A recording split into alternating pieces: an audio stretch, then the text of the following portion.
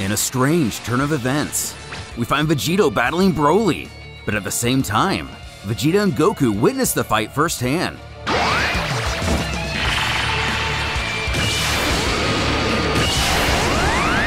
As the blast makes its way through the arena, Gohan shouts for Piccolo to get behind he and his father. Damn!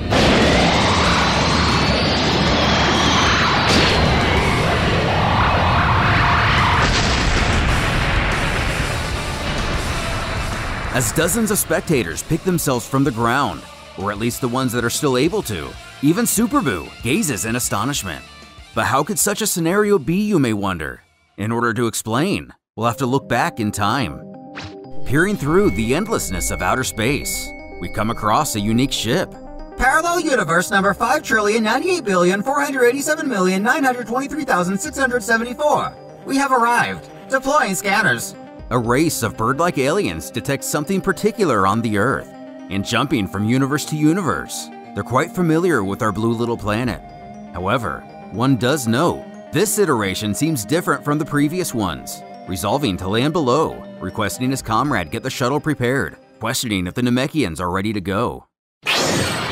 Moments later, Popo wonders how a ship is able to land here, as any man-made machine should be repelled from the lookout by default.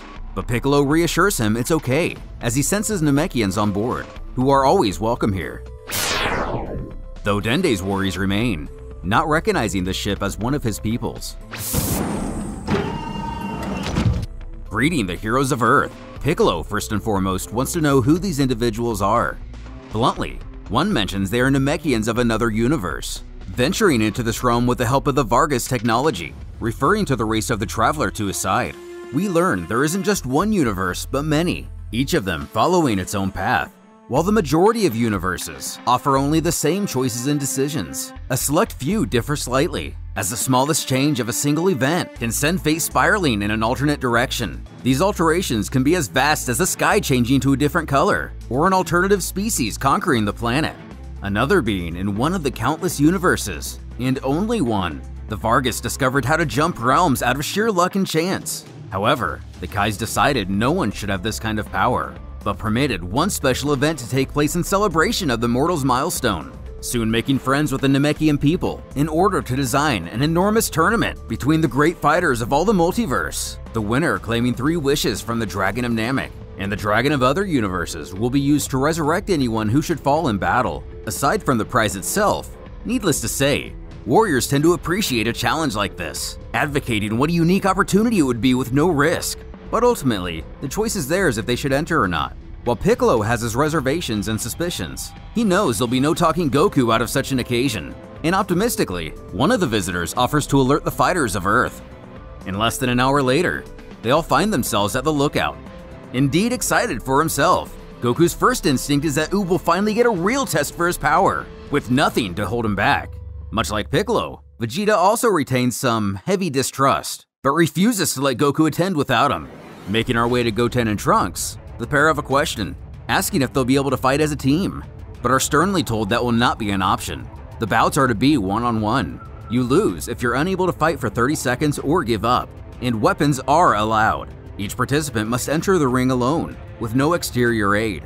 But seeing a way around these rules, the boys are just fine with this, figuring they can just register as Gotenks and tag along as spectators by themselves, telling the visitors the fighter is among them already, but simply can't be seen yet, which the aliens see no issue with. In fact, one fighter registered their child who isn't even born yet, so this Gotenks fellow can be created seconds before the battle for all they care, prompting Piccolo and Gohan to follow as only spectators as well.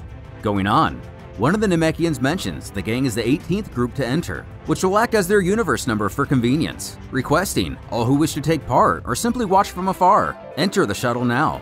Without wasting a moment, Vegeta scurries off, followed by the others only seconds later, while those who decide to stay on Earth worry for the Z-Fighter's safety.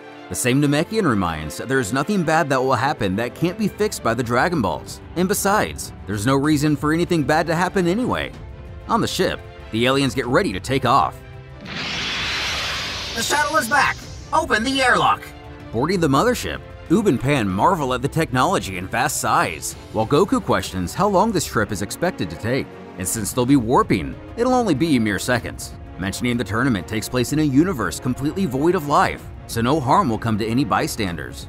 And with those words, the ship fades from this universe. Arriving on a barren, comatose world, housing an enormous stadium and several distinct spacecrafts, at least one of which we recognize. In the arena, the Vargas escort our heroes to where they'll be staying, alerting that they're surely going to run into warriors they believe they know, but assures they're not the same iteration that they've already met. Getting acquainted with their bench area, Piccolo and Gohan look around to get a glimpse of the other competitors, when something catches his eye that causes his blood to run cold. Muttering out to the others, it's Cell, who also seems familiar with the Z-Fighters. Piccolo deducing the villain must have succeeded in killing them where he comes from, which is one theory, but Goku points out that Universe 16 appears to be their doppelgangers, and they're stationed right next to him. Trunks hopping the barrier to get a closer look at the other teams, stopping dead in his tracks to find his father. Behind him is Nappa, Goku, likely called Kakarot, and Raditz. From another group, Frieza. Trunks pointing out, it seems that a lot of monsters their fathers fought in the past are here, even Majin Buu, causing the boys to reminisce about their battle with him. Something clearly catching Vegeta's attention.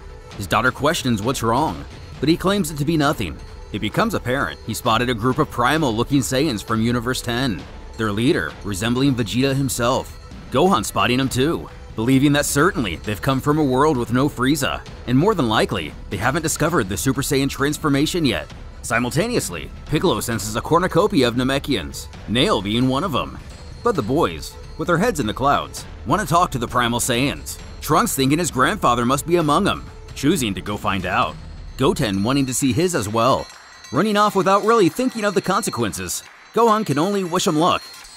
Away, Frieza and Cold brood over having to face those flea-infested monkeys and the Saiyans once more. Cold pointing out, it seems he and his sons must be missing from several realms, vowing to eliminate every last one of these pieces of scum around them. And given they have found Namekians that grant wishes instead of wishing death upon themselves, it's time to claim all the universes for the rightful owners. Calling out for the king, Trunks requests to speak to the leader of the Saiyans. Though bearded Vegeta, surely like regular Vegeta, is insulted someone would dare speak to him so casually, only adding fuel to the fire. Trunks quips, "Not you, stupid, I mean your father." Goten requesting the one called Kakarot at the same time, but the Saiyan has never heard of him before. When Bardock chimes in, admitting he had a son with that name, but he's dead now. The kid instantly recognizes this man for who he is. While Bizarro Vegeta continues to lose his head, chirping for him to calm down, Trunks explains that this old-timer is merely the prince where he comes from. Ridding himself of the discussion, Vegeta points behind him, singling out that man is the previous King Vegeta. Back with the others, Gohan questions Goku if he'd like to meet his father, but as we're aware, our hero doesn't really have much interest in knowing him. When Piccolo decides to approach a group of his own, soaring over the Primal Saiyans in the process, landing between the two universes. He greets Nail, offering the advice not to take the Saiyans lightly, as where he comes from, they've slaughtered entire planets. Though Nail assures him to worry not, as these Saiyans don't seem to have the technology to travel through space, leaving Piccolo a bit confused, questioning if there's someone called Frieza in their universe, which seems to only be a footnote on these Namekians' history. While the name came up during their evacuation of Namek to avoid a cataclysm, it said one that went by Kaioshin vanquished the individual named Frieza. Pointing in the other direction, Nail motions to exactly who it was, as we see Universe 1 consists of all the Kais that face off against Buu in our universe. While the conversation between the boys and King Vegeta winds down, it's revealed that Goten and Trunks are merely half Saiyans, much to the disgust of the king that any iteration of his son would shame his people in such a way. But ever confident, he tells his alternate father that together, they could easily wipe the floor with every last one of his soldiers. Meanwhile, Piccolo notices the lack of their kind in other realms, and Nail believes that's because the Namekians don't differ much from reality to reality. But in Universe 7, there does seem to be a vast variation. In order to stop the aforementioned tyrant known as Frieza, every last Namekian fused into one, winning the battle with ease before traveling the universe, eventually destroying a bug-like lizard monster and a pink demon that also threatened the universe, all of which are attending the tournament. Nail believes he's the shoo-in to claim victory in this contest. Heading back to their own space, Goten spots the challengers of Universe 19, which turn out to be some new faces. Greeting them, they don't seem all bad, or at least they were willing to return the greeting. when Pan shouts for everyone to look. Peering over at the 20th universe, it seems its sole contestant is frozen in a block of ice. While the gang wonders exactly what's going on with them, Piccolo zeroes in, realizing it's the original Broly. One of the Vargas explains that they found him frozen in the void of space. If he's alive when his match is up, he'll indeed participate. The Namekian pointing out what a terrible idea this is. Even Goku's concerns swell, wondering how they could bring such a mindless monster. Gohan pointing out, the Vargas have brought plenty of monsters here, to the humor of Cell. And looking around, that's completely right. Frieza and his family, the Ginyu Force, Babidi, Boo, Deborah, Bojack and his gang, and even the evil incarnations of 17 and 18. But Goku remains undeterred. After all, the heroes of Earth should be light years past these villains by now. Oob astonished, it seems his master knows all the other fighters. Cutting him off, an announcement comes over the PA, declaring all the challengers have arrived. Having randomly selected the matches, the tournament is soon to begin, getting Goku pumped. The first fight will be Nappa of Universe 13 versus Cargo from Universe 10. May the fight begin! You know, I've killed lots of your kind in my universe. That's none of my concern. The Z Fighters, giving their 2 cents on the battle, noting this Nappa is leagues above the one they fought, but it's also apparent he's very old. With little effort, the Saiyan claims victory. Next up is Frieza from Universe 8 and Jace, also from Universe 8, causing a bit of a panic for Jace, confused why 2 of the same universe would fight each other, but it seems the battles are 100% random. Getting a sinister grin from his ruler, he decides it would be best to forfeit. And with that, Goku, from our Universe 18, goes face to face against Masu of Universe 10, his family and friends cheering him on. But Vegeta notes this won't even be a good warm-up. Landing and spotting the tail, Goku asks if this man is a Saiyan. But scoffing, he refuses to speak with some renegade without a tail. Thinking, Goku knows it'd be best not to use his full strength. But on the other hand, it's not like he's human, so maybe just a little strength. And so happens, even a little strength was far too much, as Goku is announced the winner. The audience finding themselves in a state of shock, not following exactly what happened, and only feeling a pocket of air pass through him. Even the unknown warriors of other worlds are astonished by this, for Goku, pedestrian strength. The Cape Vegeta laughing that the lowlives here are finally starting to understand how outmatched they are. After witnessing this, nearly the entirety of the Namekians decide to drop out, leaving Primal Vegeta to call them cowards. Rejoining his group, Cape Vegeta laughs that he met the pathetic version of the Saiyans, going on to claim he and his kind are the Super Saiyans, and future victors of this tournament, recognizing Goku as Kakarot, but aghast they've teamed up with a Namekian, assuming they had a strange time fighting Frieza on Namek itself. Piccolo pointing out to him their realities diverged long before Namek, questioning if their Kakarot was sent to Earth when he was a baby. Who, finally chiming in himself, admits he was, and killed all the humans that dwelt there. About 20 years later, the remaining Saiyans came to pick him up before venturing to Namek to claim the Dragon Balls, the gang deducing he most likely killed Kami, thus erasing Shenron. Their Vegeta explaining that the few living Saiyans revolted against Frieza on Namek, and once he discovered the secret of the Super Saiyan, the battle was won, inquiring how they survived.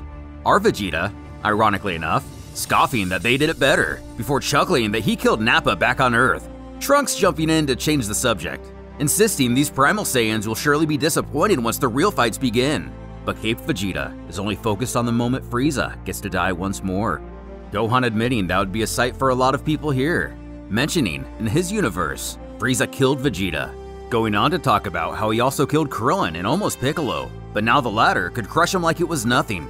Kakarot questioning if Krillin was a bald dwarf and Piccolo a Namekian, revealing it may come as a shock, but he killed both of them. The brothers looking at each other before staring down the evil Saiyan, smirking that what's really a shock is he's their father. In a nearby room, one of the Vargas sits with a concerned look on his face, stating Universe 10 had more competitors than anyone, and all but one Namekian just gave up. His comrade pressing, even more will throw in the towel once more intense battles take place. But bearing no other choice, they need to charge forward with the tournament. Announcing up next, number 17 from Universe 14 against Ickle of Universe 15, but it seems the contestant isn't ready. Literally. as this is the fighter previously mentioned to not be born yet, but unwilling to give any more time, 17 is declared the winner by forfeit. Back in the booth, we see this is actually a personal quarrel between one of the Vargas and the carrier of the fighter, as she was a real jerk earlier.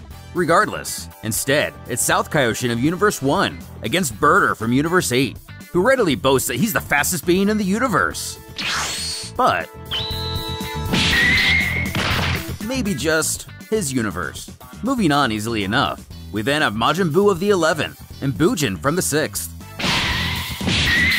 Without really even giving the signal to begin, Buu attacks. So Bujin decides to use his power of illusion, briefly mystifying the Majin. But he laughs he can do magic too, turning the clocks into ice cream, donuts, and candy. Once again showing little match, the Space Pirate resolves to use his energy bonds at max power. The fish line-like attack cutting through his foe, but this only serves to bore the Majin. Once again, showing an easy victory to the audience. Though Bojack only appears mildly frustrated, Babidi commends his bubbly blob. Then, we find Future Trunks is here as well, Gohan asking if he's the same that came to help him. Turns out, that's correct. The exact same. Gohan chuckling, but this time around, he's the elder, as only 10 years have passed for Trunks since the defeat of Cell. Introducing him to someone, looks like he found Android 16 in the ruins of Jiro's lab, and Bulma put him back together. The android has been a big help in rebuilding his world. Elated to see his old friend, as Trunks informs him he was a big part in pushing Gohan to transform. The robot telling Gohan their kindred spirits and their protective nature. When asking if he plans to compete, 16 grows cold, uttering indeed, as there are several Son Gokus here, and he'd like to kill one of them. With a nervous chortle, Gohan wishes him luck and returns to his wife, elaborating on the history of Trunks in the fight against Cell. But she's confused, insisting they both spoke with him about an hour ago. Turns out, Gohan got the wrong Videl. Apologizing for the accident, the correct Videl pokes her head over the barrier, asking what's going on. Goten also taking special interest in their doppelgangers. As they speak amongst each other, they can't help but wonder why they would summon two identical teams. When the alternate Pan spots Goku, running up and embracing her grandfather, proclaiming, at last she finally gets to meet him. Goku just finding the idea of two Pans adorable, but then thinks this must mean he's dead in her universe. Emerging from the shadows, it seems their two realities diverged the moment he appeared. Vegito! And remember, prior to Dragon Ball Super, Potara fusion was believed to be permanent. The fused warrior quickly deduces, unlike himself, Goku and Vegeta must have found a way to trap Buu inside this boy, referring to Oob. Trying to explain, Goku is interrupted by the PA, calling upon Tidar from Universe 19 and Oob himself from 18. With Universe 19 having their own iteration of a scouter, Tidar's ally warns his foe is immensely powerful, and he needs to go all out from the beginning. Squaring off, Oob can't wait to show his mentor everything he's learned, but his challenger doesn't intend to be a pushover. Unleashing immense mechanical weaponry.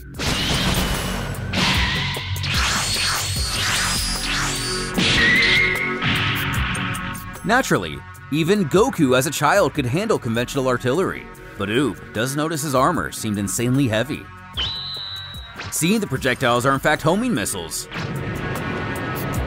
he effortlessly does away with them. The only danger would be the chemicals the blast seemed to have released. Slicing the tiny plane that the two stand on, the stranger appears rather sure of himself. Oob, on the other hand, explaining his blade uses nanotechnology to allow it to cut through anything. Oob decides not to take any chances, one-shotting Tidar into oblivion. Frantically asking if his team could fix his arm, Vegeta scoffs that he got careless. But of course, Oob doesn't feel this is the time for such lessons. And with no sensu beans, unfortunately, we won't get to see if that would help. Pan suggests he request aid from a Namekian, while a member of Tidar's team angrily tries to seek revenge. Trunks reminding him everyone will be wished back in the end. Cutting in, Babidi offers to heal Oob, good as new, but it won't be free. But not even the loss of an arm quells Oob's hatred for the wizard. Disgusted his powers came from such a despicable creature. But then, someone puts him back together. Babidi scolding his Majin for healing him, but he's got the wrong guy, as it was Super Buu with the assist, assuring he only did it to spite Babidi. Or maybe because Oob has a little bit of Buu in himself. or even that all present company continues to exist inside Super Buu himself. Goku inquiring if that means him too, which naturally it does. Going on to tell, everything existing that contains at least a little bit of power now resides within him. As one of the Vargas restores the ring, we prepare for Nail of Universe 10 versus Recoome from Universe 8. Facing off in the ring, Recoome gets up to the normal Ginyu Force flare, introducing himself in a less than modest fashion, leaving Nail slightly put off.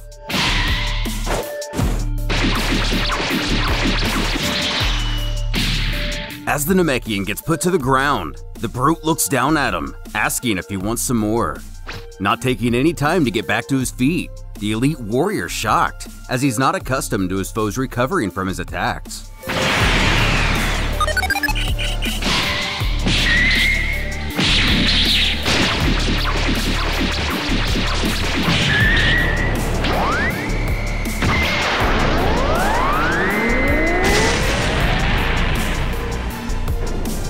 While impressive, Caped Vegeta knows the blast wasn't near powerful enough to take Recoome out. Smoking and all, the Ginyu Force tank didn't even get knocked off his feet, though he does compliment Nail on the veracity of the attack. Returning fire, Nail lies severely maimed. Picking him up, Recoome laughs that he's no different than the other Namekians him and his squad ruthlessly slaughtered. Catching him by surprise, and with a snarky grin, now clearly holding the upper hand, the Namek moves in to end the fight.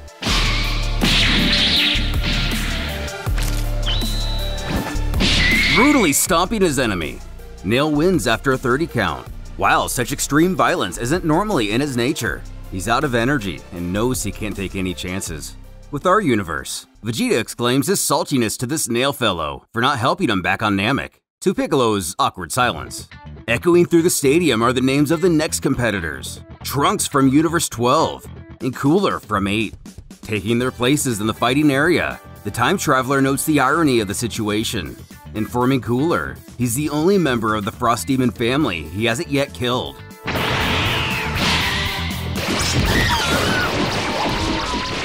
Immediately being overwhelmed, Cooler, much like the other members of his family, insists Trunks would be nothing without a sword. And just as with them, he plays along, sticking it in the ground.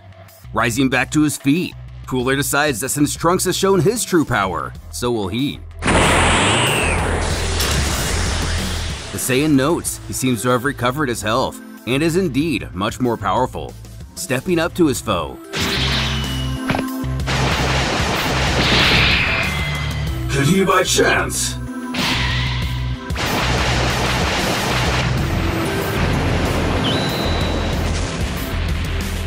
Luckily, the audience is protected by a barrier, but with his back turned. Laughing that Cooler is just like Cold and Frieza, he questions if he's out of dirty tricks. Sheathing his weapon, Trunks scoffs that he's not even worth killing, and is declared the winner. It's then announced, as the ring is restored, the next bout will consist of King Vegeta of Universe 10 and our Vegeta of the 18th. Noticing the prince in deep thought, Gohan questions if he doesn't want to fight against his own father, not realizing that evil Spock over there is actually Vegeta himself, which Trunks clues him in on. However, he could care less about who he fights. It's all filler until he gets to come face to face with Kakarot anyway. Hearing the lack of king before his opponent's name, the primal Vegeta demands to know what happened to his title, who quips at home he has no one to reign over. Dashing, Bizarro Vegeta now realizes that brat who insulted him earlier must be this man's son. Putting a stop to his nonsense rather quickly, with a boot to his back, our Vegeta admits that Trunks' mother didn't educate him on manners well, declaring his opponent is powerless without the likes of Frieza to rebel against, before cutting a bit deeper, scoffing that this man is no more than a husk of what he himself would be had he stayed on a pathetic planet bearing his name. Looking towards the other primal Saiyans, he acknowledges that he would be just as primitive had he not found inner peace on Earth. Furthermore, he thanks his alternate self for only confirming that he would look ridiculous to grow a beard like his father, perhaps just a moustache instead. But King Vegeta has had enough of this insolence, generating a ball of energy and pointing out his adversary's tail is missing. The retired king shouting for his comrades to shield their eyes, as to not wreak havoc on the entire stadium. Tossing it to the air, he unleashes an artificial full moon. Keep Vegeta snapping at Raditz and Nappa to cover their eyes as well. And with a few heavy thuds of the heart, King Vegeta reveals his Grade 8 form, proving to have just as much control as regular Vegeta. He heartily announces that no one can defeat the King of Saiyans. And with a single hit, that previous statement is proven incorrect, as it seems the prince wants to put an end to this joke of a battle. The old man hearing, "You can open your eyes!" We find the fight is over, King Vegeta naked and disgraced in front of his own people, while his minions grovel at the thought of their sire losing. The former king now realizes the participants of this contest are much more powerful than they had anticipated. Over the PA, the Vargas then usher Bardock of the 10th universe and Pan from our 18th, and the loss of their king won't let that get in the way of the original Saiyan Renegades fun. Taking center stage, Bardock is put off by the idea of fighting some little brat, but said brat is elated to see her great-grandfather. The king awakens from his slumber just in time to witness the match. Though confused in the fact that he lost, his men try to reassure him that he only lost against himself, to be fair, confident Bardock will reclaim their honor. But that doesn't seem to be the case, as Pan goes into Hugger Elder. The Saiyans don't know how to deal with affection very well, and the others can only look on in disbelief. Using a classic Goku combo, it's not long before Bardock surrenders, prompting their king to stand, announcing they're leaving. Walking through the gate, he demands the Vargas take his people home, who frantically request they stay for the finals, or at least allow them to heal their wounds. But King Vegeta has had it, done with the humiliation, when the alien is then approached by Nail, informing they too are leaving. Arguing but they won their match, he's resolved his people won't get very far. As the PA echoes through the crowd, informing the arena of the forfeiting contestants and the victory of Pan, it's time for Kakarot of Universe 13 and Cat from Universe 6. Thinking aloud, he figures this will be a pretty quick match. Then according to the bracket, it should be either Trunks or Vegeta, only hoping the latter isn't as powerful as the one from his universe. Meanwhile, Cat's teammates cheer her on. Zanya mocks as she can't stand how bubbly these stupid girls are, Bojack suggesting they unalive them once they get back to their native realm. Jumping into the fighting area, she seems to lose herself a bit, not realizing the ring has increased gravity, roughly 10 times what she's used to. Getting a cold stare from Kakarot, she knows she's going to have to use all her powers for this one. Flirtatiously greeting him, slightly embarrassing the Space Warrior, wondering who the girl thinks she is. He decides to try to mimic his doppelganger from the 18th universe. Planning a flying knee to the face. It does nothing to Kakarot, starting to panic at the sight of her foe not even being scratched. She admits he hides his energy well. Backing away, Kat sees she can't win by traditional means. Not wanting to use this method, she has little choice. Emitting a pheromone attack, the fumes make their way to Kakarot. His spandex getting a little bit tighter. Seductively looking into his eyes, she calls out for her handsome warrior, the Saiyan overwhelmed with mammalian desires. Whispering he lose the match for her, she makes her approach. Continuing her flirtatious behavior, repeating he throw in the towel and surrender. Things take a turn, with Kakarot declaring his love for his foe, demanding she bear his child. And given the Saiyans aren't known to be the most romantic beings in existence, he tells her she'll be coming back with him to his universe, commanding her to go to the 13th balcony and wait. Deterred, but still focused, she falsely promises that she will. But first about that forfeit, the situation getting much more grim. Kakarot slaps her, yelling she'd do as he commands, screaming what he thinks he's doing. She realizes this guy is totally out of his mind. Cat wisely gives up the match, reeling back once more. He stopped. His group's Vegeta, explaining that if he hits her again, he'll be expelled from the tournament. Or even worse, all 4 of them will be. Facing the girl, he warns she think twice before again turning on a pervert. Cat only now absorbing the full blow of the situation. Back into the ring, Universe 17's Cell and Universe 11's Deborah. Just as Cell was beginning to feel the boredom, at least now he'll finally see some action, and with a few promising adversaries still ahead even. Drawing the bracket in the dirt, our Vegeta deduces that first he'll have to beat down Trunks, much to the concern of his son, who's informed it's actually the other Trunks. He will then have to face the winner between Pan and the other Kakarot, cheekily requesting Pan lose her next match, or he'll have to hit her, which she calls a threat, but actually, it's just the reality of the situation. Trunks and Gohan playfully urging the prince to cut it out as the fighters take their places, ready to show everyone what the demons are about.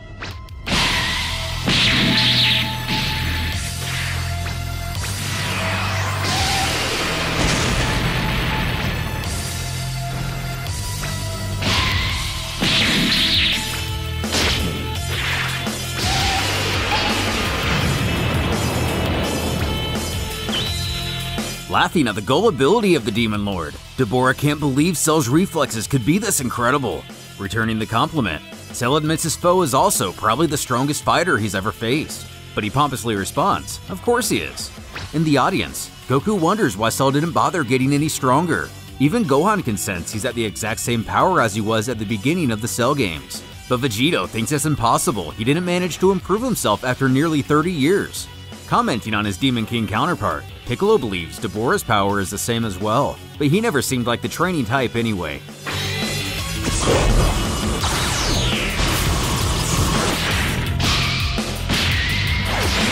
The demon soon finds himself out of breath, extending his arm.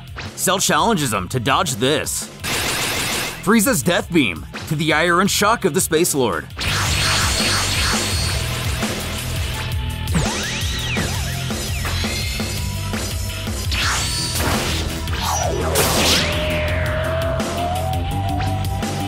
Though seemingly a fatal blow to the Demon King, Cell nonchalantly pulls the sword from his torso, calmly asking if he's only capable of attacking from behind. Turning to him, he breaks the blade, affirming he can't be killed with such weapons. But Deborah argues that with a sliced open body, how much longer does he intend to last?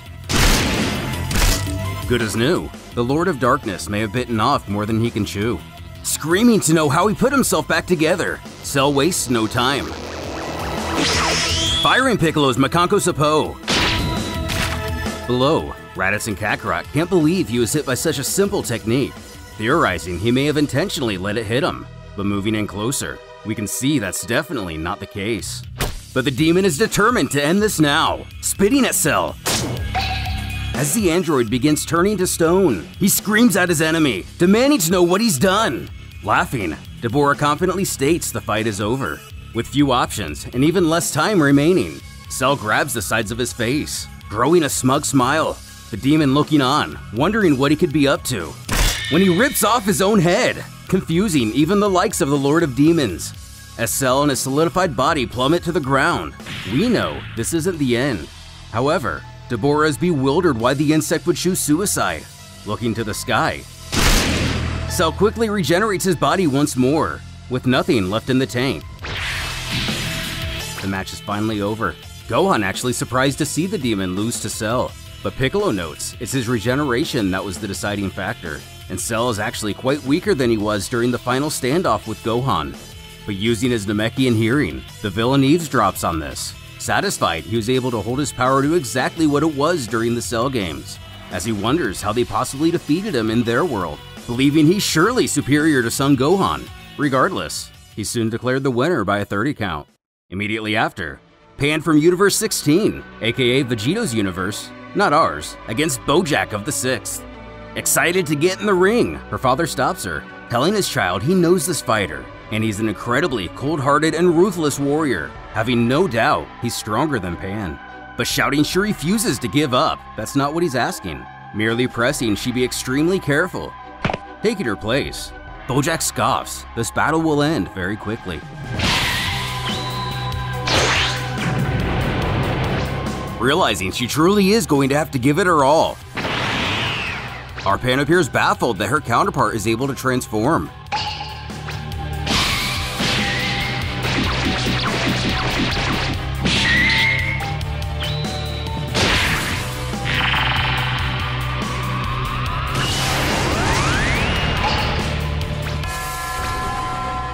With Bojack face-planting to the ground, Videl believes she's won.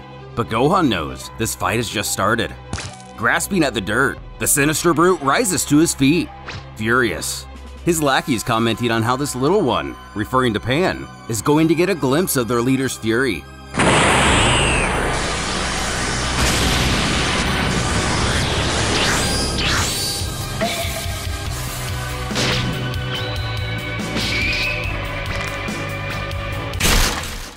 snapping the young warrior's neck. The fight is over, tossing her to the wayside.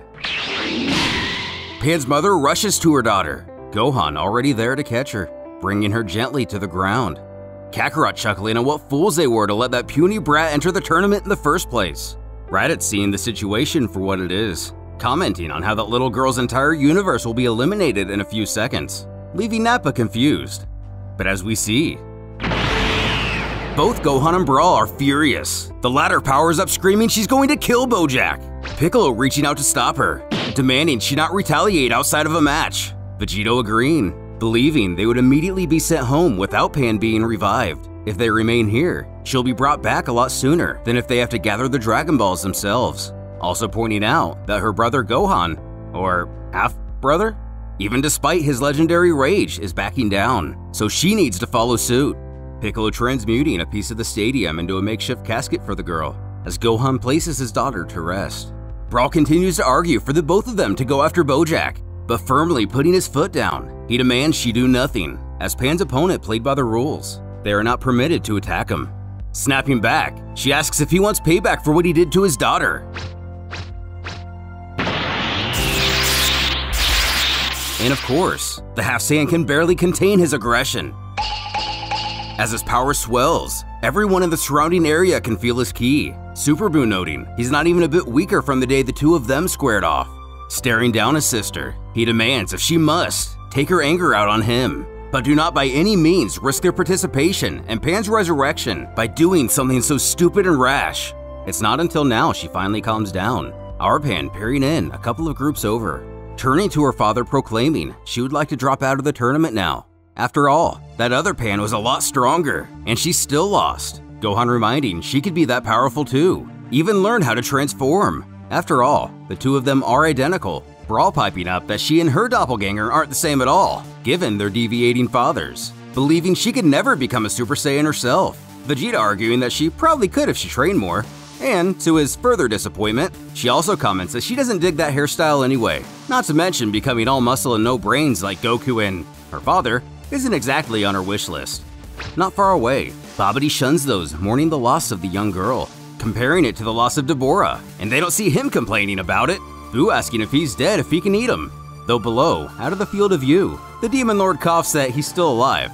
Just then, the next participants are ushered to the stage. Tapion of Universe 3 and Karakoro native to 10. But as we remember, just about all of Universe 10 withdrew from the competition, being the Primal Saiyans and the Namekians. It would seem a deal is made off camera. So instead, we have Salza from 8 and Krillin of 9. Of course, getting Goku's attention hearing his best friend's name. Glancing over, we spot Group 9, consisting of Tien, Krillin, and Yamcha. And Krillin seems to appear more Master Roshi than we've ever seen him before. Salza hearing a loud clunk behind him. Looks like Krillin didn't account for the weight of the shell and the change of the gravity, narrowing his eyes towards his foe. He doesn't think it'll take long to put an end to this geezer. The Hermit taking notice. This is the guy one of his friends killed ages ago, but he hasn't aged at all since that day, noting how reality can be so unfair. Abruptly attacking! And discovering the shell is more than just for show, our human friend chuckles that nobody should strike Kashin, not with their bare hands at least. After all, it is known to be one of the strongest materials in existence, the same substance that the Supreme Kai and Gohan accidentally broke the Z-Sword with. But how did it come into Krillin's possession? Dashing once more, Salza promises to make this old fart pay for that. Gracefully landing in front of his opponent, almost to taunt him. The Armored Squadron member knows with how short he is, he shouldn't be able to swing very far. Proving ever tactful, our Dwarven warrior claims he himself may be old, but Salza will be a sucker for eternity. Having enough of this, he charges his energy blade, believing if he strikes the shell, it'll surely cut through it. But the new Turtle Master isn't willing to risk something so precious getting scuffed, revealing he has a blade of his own.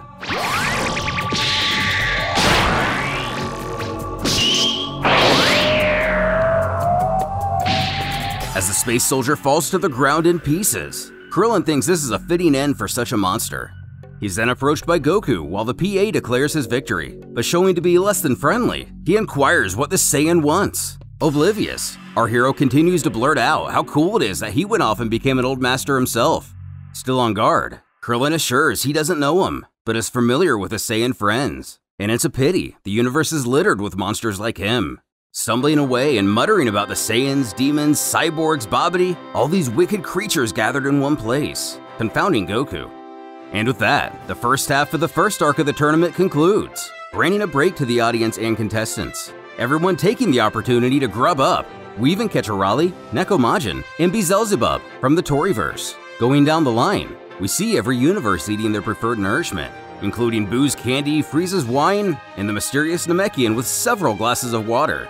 While the humans modestly work on their meal, we find Babidi's Boo keeps turning all the dishes into sweets, while Deborah still lies on the ground begging them to heal him already. Future Trunks wants to join his friends from the past, but can't decide which to choose, the 16th or the 18th. And the Saiyans do their Saiyan thing. Android 17 abruptly stating, "Good food, that's what's missing from our universe." 18 reminding it was him who killed the last chef. The unborn fighter's mother claims her warrior will be born any minute. The Vargas assuring they're still waiting, before asking exactly what they eat. As the intermission persists, it would seem Cell and his spawn grow impatient. Tidar's group, the fighter Ook defeated, all bow their heads in a moment of silence for their fallen comrade. Broly just chills, and even the crowd gets refreshments. Piccolo asks Vegito who he thinks will be the last man standing, which of course Vegito believes that to be himself, further questioning if nobody here intimidates him, not even Super Boo. And while Vegito knows he'll be a challenge, against himself though, when Brawl chimes in wondering if Broly will be an issue, as he was making a fuss about him earlier. With a mouthful, the fused fighter admits that Broly's power must have been growing constantly for years now, and he's probably the one with the biggest power here. But there's little doubt he'll end up attacking the audience or the other participants to get himself disqualified. Goten inquiring if that means he can't beat him, but Vegito assures that's not the case at all. Of course he can, unless that is he's his first opponent. When the PA blares, the tournament will resume in 10 minutes. The fight being Vegito of Universe 16 versus the unknown participants of 20, being Broly of course. In the booth, a Vargas alerts the previous announcer they've learned that fighter's name. The Namekian adding he was told he was a dangerous maniac and should never be awakened. But the hosting aliens aren't having it, asking where his fighting spirit is. Besides, with a simple press of a button, they can banish him back to the void of space where he came from. Though it may seem foolproof, the Namek has extreme reservations. Goku worries that if this Broly's power can grow like the one they fought, even Vegito will struggle greatly. Vegeta mentioning that only matters if he's still alive. Going on, Goku also wonders if they'll continue the tournament once the entire audience has been decimated, the prince quipping that their children will surely die with them, to the concern of Trunks, Goten, and Brawl, but he assures he's not kidding. Our hero then urges the less powerful of the group to enter the spectator stands. At least there, they'll be protected by a barrier. With a little luck, it may hold out. Pan frustrated that if there's a layer of ki blocking the fight, she won't be able to follow the participants' energy signatures. Her father bringing up that she may not be able to see much, but at least she'll be safe, with Goku, Vegeta, and Gohan staying to watch. Away, Raditz is stoked to finally see those two mystery fighters go at it, Nappa arguing that the guy in the ice will never wake up. Kakarot and Keep Vegeta laughing at how foolish this Vegito character looks, between his carefree attitude and stupid hair. The moment of truth arrives, the Vargas requesting the Namekian uses healing abilities to melt the ice. As it begins to crack, it's determined the warrior is indeed alive.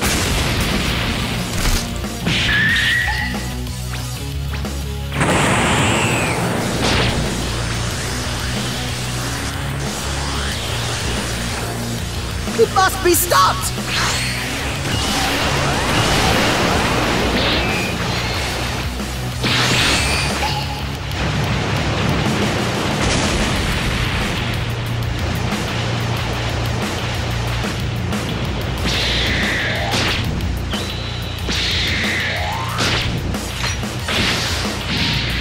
As chaos reigns on our fighters. Back in the control booth, the Vargas and Namekian resolve to return this brutal psychopath to his own reality. Pressing down on the button, nothing happens, as they realize there must be some sort of malfunction in their technology. But this is no mechanical error. Super Boo took it upon himself to keep Broly in this realm, believing it would be a shame such a fight couldn't take place, because a little birdie got cold feet. During his rampage, Broly spots Goku, as he rushes our hero screaming his name.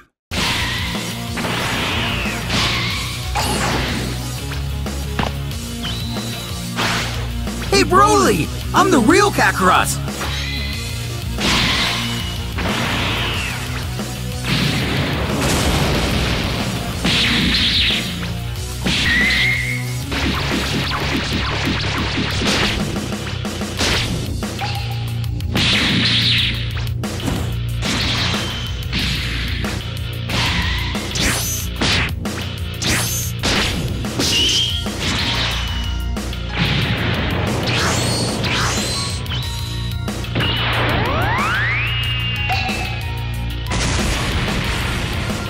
The boys cheer for their fused father, but Piccolo points out all of this is pointless against a guy like Broly. Gohan adding he had assumed Vegito had a plan, but now he's unsure.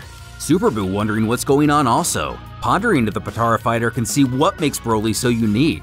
Surely he can. So why continue on like this if he's aware he can't win?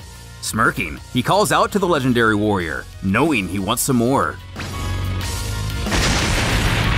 Electrified by his power, Goku notices Broly's ki just doubled.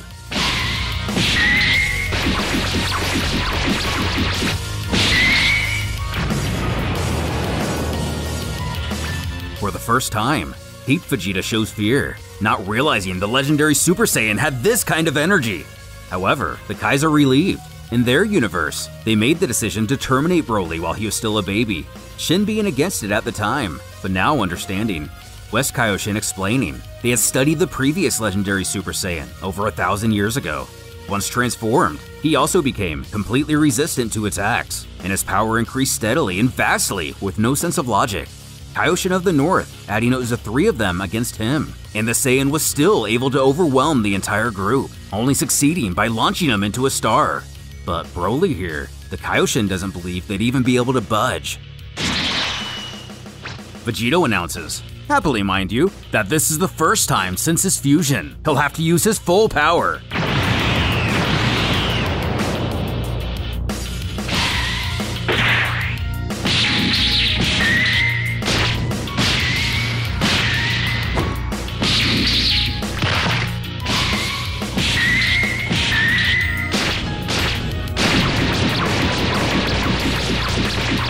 Vegeta stricken by the fact that the 2 of them alone contain more energy than everyone in the stadium put together.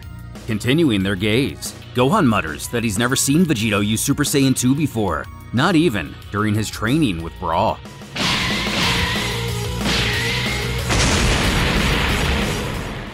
The Vargas in the control booth realize Vegito can hold the brute for now, but they absolutely must figure out why their technology to send the beast back failed. Getting on it quickly, one finds out a few components have been fried. Replacing them should remedy the problem. Another barking at him to do so. Every second Broly remains here heightens the chances he will kill more innocent people. As the Namekian coldly utters, it's too late.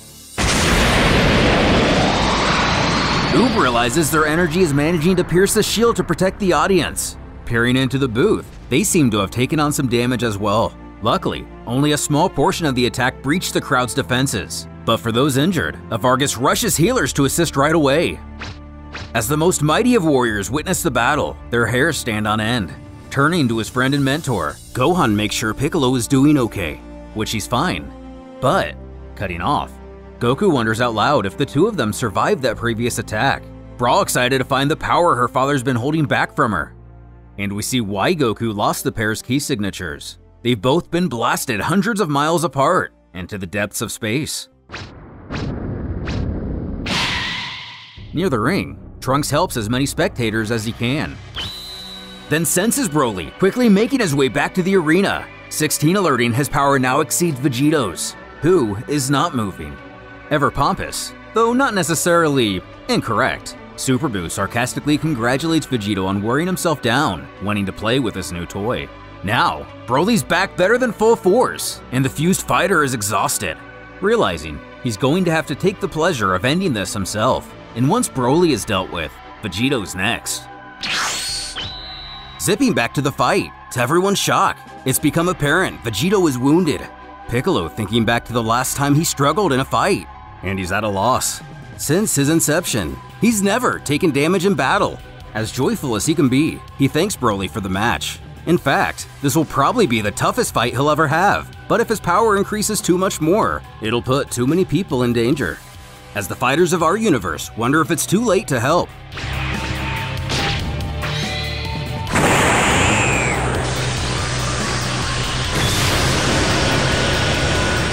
Showing to surpass Broly once more, Vegito powers to Super Saiyan 3. The ki irradiating from him causes everybody to slowly levitate, even though shielded by the ki barrier.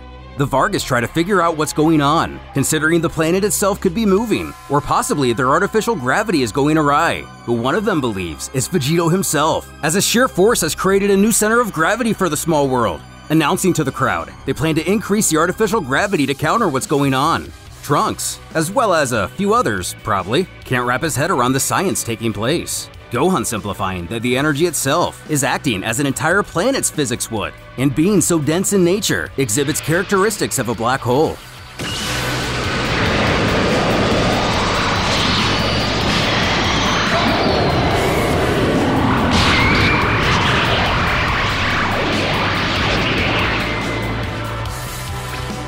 Using a Final Flash Dragon Fist combo, Broly is thrown into the darkness of space. Powering down and taking a much-deserved breath of fresh air, Goku and Vegeta can't believe what they just witnessed. Shin and Buu also astonished by the finishing move. As most likely, the only ones around still thinking of the rules, the Vargas declare Vegito the winner by 30 count. His daughter almost appearing frustrated in his victory, like she's deterred, realizing his power. This causes even Cell to admit he doesn't stand a chance against a guy like that, and the entire Cold family break their jaws on the floor. Announcing another short intermission, just to make sure everyone is in good health, a quick break begins. Super Buu admitting that Vegito's show of strength is nothing he believed possible, but while everyone is preoccupied. Descending to rejoin his group, Namek questions if he'd like to be healed, but he doesn't think Namekian healing is enough for him anymore, but assuring he has senzu beans, so he'll be fine. In space, Super Buu attempts to track down Broly. Snarking, Kibito Shin's teleportation is very useful. He senses out the energy of Vegito's attack, who shows to be keen to the Majin's plan, putting his fingers to his forehead and telling everyone to follow him. But, without explaining, this just confuses everyone, not even knowing where he went. Spotting the legendary warrior, Buu can't remember the last time he found someone so worthy of being absorbed, believing the Saiyan should feel honored. Now the only trick is freeing him from that ball of energy.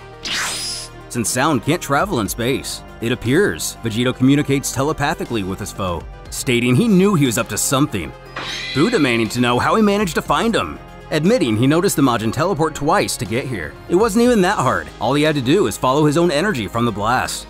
Then utters, Buu is not permitted to attack the crazed warrior under the rules of the tournament, but he argues they're millions of miles from the arena. What rules do they have to adhere to? Vegito threatens he killed Buu once, and he'll do it again if necessary, but he won't allow him to absorb Broly. Laughing at the challenge, he points out, not only is Vegito wounded and depleted of energy, but he can't even breathe in space. In the control booth, the Vargas talk amongst each other, and we find out they're merely 5 minutes away from fixing their gear and sending that maniac back to his own realm.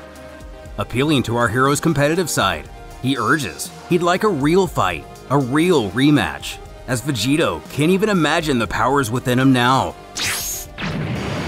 Just then, ever sneaky, Buu attempted to send a small piece of himself to absorb Broly, but Vegito saw through his scheme. However, Buu inquires if he can stop all these parts too. Appearing to know instant transmission as well, Brawl can't locate her father, Piccolo requesting she search specifically in the direction he's pointing, as that's where Broly was carried off to. Without either warrior returning, the Vargas go to announce the next match, 21, or XXI, of Universe 5, and Lumica from 10. And once again, given the entire 10th universe withdrew, it's an automatic forfeit. Bojack piffing that these stupid little birds haven't even realized the guy from Universe 5 dipped out too, scoffing the Vargas don't control anything that goes on here. Though, they do have their systems back up and operational. But as Brawl intensely tries to locate her father, will they be in time to stop Buu from becoming an even greater threat than Broly? Vegito, having his work cut out for him, does his best to prevent Super Buu from absorbing Broly, while dozens of Micro Buus beeline the legendary Super Saiyan's direction. They're stopped, as Gohan and Brawl stand in the way, the latter having taken notice that their father asking for help is not at all like him, realizing the severity of the situation. Walking out from the hallway, one of the Namekians believe they have healed all the injured, though mentions many of the spectators suffered from the light emitted by Vegito. To offset future mishaps, it might be a good idea to give the arena a daylight luminosity, to which the Vargas will see what they can do, just as Buu scoffs that the cavalry has arrived.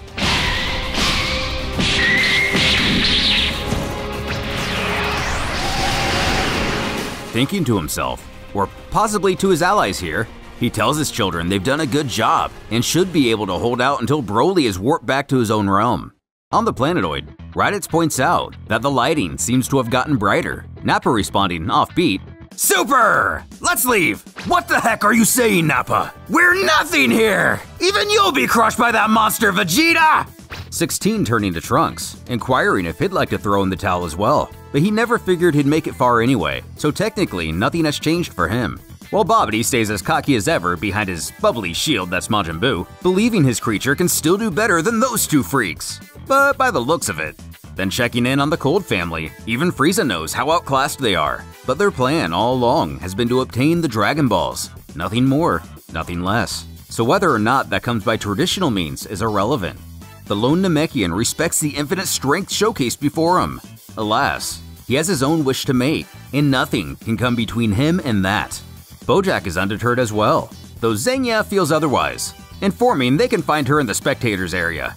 Cat's universe unwavered, but not for a show of confidence. It's because everyone here seems crazy strong anyway. The Kai is already planning what to do after the tournament ends, determining it's too dangerous to keep this link open between all the universes. The sooner they can close the connection, the better. And wisely, the boys try to weasel their way out as well, but knowing their fathers, the wise route isn't exactly the road most traveled, and they intend to enforce that philosophy on him. Oob seeking the guidance of his mentor. If he understands just how outmatched they are, why press on?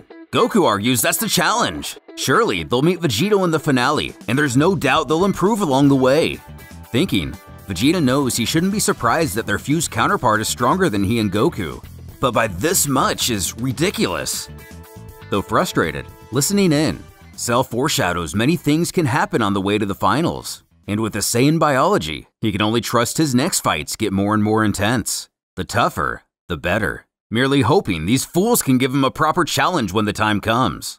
Turning to Piccolo, Goten worries about Vegito, Brawl, and Gohan, as they still haven't returned from wherever they are. Piccolo bringing up, it's also nearly impossible to sense them with all these incredible energies surrounding the area. Without further delay, number 18 from Universe 14 against Yamcha of Universe 9. Krillin questioning his longtime friend, who has aged much better by the way, if he also ended up choosing to forfeit. As arrogant as ever, he tells the old man to do what he wants, but he himself plans to fight to the end. Getting up to his lady killer ways, Yamcha playfully asks if 18 can just surrender now, as he doesn't want to hit a girl. However, he would love to take her out for a drink later, piffing at his offer. With breakneck speed, the Wolfang warrior's right in her face, blurting, "Now I'm sure of it!" Striking again only for her opponent to evade. He continues, deducing she doesn't release energy when she attacks, and her name is a number. She must be an artificial human. And the serious look on his face spells he knows much more about the androids than you'd initially suspect. His detective work even shocking 18 herself, but responds, "Yeah, so what?" Reaching out his hand, he comments that she must have suffered terribly, probably even forgot what her real name was, pleading to let him help her. But we know Yamcha's greatest power is rejection. Continuing to blast the surrounding area, she yells that she's killed more people than he can imagine, and she doesn't need anybody. But effortlessly dodging, he assures that he can read the grief on her face, suggesting she regrets the massacres, but is afraid to admit it. In constant pain of not remembering her own past, and he knows the suffering all too well. Finally biting, she snaps, asking what he would know about it. In a twist, Yamcha reveals that he's a cyborg too, and used to be called number 17. Away, 4 mini-boos have found themselves to Broly. Well done, my friends! Here we are! We finally entered into enemy territory, putting our own lives at risk! Yes! Okay, let's surround this guy! Yeah! Yay! Ah! Gohan with the save right in time. To the disappointment of Super Buu, our hero can only wonder how much longer the Vargas are going to take to send Broly back. And sure enough, it seems everything is ready to make just that happen. Though one argues what the point is. After all, he's on the other side of the universe by now. Brawl desperately needing to take a breath. She can't stand it anymore. Refusing to die here, she decides to power up to the next level, though her brother and father warn against it. Vegito even reminding he's forbidden her from doing so previously.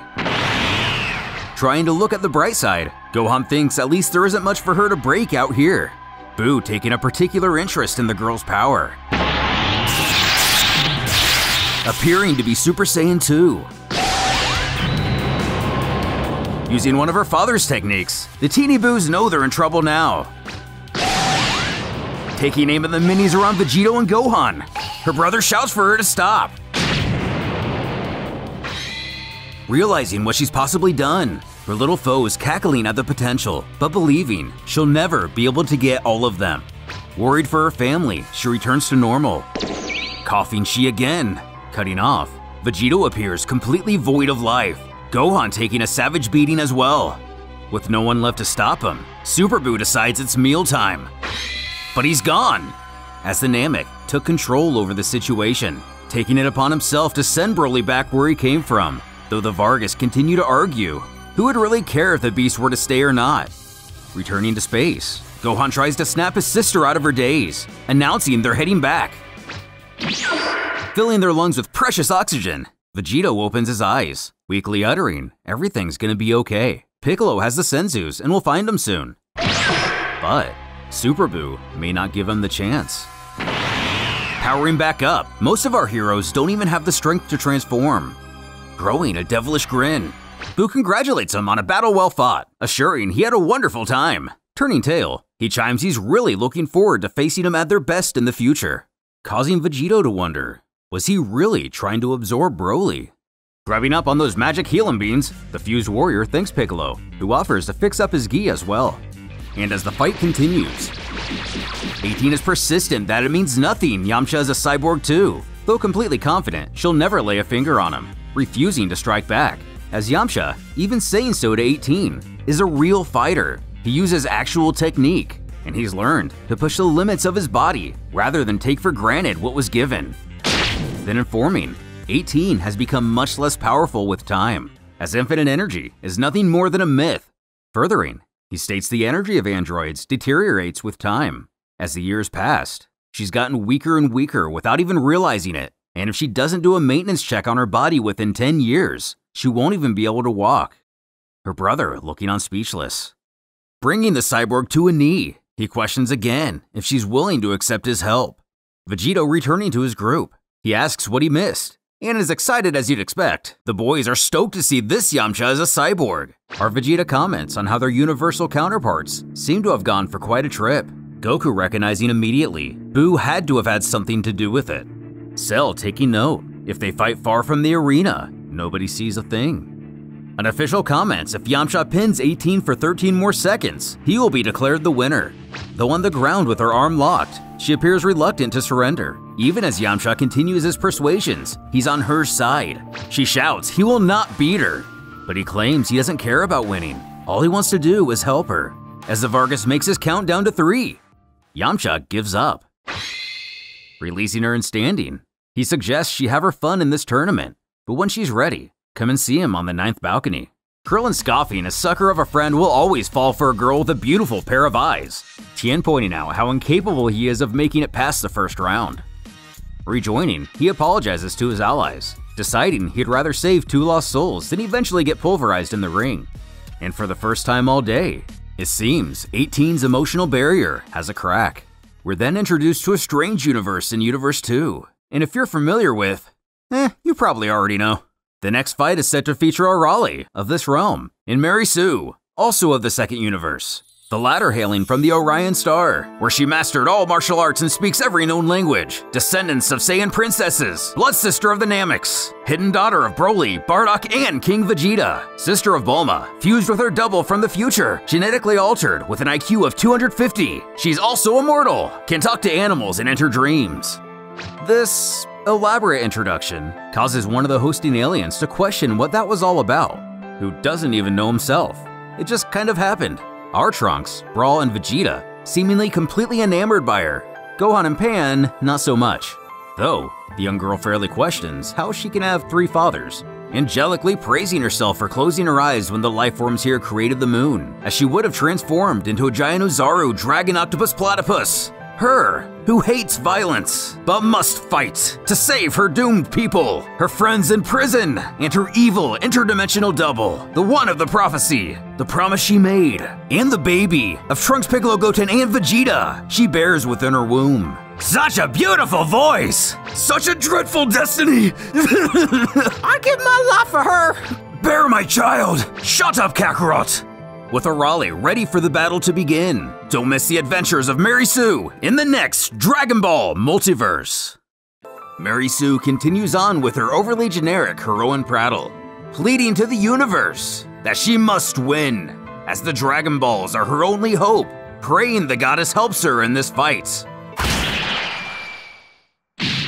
As a few of you in the comments guessed, or possibly spoiled, Arale puts an end to this nonsense immediately. Though, still under her influence, Vegeta and Trunks aren't too happy about this, with the prince barking expletives at the disbelief anyone could hit such an innocent girl, his son in tears how he failed to protect her. But still, being unconscious for 30 seconds, the little robot hailing from Penguin Village is announced the winner. With the girls of Universe 6, Zenya is still away from Bojack, Cat wonders. That fight was a little too easy for this Arale girl, and she herself is one to talk, her ally agreeing. As the announcer continues to gawk, he pulls himself back together long enough to read the next contestants. Gotenks from Universe 16 and Gotenks from Universe 18. Though one of the Trunks rebukes, that is a huge waste of such charisma, the Vargas beckoning him to the ring.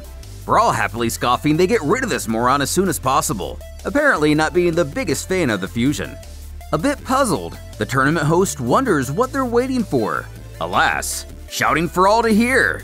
Before your very eyes, a universal first, the greatest warrior of all the universes, the idol to all girls, regardless of their home planet, Gotenks the Magnificent!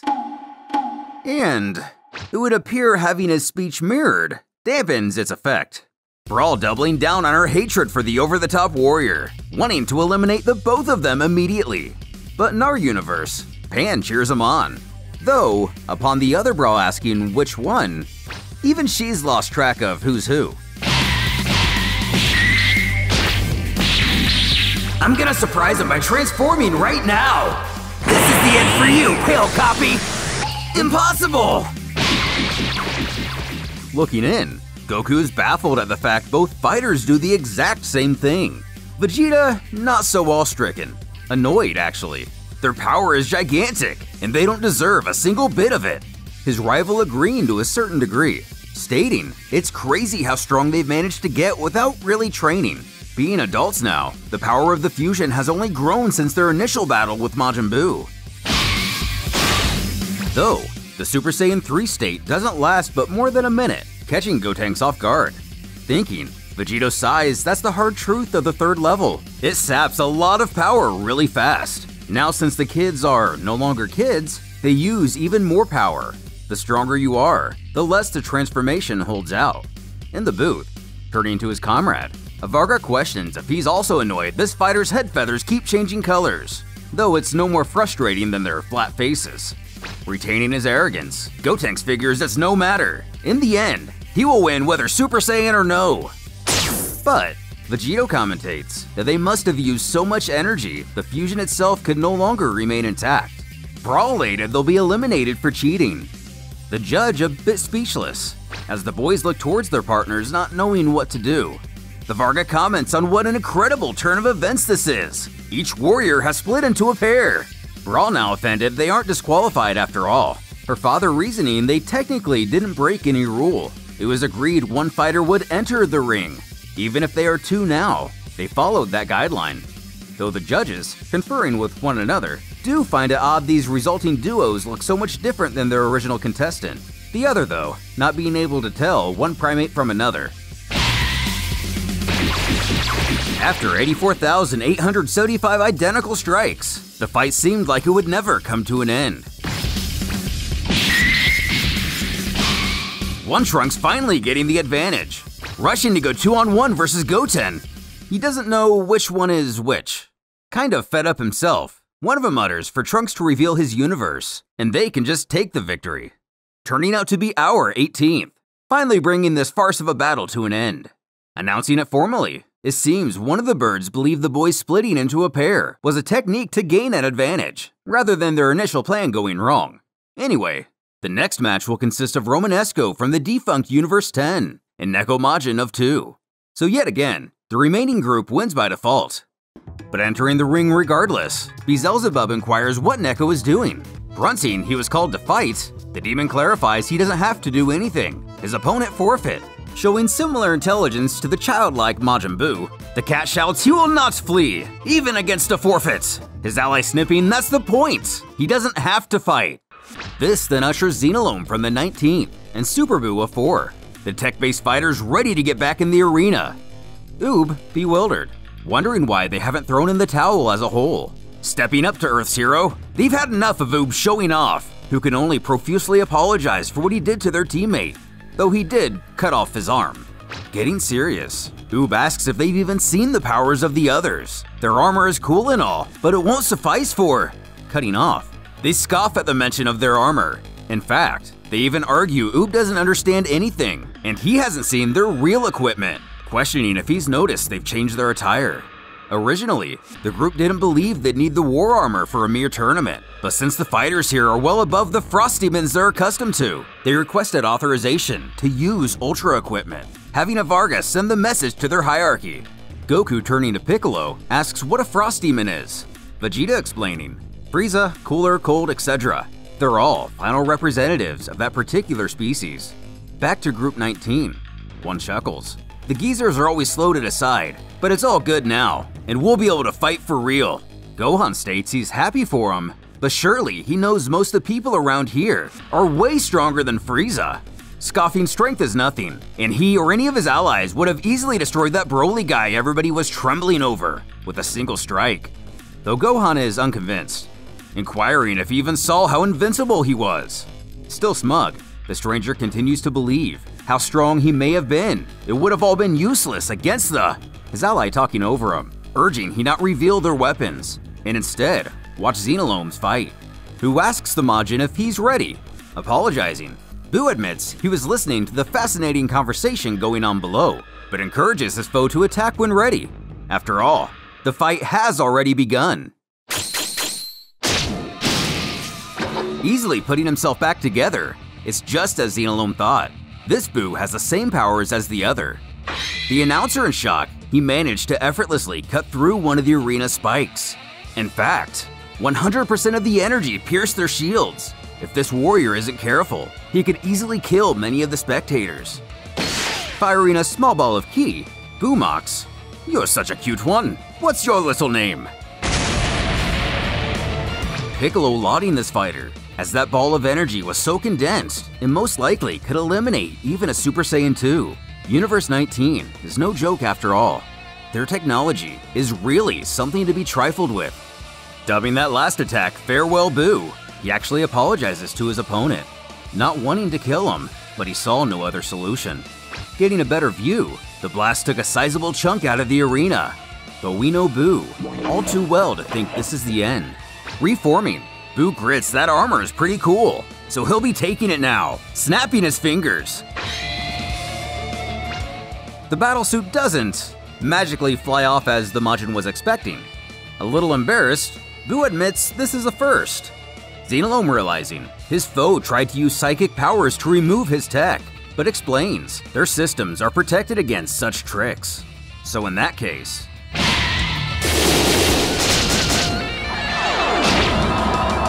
looking on, the Z-Fighters worry he's going to be absorbed. But coming out, luckily at least in his shorts, the coveted Ultra Armor is all the Fiend sought. A little dazed, Buu tells the warrior he will study it peacefully. And taking a nap for longer than 30 seconds, the match comes to an end.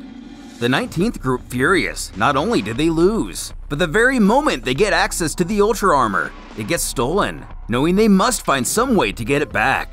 Though his teammate urging he calm himself, only Xenolome's cerebral waves can make it work. This Majin Buu character won't be able to do anything with it. The others only hoping so. If not, the Pink Warrior just got extremely dangerous. Buu himself laughing, "Dangerous? Only now? You're funny." Vegeta chuckling that precious gear of theirs really came in handy. But Piccolo knows, this group is much more powerful than the prince may think. They were merely unlucky to go against Buu so early. Goku knowing not to underestimate their weapons. Unlike Buu, most of them can't regenerate. the boys continuing to do what boys do, mocking, "Phooey, these weren't our real war armors! Yes, we're going to put on our Giga Ultra Armor! With them, we destroy Boo in one strike!" Leaving at least a couple of Universe 19's fighters a tad aggravated. Though, a real question must be asked. What kind of effects will non-organic material have on Super Boo, if and when he's able to overcome the cerebral barriers? Getting grumpier than usual, Vegeta growls, ready for this current round to be over. He wants his next turn already. Gohan nudges it's actually far from ending. Continuing his banter, he feels like they've been waiting around for 2 years already. And so, the next match is announced. Ten Shinhan from Universe 9, and Sun Wukong of 2, who shines. At last! The greatest hero of them all gets to fight! While the human takes his place in the ring, the Monkey King chorts if his opponent is too afraid to attack. Though, Tien merely explains, Mr. Wukong must touch down in the ring for the match to start. Ever the trickster, he pulls something out of his ear, extending it into a powerful pull of some kind, before guiding it to the arena's floor, proving it indeed to possess special powers. Snickering, the fight can now be… The Z-Warrior taking advantage of the monkey's arrogance, quickly making a Pac-Man out of a nearby planetoid. Trunks shocked Tien could manage that kind of power, but Vegeta has a descending claim. These nearby worlds are nothing more than gaseous bodies, but even if they were full-blown terrestrial planes, it still wouldn't be all too impressive. Resolving to his pole of powers yet again, he increases it to the size of a skyscraper, laughing his Niobe can take any length he wants, and is so heavy, only he himself can move it. Even retaining this confidence as Tien causes a rumble from far below, who proves not to be overwhelmed. With only using one arm, he raises it dozens of feet above the ground. Now growing frustrated, Wukong takes a few hairs from his head, blowing them at his opponent, as they become several Monkey King clones.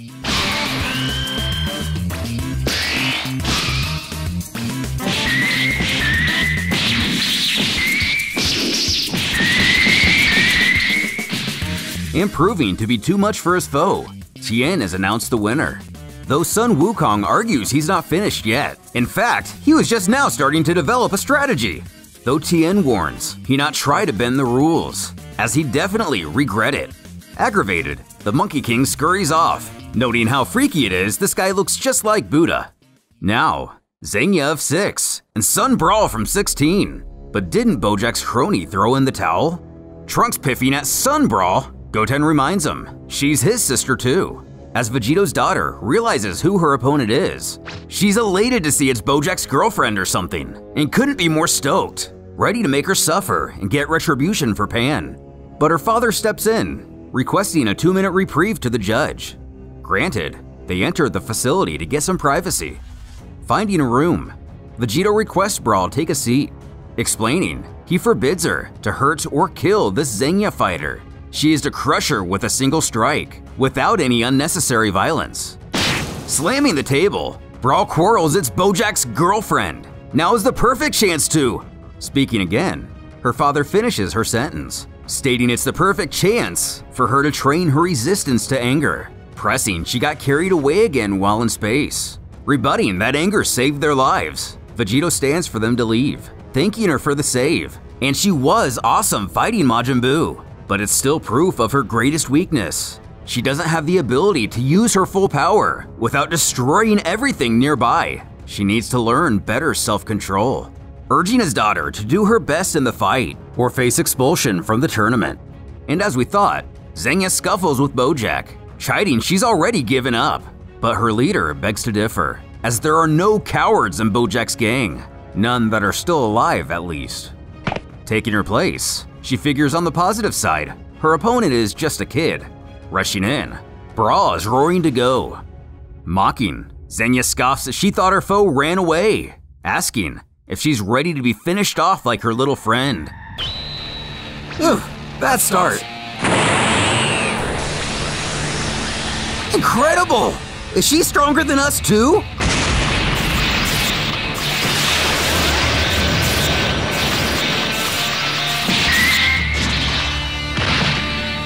Without even transforming, Brawl holds back as much as reasonably possible and manages to end the fight with a single blow. However, Xenia is pronounced dead by the Namekian healer. Looking at the ground, she tells her father she did everything she could, who understands. Comforting his child, he admits he knows she didn't intend for things to go that way, and she's passed her self-control test. As cold as ever, Bojack tells the staff that his group isn't a morgue and to take that useless meatbag somewhere else. Brawl annoyed he doesn't even care about his girl, though Gohan mentions he's not so sure that they're an item. In fact, he remembers him killing her in their universe just to distract him. His sister frustrated he only mentions this now. Next match, a lame from 19, an android 16 of 12. Excited to see his partner didn't give up, 16 reminds this tournament is also about giving proper respect to their opponents. So once again, we get to see what the god-tier tech fighters have to offer. Interestingly enough, against a full-blown robot. Immediately detecting 16 is not an organic life form, he decides there's no reason to go easy. Using what he calls an ultra waver ball, the android knows if that attack touches him, he's dead. Believing his foe has no choice but to duck. When that happens, he'll be even more of a target. Taking off his hands.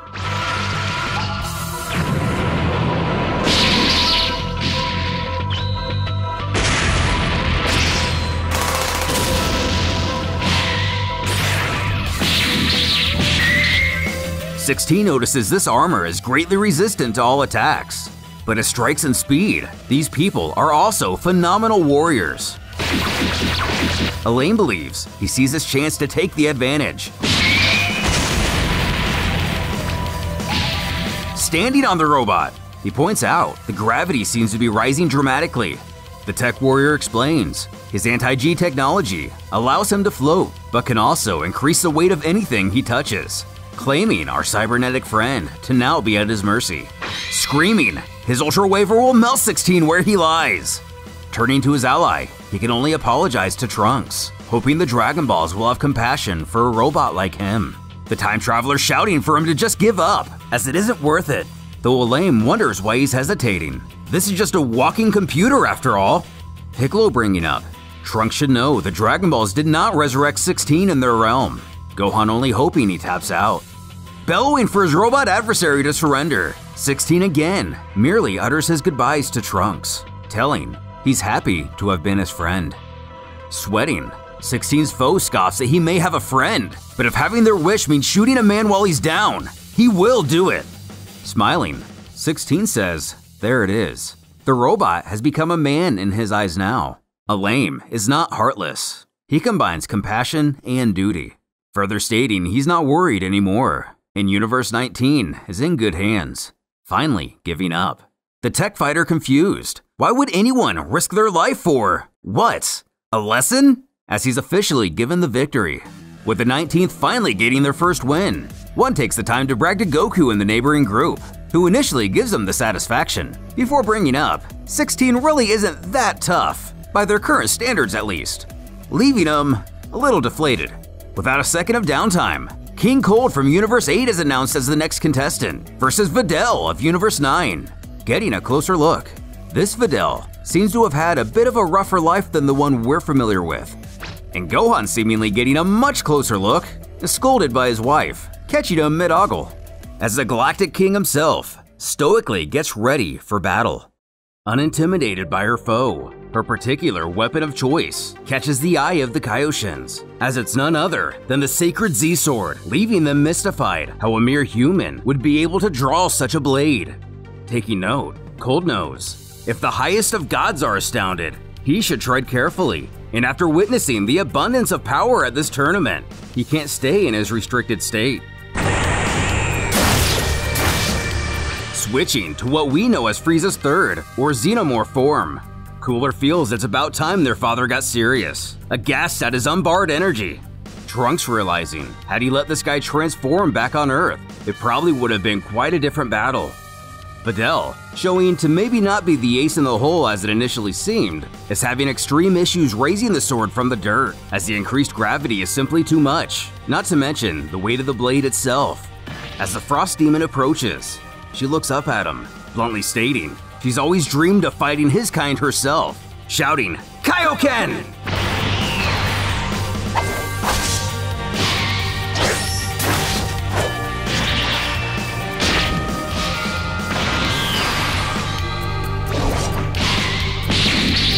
Making the most out of being human, Videl seems to have mastered King Kai's technique.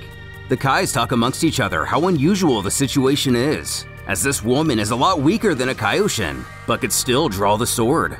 Another theorizing that the blade was never meant to be appropriated by a Kaioshin. Perhaps it was made to name a hero from the lower realms.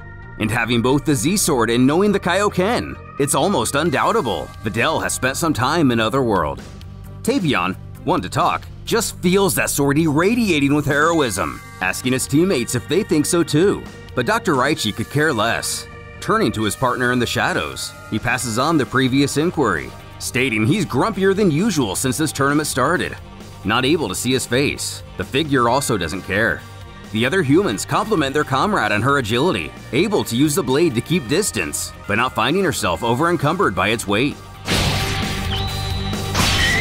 As if he had Kashin in his knuckles, Cold breaks the Z-Sword with a single punch. Videl and the Kai is horrified by this turn of events, but Goku knows what's coming next. While it puts Videl at a great disadvantage, at least Old Kai is finally free from his prison, his fellow Otherworld inhabitants gawking with incredulity. And amidst the action going on, the geezer gets less than a warm welcome. Creepily sneering behind the smoke, Cold leers. His foe is a stubborn young lady, but he's begun to get bored with this fight. Videl knows. It's almost like he's taken 0 damage so far, and hasn't even started going all out, admitting to herself she can't win. And, out of nowhere, Old Kai is just the right height to do a little Roshi stuff, causing the girl to question where he even came from. Figuring out what's going on themselves, the officials become aware this new guy emerged from the broken sword, so he'll be allowed to participate alongside the Universe 9 fighter. Relaying this information to the audience, the Galactic King decides to end the both of them in his original form. The Frost Demon brothers speaking amongst each other. Frieza has never seen his father in his final form in person. Cooler only once, when he was pregnant with Frieza. Noting he had such little self-control, the entire planet they were on was destroyed while birthing him. Exclaiming, with blatant honesty, she's screwed. The Elder doesn't believe that to be the case, as he informs her he has the ability to raise her power exponentially, even more so than her silly opponent here, but only if she agrees to. Shouting before he can get in another word, she immediately agrees to whatever the terms are. The Kaioshin of the North deducing he must be the great Kaioshin from long ago, the one who disappeared around the same time the legend of the Z-Sword began. Beginning the ritual, Videl notices Cold will probably be ready to fight again soon, questioning how long this is expected to take. With an uncanny grin, the old-timer says, for her potential, about 10 hours. So unfortunately, it won't do much for this battle. Growling for the pair to come at him, Videl wisely decides it isn't worth it and gives up the match. The Kaioshin frustrated that she just needs to be a little patient is all. Giving up some insight, Piccolo believes, if his memory serves correct, neither Trunks from the future or Goku would have been able to take on Cold had he managed to transform during his time on Earth. Not this version at least. Explaining he is vastly stronger than his sons now. Presently, he's much closer to Android 17 and 18, maybe even 16. Still standing a mile taller than his children, who are actually cowering before him. Cooler inquires if he can fully control himself in this state, but their senior quips, the two of them can handle their true forms, right? Rejoining her allies, she introduces the Kaioshin as their group's guest, Tien showing the proper respect while Yamcha is about as nonchalant as Goku. The next bout is soon announced. Bardock from Universe 3 and Raditz of 13. Raichi finding familiarity in at least one of those names. Tapion looking over his shoulder asking, "Oh, so that's your name?" Seems to be. The primal weakling Pan easily took care of. Wasn't the only Bardock here today. Rather hostile, the doctor points to the Saiyan shouting, "You! What do you expect? Revenge? Don't make me laugh! I'll slaughter you!" With no direct context, we can possibly assume this attitude comes from the history between the Tuffles and the Saiyans. The Vargas listening in, trying to get to the bottom of this discourse as well. wondering why Raichi is surprised. One explaining they found Bardock first, and he requested they keep his identity hidden, even from his own group. Responding to his teammates' threats, he scoffs that isn't going to happen, not only because Raichi is a weak excuse for a tuffle, but the Saiyan already knows who the Doctor is going to lose to. As the result of a mission to Kanasa gone wrong, he can now see events of a time that have yet to take place. In the ring, father and son greet each other, the elder elaborating, in his universe, they would call him Weakling Raditz, and he died at the first given opportunity. Grunting, this Bardock is the same from his own realm, a failed father, proud to be born to the lower class, but managed to reach the elite.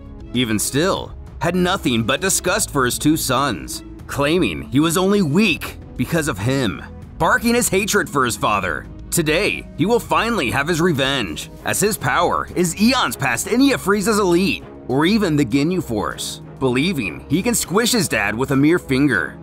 Growing a smirk, Raditz realizes he's, yet again, in over his head, admitting he was certainly a lousy father, but since gaining visions of the future, he's changed a lot, seeing the error of his ways and how barbaric the Saiyan people were. Though he warns his son, he doesn't plan to pull any punches, giving him the chance to give up now, if he'd like. Although, his son assures that won't be necessary. Hearing a clicking noise, Raditz explains he's honed a special technique. He's able to form Blutz waves in his eyes, just enough needed to transform.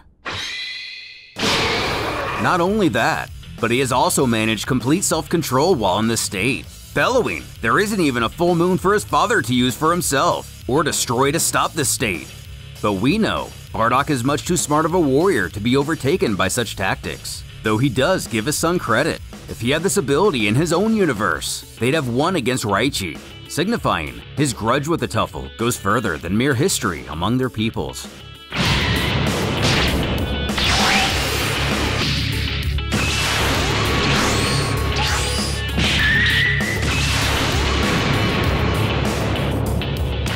Proving to be much more powerful than expected, Raditz sends his father flying, and while on the ground, Bardock begins to get a vision.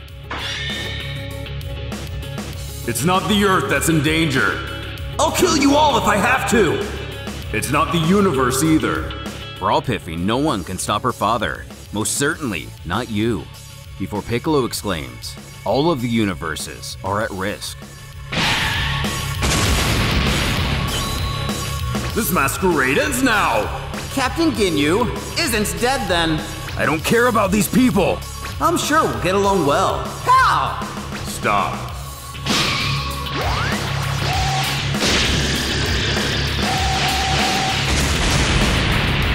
Having enough of his foresight, Bardock quickly puts an end to the match, as to not risk further injury.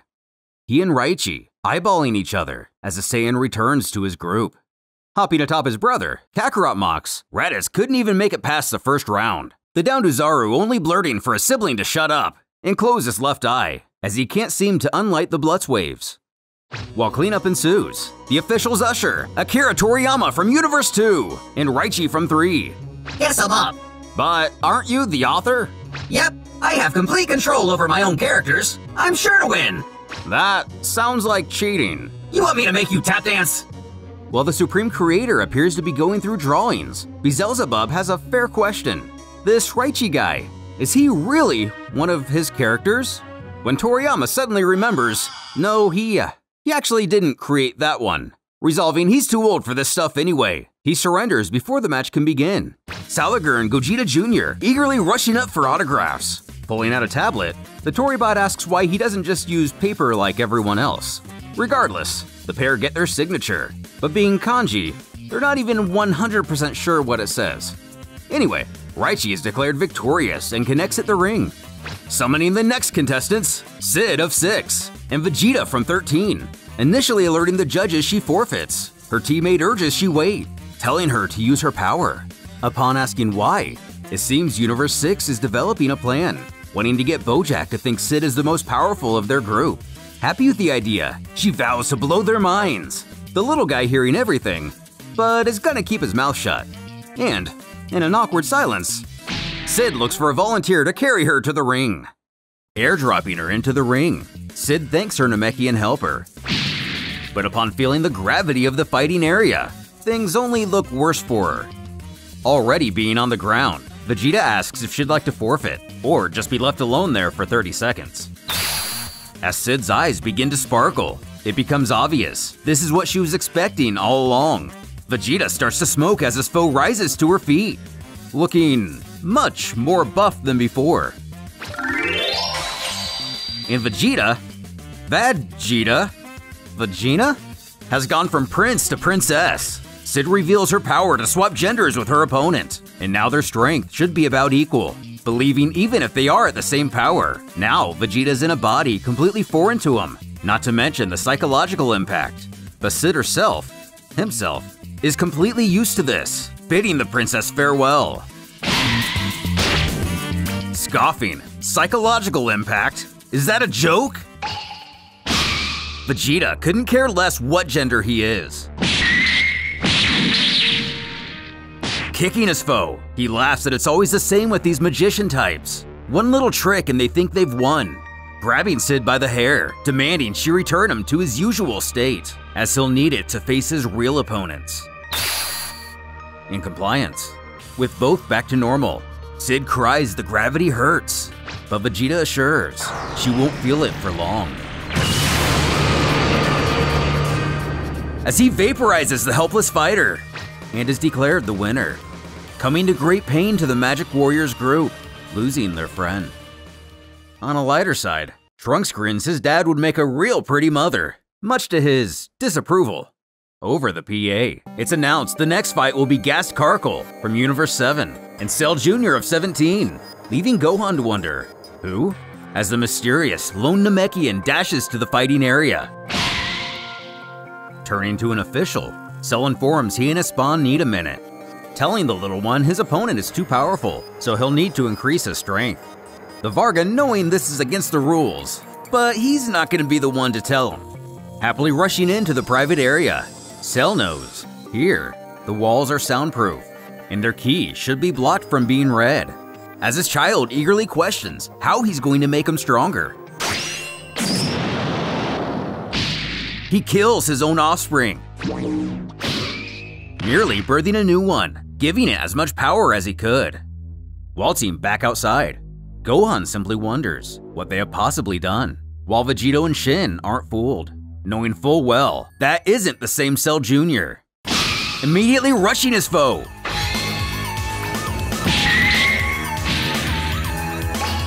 Cell can only smack himself on the head.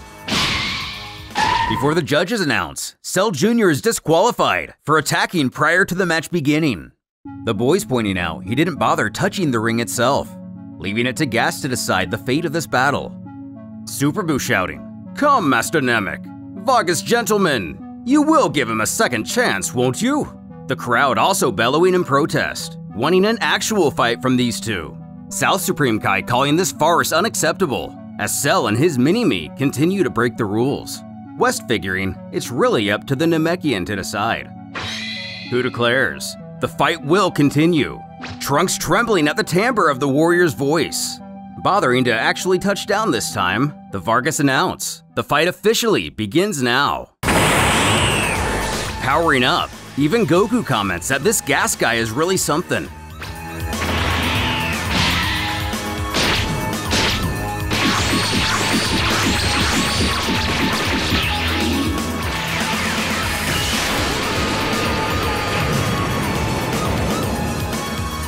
Vegeta believing Cell betrayed himself with his most recent creation, as he gave it far more power than he knew.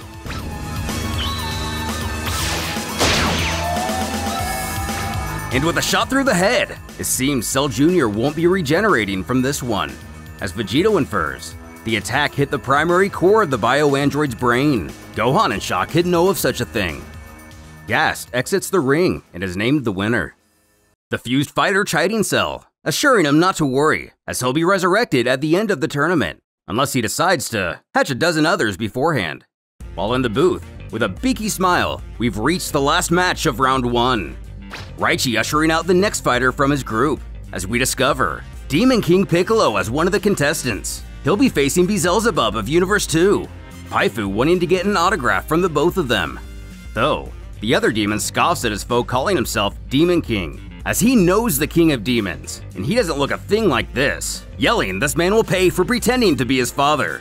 Dabura taking a liking to the kid, hoping to one day have a son like him, as Babidi wonders how he managed to heal.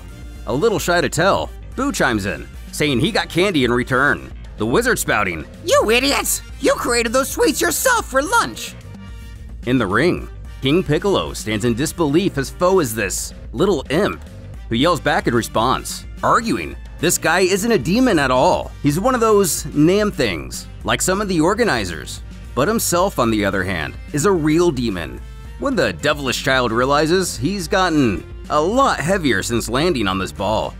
Continuing, he bets Piccolo here doesn't even act like a demon, as Beelzebub tells of times he was given chocolates and didn't bother sharing. What's more, he ate them just before dinner time. His Koa counterpart elated to find such a monster. Though, we know the dreaded Demon King Piccolo has committed much worse atrocities, telling he's killed millions of people, making the son of the real Demon King look like Winnie the Pooh, inquiring if this guy's out of his mind. Crazy? No. Just pure evil!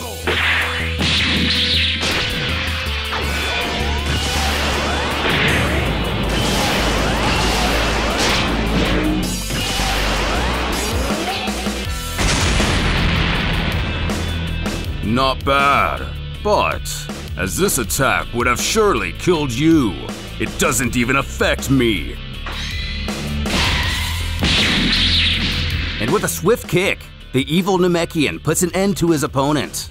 But lucky for him, at least he comes out alive, as one of the good Namecs rushes over to give aid to the boy. Phipsil still patting his new idol on the back, believing he did a great job in the ring, as good as a super demon even, as it's really evil to snack between meals. To which, at least Beelzebub finds solace in. Announcing the end of the first round, an official offers his congratulations to all the challengers, elaborating there will now be a 12-hour break, to which the fighters can eat, sleep, or just kick back enjoying themselves. As for the spectators, there are shuttles awaiting to escort everyone to a luxury hotel in the Varga's native universe. Over the next few hours, the stands would empty, leaving only the warriors to themselves. As the same official, staying behind, explains they will place tables wherever the contestants desire, urging the fighters to mingle amongst each other, if that is their wish. And as you'd assume, our friendly Saiyans across many realms join each other at a single table, all of them that will fit at least. Everyone devouring as much as you'd imagine, even Oob doing well to keep up, as the Vargas do their best to run dishes back and forth. One Videl ruffles Pan's hair, possibly being the one who lost her daughter. With an even better look, behind the previous table, we find the boys getting to know their alternate counterparts, who had to fuse in order to stand up to their little sister, but even then they're apparently no match. And on the other end, Yamcha is still trying to get the attention of Android 18, much to the disapproval of Krillin. Calling to dim the lights and return to night mode, the official wishes the contestants a good night's rest. But up to their insidious ways, Frieza has discovered there are several sets of Dragon Balls here, scheming by the end of the night, they'll be in the hands of the Cold family. Inside, the warriors set up for bed after their giant feast. Vegeta growling he refuses to share his room. Goku quelling his concerns, pointing out how big this apartment is. Plus, Piccolo wanted to sleep outside, so they have even more space because of that. Finding the Namek meditating, with the Kais discussing something maybe 20 feet below. The other Piccolo keeps an eye on his other self, though at this point, it's not clear which one is which. When something causes South Supreme Kai to shout out, "Hey you!" we find a very nervous Apul, who stammers he's merely searching for the bathroom. Seeing right through this, the Kaioshin bluntly states, "No, you're looking for the Dragon Balls. Tell your master next time this happens, it'll result in the exclusion of the entire 8th universe." Rejoining the Space Lord himself, Frieza has gotten his whole crew in on the plan. One of his henchmen explaining nothing was found in the bleachers or corridors of the other universes, and only the main building of the Vargas remains to be checked. However, it's guarded by the Namekians, so no one has been able to sneak in. That's when Berter, fastest of the universe, chimes in, explaining for not the 90th time, he's the fastest in the universe, and no one is faster than he. Frieza scoffing no one bigger either. He is incapable of discretion. They need someone small, fast, and smart. Cooler taking this opportunity to power down a form, indulging in himself while obliviously spouting, "You're talking about me." But no, Frieza's merely referring to himself. Stepping in like a Papa Hawk, Cold commands his children to each take a separate part of the building and not make a single fuss about it.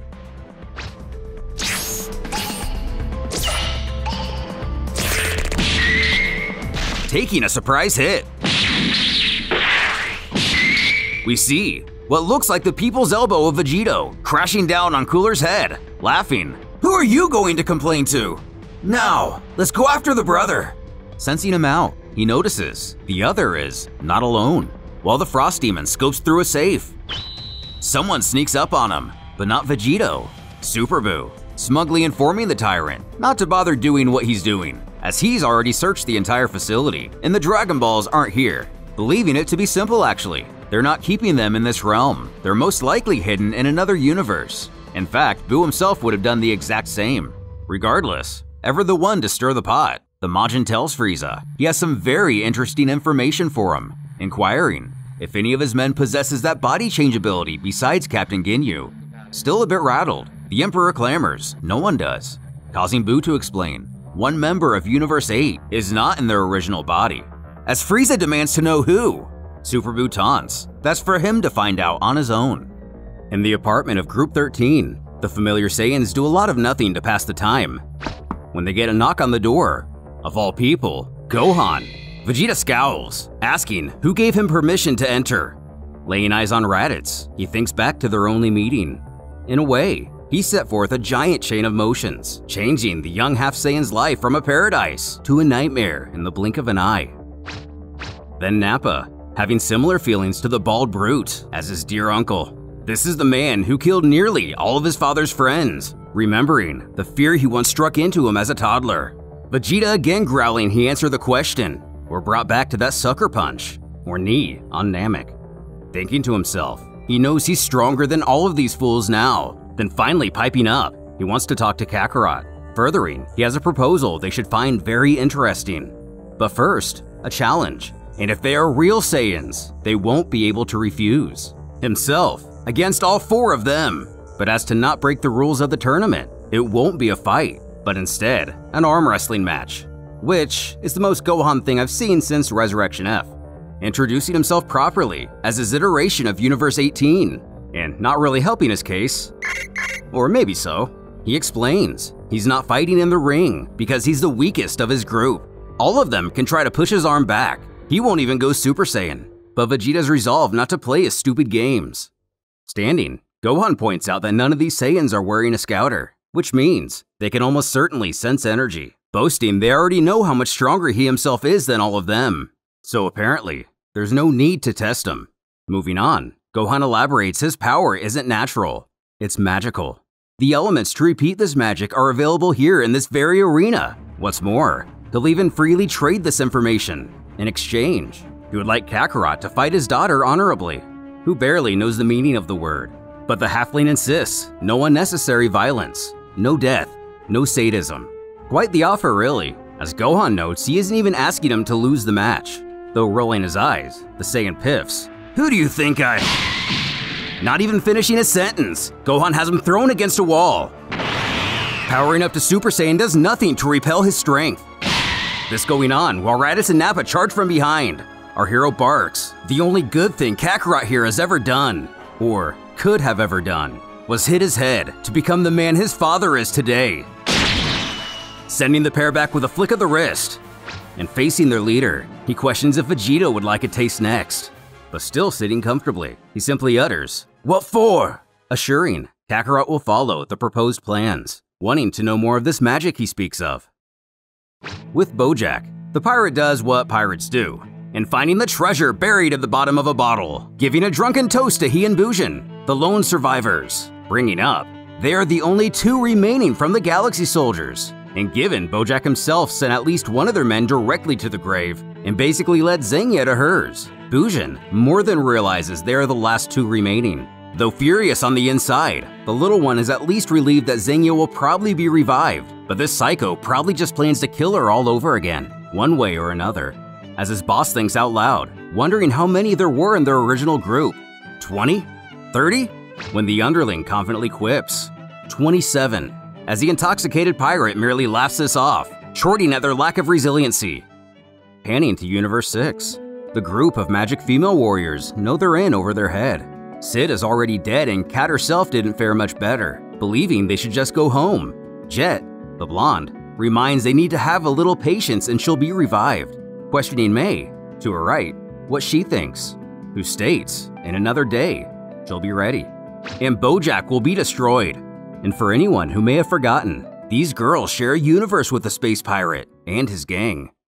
A few hours later, if there was a sun around here, it would surely be rising as the crowd groggily finds their seats to begin the next day of competition. A Varga works a control panel to restore daylight illumination to the arena. Coming over with what could be assumed to be coffee, another asks how he slept. And given the alarms were blaring all night, he didn't get a minute of rest. But of course, no one was even detected. The audience livening up, chatter amongst each other, excited to see what today's matches have to offer. Cutting to the Frost Demons, Cooler explains to his father how he searched all night and found absolutely nothing, not even knowing who attacked him. Upon cold inquiring where Frieza is, it seems he's gone back to the ship for some reason. Finding him brooding, thinking back to more than 30 years ago in his native 8th universe. In a blind rage, Frieza screams at the destruction of the capital of his empire. Being the noble soldier he is, Ginyu kneels before his leader, taking full responsibility as he was unable to contain the Saiyan. Narrowing his eyes and pointing a finger, the dictator hisses, "Oh really?" Instilling a fatal wound to Ginyu. Growling it's time for the Ginyu Force to find a new name, and their days of dancing are finished, demanding they go burn the commander's body. A pool ushers the captain away, but Ginyu still clings to life, looking at the common soldier. He may have an idea. Though he managed to prove more than stealthy the previous 3 decades, the Emperor now feels it's obvious. Ginyu lives on. But in whose body does he reside? In the audience, a boy points out to his mother that the fighters are emerging, who seems less than interested. Goten shouting for his father to leave the breakfast and come on out already. Krillin, having his bias, scoffs the Saiyans got here before him. But behind he and Tien, we find Old Kai doesn't change no matter what incarnation he is, having, quote, accidentally walked into the wrong room, presumably during a vulnerable time, and has gotten a good whack to the face from Videl. Boo zips out in his eternal loneliness, as simultaneously, 17 tries to get his sister to tag along. Today, he's going to kill Son Goku. She should at least come and see. But she warily explains she's boycotting this stupid tournament, refusing to spectate. Maybe Yamcha has gotten to her after all. Universe 16 coming out. Gohan explains to Videl he spoke to the Kaioshins last night, who questions if they agreed, but nothing more is expanded upon. Piccolo takes notice on how Cell hasn't moved an inch since the previous day. We're all disgruntled there are too many participants. All they're gonna do is spend another day watching amateurs all over again, frustrated at how boring this is going to be. Her father calmly telling her to use it as a time to train her patience and self-control, but only hearing the word train to request Piccolo make her a heavy-weighted suit. Being no problem, he responds he can create one up to several tons. Sinking her into the ground at first, this may prove just the trick to solve her boredom, as the officials welcome everyone to the second day and second round as the first and final Great Inter-Universal Tournament. Below, the boys hear music playing, alien music, as a group of now Disney-owned sounds and faces are unveiled. Pan loving the song, though Brawl not so much. Tapion enjoying it as well, being a fan of woodwind music. But Bobbity thinks it sounds like an exploding Glaviot. The Cold family having their opinions as well. Cold himself piffing it sounds like that awful music his eldest son plays at his receptions. But Cooler barks this is Punk Figured Symphony. He plays Figured Classical Symphony. Frieza scoffing that Figured Classical Rhythm is much better. And something about this performance has made Super Boo irate, while Bardock tries to make heads or tails if this is what he saw in his vision or not. Appearing in front of the band, the Majin scolds, "You call that a performance? A meeting of this size? Millions of people, and they hire you!" Going on to claim it's an insult to the world of music, as Figuredin isn't even played like this. That's how a beginner would perform it, demanding they hand over their instruments. South Kaioshin ready to put a stop to this rudeness, though the Grand Supreme Kai has to admit, Super Boo isn't wrong. Vegito finding this too funny to want to intervene. Besides, when's the next chance they'll get to hear Super Boo play music? Commandeering the fanfares. One mini-boo tells the last alien, not him, he's playing great. Assembling. The Majins unleash a sound of such beauty. Even the most sinister of fighters are left awe-stricken. Except Goku, who feels like it's the same as before. The audience lets out an enormous cheer for their maestro. And with the Majin happy with himself, he goes to exit the stage, when the alien questions why he allowed him to keep playing. Staring at him coldly, he says he can recognize talent, and that the two of them have crossed paths in another universe. In fact, like many other artists, this man resides within him, sending a shiver up his spine. Ready to get the fighting started, the second round officially begins. Given the aptitude of warriors to come, the gravity of the ring will be increased tenfold, or about 100 times Earth's gravity. Kakarot, joking to his sibling, chuckles. This is where Nappa gets demolished by Frieza. That is, unless the ring itself doesn't crush him. But calling out his brother's foolishness, as he and Nappa, both trained in far more gravity than that of the ring. And the pair have made a small plan just now, so he'll just have to wait and see. Shouting, "Hey, cue ball!" Turning to face the Saiyan, Cooler can't help but smirk. As Nappa also laughs, he looked over on the spot, chiding this little one knows when he's called, but tells the Frost Demon not to worry, as he's bald too. But at least he's not a midget. Going on, "Well, I was just coming over to introduce myself to my opponent and former boss, but I guess Little Chief would be more like it." Mocking, there are so many universes filled with Saiyans here, but only one Frost Demon group, asking if he's ashamed. Getting furious, Frieza promises he's going to kill him as soon as they're in the ring. Nappa merely telling him to dream on, he won't even be able to touch him. What's more, the bald warrior scoffs. Everyone here is above the dreaded Space Lord, and he's not even talking about height. Frieza won't be able to land a single hit in this entire tournament, only getting the Emperor more and more worked up, wanting nothing greater than to make Nappa pay for not having withdrawn. As their banter hits an apex, the officials usher them to enter the fighting area. "Do you still have your flying seats? For a long time, it was the belief you were a cripple." Both having touched down, Frieza sprinting full force to tear him limb from limb. "Oh, by the way, I give up." Confused, Raditz and Nappa's plan is revealed. If the Space Lord was to hit him now, he would be disqualified, leaving the tyrant more fuming than ever. As Frieza wins the battle, the Saiyans get a victory of their own, in the best way they probably could have in this scenario. Touching down in his own group, Burter questions if his master is okay. Not hesitating to take his anger out on anyone, Varga cries out in shock, but Frieza bellows it's his own universe. It's allowed. This brings Goku of R18 and 17 from 14, and 18 has changed her mind after all, deciding to at least watch the matches. Her brother elated to finally get his chance to come full circle with this unfulfilled desire. Face to face, the android speaks. "Kill Goku. I'm not doing it for Jiro. I'm doing it for me." Goku himself pointing out, it's weird the two of them never actually fought. Well, until… One-shotting the cyborg, Goku wins by knockout. 18 completely aghast by the effortless victory. Yamcha looking at her in the background, slyly questioning, "So darling, still no interest in my help?" Calling forth the South Kaioshin and Majin Buu for the next duel. The former chuckles that these fights are moving so fast, he can't believe it's already his turn. But Grand Supreme Kai in the back requests he give him a moment of his time, questioning if he paid attention to what they learned of this Buu last night, which of course he did. Apprehensive, but without more to say, he urges the Kaioshin express caution, though he believes he knows exactly what he needs to do. With the Majin merely as gleeful and childlike as ever. Summoning his power, the Kai thinks back to 5 million years ago. In some universes, the most terrifying creature imaginable would be born, a creature that is one and the same with the one he faces at this very moment.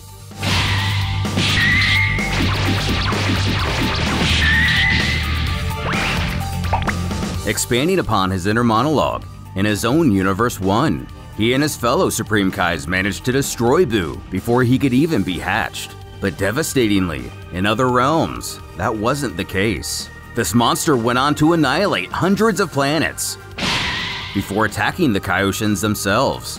Kaioshin of the South was the only one who could hope to match his amazing strength. So much so, the Majin was forced to trigger his special defense mechanism, absorption. Whenever Buu believes he's been beat, he simply absorbs his foe, taking their power. but also so much more. He went from a wild beast to an educated athlete, but his evil was still apparent. This caused the Grand Kaioshin to sacrifice himself, as he alone was the only one to understand that this creature's most exploitable weakness was how immensely impressionable he is. The iteration of Boo from Universe 4 further suggesting this.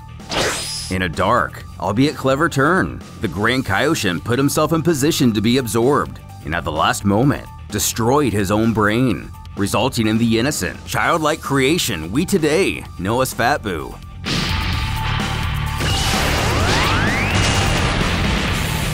Believing all he would need now is a loving family with a good heart to show him right from wrong. But only focus on the fight rather than getting lost in thought. Boo shouts out in excitement, as South Kaioshin can actually hold his own, unlike those filthy sorcerers. Clearly seeing it may be a good fight, the Kai knows he will lose before long, though he does have a surprise in store. Charging an attack, he believes in another universe. He probably used this as a last resort. That very well may be the case, as the technique definitely gets Boo's attention. Giving us some exposition, Goku explains, this attack is comparable to Piccolo's Makanko Sapo, and the essence is predicated on focusing a high concentration of energy to a single point. Speaking, South Kaioshin states that ultimately, it's fear that triggers Boo's absorption. Super Boo, one to talk, calls this a dirty move, having bad memories of such an event himself.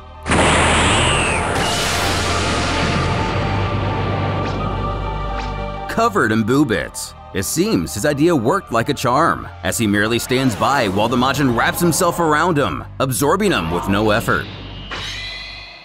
But not being digested, South Kaioshin utilizes a Ki shield to continue to live independently inside of Boo, just like Vegito, determined to track down the Grand Kaioshin and the other version of himself. While the boys are fooled under the belief that Kai was merely incompetent, Vegito has some insider information. Turning to his son, he questions what he told the Kais last night, to which Gohan replies, everything. From Majin Buu and his absorptions, to Cell, Broly, Frieza, Vegeta, you, supposing they have the right to know. Back in the sci-fi trope, the Kaio doesn't manage to find anything he's looking for. He does, though, feel a distinct Kaioshin presence. So at least he's confirmed they are indeed part of Buu. So maybe being absorbed for such a duration, they're no longer able to be released. And it seems this plan was all for naught. At any rate, since South has been gone for 20 seconds, in only 10 more, Buu will be granted the victory if he does not reappear. As the Gohan of our universe wonders, shouldn't Buu have become muscular or something? Goku pointing out he seems to know a bit about this, admitting Kibito-shin, or Kibito Kai, explained everything to him, as at the time, it seemed pretty important to know, given a part of Buu does live on Earth now. Calling out to his other self, Super Buu informs his opponent is using a shield, that's why nothing has happened. He himself knows this all too well. Though Babidi is a bit frustrated, as he appears to be one of the few that doesn't know anything that's going on right now.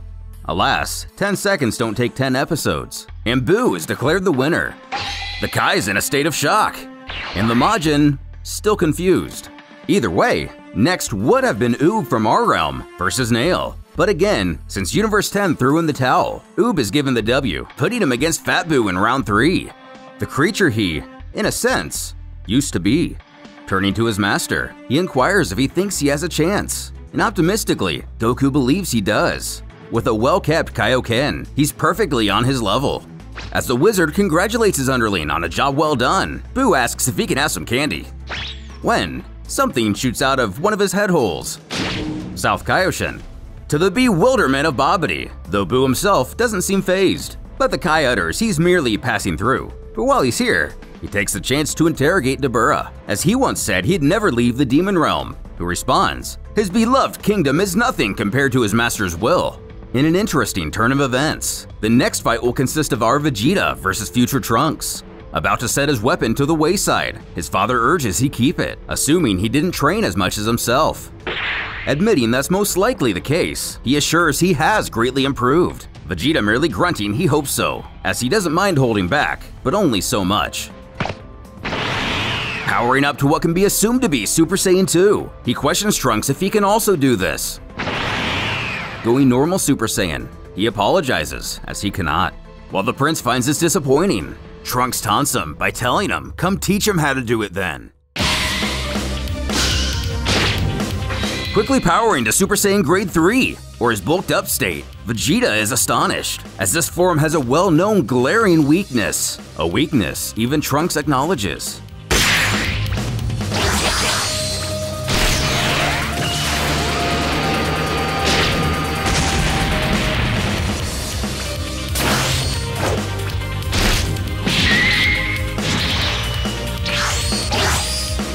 Having seen enough, Vegeta is thoroughly impressed with the tactics of his son, compensating the speed loss of Grade 3 by only using the transformation when necessary.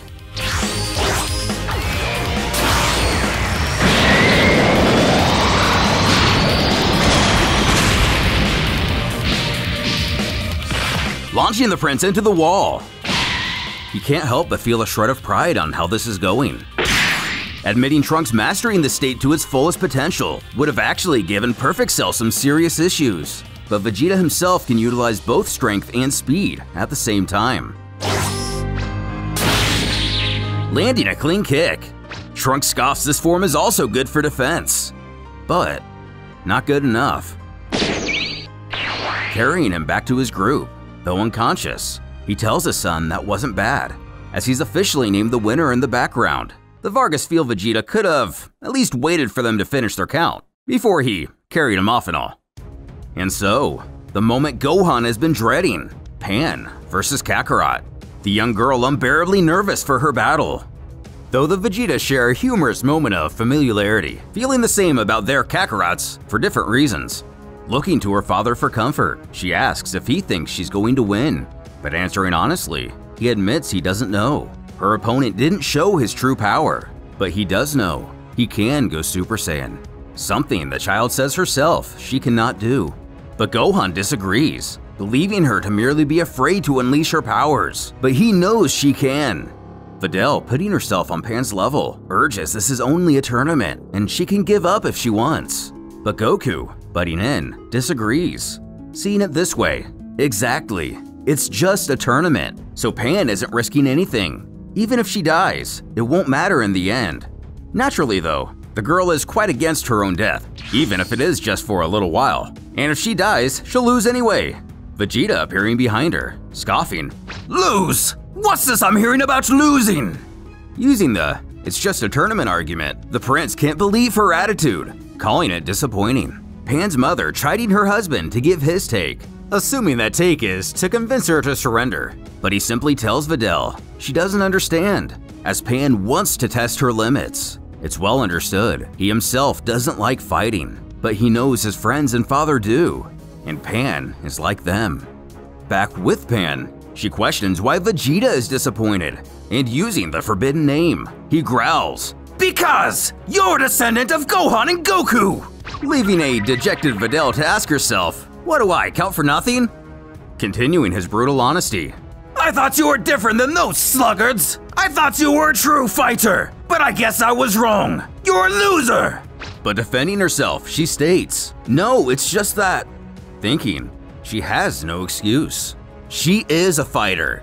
Happy with the results, he urges the girl to forget about what he said about her losing earlier. He wants Pan to massacre this sorry excuse for a Kakarot, who is happy to oblige. As he begins to head towards the ring, Universe 13's Vegeta reminds Kakarot not to get carried away, who piffs off the advice, scoffing he knows how to control himself, to which Vegeta simply replies, "Actually no, you don't," somewhat agreeing as he takes his place against Pan. He instantly goes Super Saiyan, rolling his eyes and daring this quote halfling to try to hit him. As the young warrior powers up, the angsty Saiyan grows annoyed with Pan's combat strength. Frustrated, he has to behave during this fight. Effortlessly dodging, he only finds himself still stuck in the previous conversation he had with Vegeta. "We take orders from no one." "Will you stop it?" Lashing out, Pan hits the dirt as her adversary bellows how outclassed she is and needs to just forfeit once and for all. Getting a bit sidetracked, Kakarot complains he's always getting faced against these freaks, desiring nothing more than to hear his enemy's bones snap.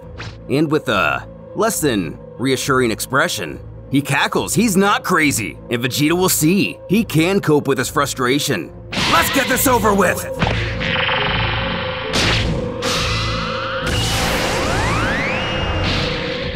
Daddy's little brat is going to suffer! Stupid! Kill all humans, Kakarot! Don't kill the governor, Kakarot! Keep calm, little brother! Kill all humans! Don't kill the little girl, Kakarot! Your orders aren't even consistent, and they say I'm the crazy one! As she attempts to finally mutter out her forfeiture, Kakarot begins to loudly laugh, calling her a pathetic waste. And given there's obviously so much human in her, how could he spare her? Turning to Yamcha, Tien, and Krillin, he furthers by explaining he killed all of them in her place, having pursued him for years, and the little one. Suddenly, remembering his name, the ruthless Saiyan thinks back to fond memories the two once had, before punching himself in the face repeatedly, commanding he forget about that, and killing humans is what's important. Dropping Pan in the process, he scowls down at her, saying how helpless and weak they were, and those who cannot save themselves deserve to die. Remembering back to when she was told it's up to her to protect the Earth now, she apologizes to her father and Goku, believing she's no match for these monsters. She's too young and too weak. When Kakarot utters, "You want to know what I do to little human girls?"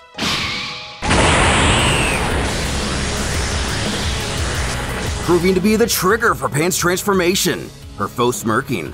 "So there is a little Saiyan in you!" And in a surprise, Pan surrenders, leaving Kakarot completely aghast. Turning her back, she merely admits her dad was right, and she gained incredible strength, but is still no match in this battle. But her weakness is only temporary, and she will soon become much stronger than him, and will protect the Earth from everyone like him, leaving the Saiyan with nothing more than a shocked expression, while the Vargas brought him the winner. Mirroring his face, Hate Vegeta is amazed she somehow managed to calm him down. The next bout will consist of Cell and Bojack. Cell more than eager to get back in the ring. Looking toward the Universe 16 Gohan with a sneer, he offers him a deal. In exchange for a rematch between the two of them, he will let the Half Saiyan decide how Bojack dies. Naturally, since his daughter fell at the pirate's hand. Staring back, he glances over to our Gohan and Pan, celebrating the young girl's evolution of strength. Speaking at last, he says his own daughter died because she was brave, and like her iteration that just left the ring, she will pass this trial in her own way and come back stronger than ever, dotting his speech by affirming revenge does not interest him and he has no desire for a rematch. With that, Cell flies off to the arena, but along the way, he shouts, each of them have killed other versions of each other, and that will need to be settled. With both fighters set, the match begins. While the villain powers up, the other villain reminisces on the days of the Cell games, when he was so proud of his strength and newly acquired perfection. And now it seems like warriors just as strong seem to just show up one after another. Cockily leering back at his opponent, expecting him to be intimidated, but only continuing his self-indulgent monologue. In the good old days, he had some challenges, but now he's incomparably stronger.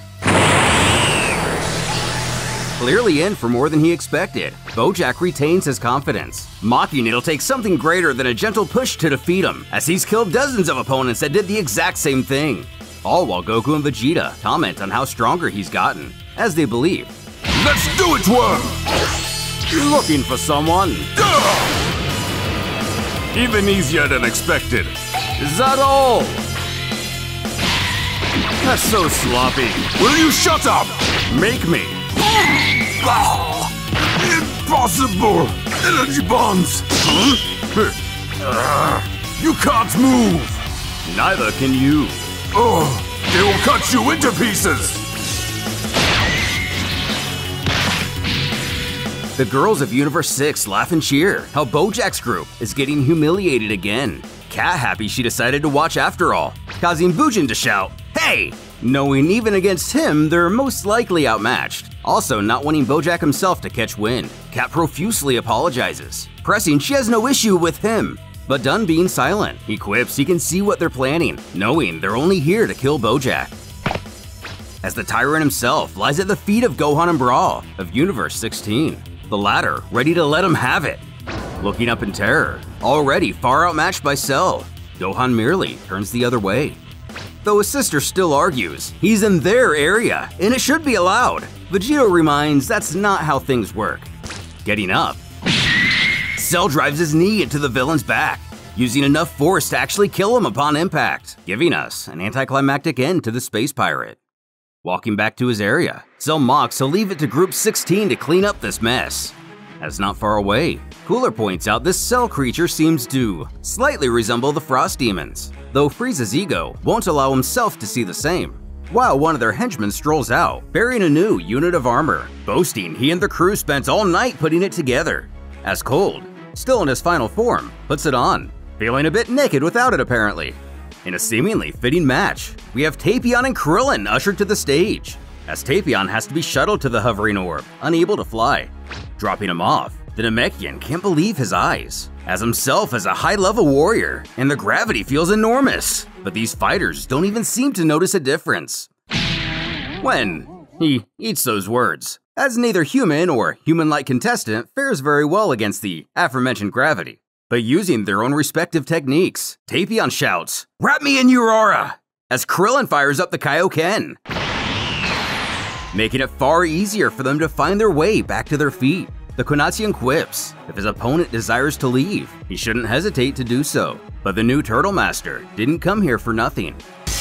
As Tapion takes a defensive stance, Krillin knows he can't use the Kaioken for long, so he must attack fast.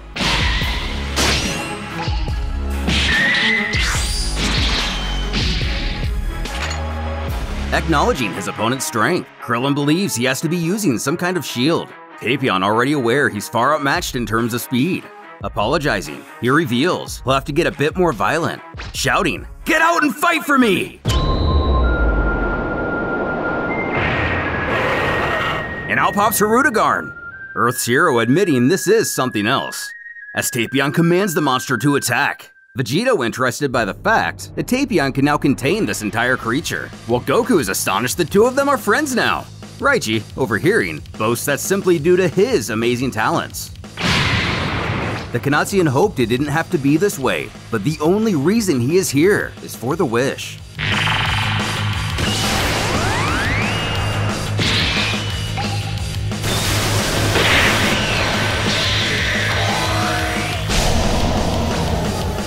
As nothing appears to be working, it becomes clear to Krillin it's not the behemoth he must attack.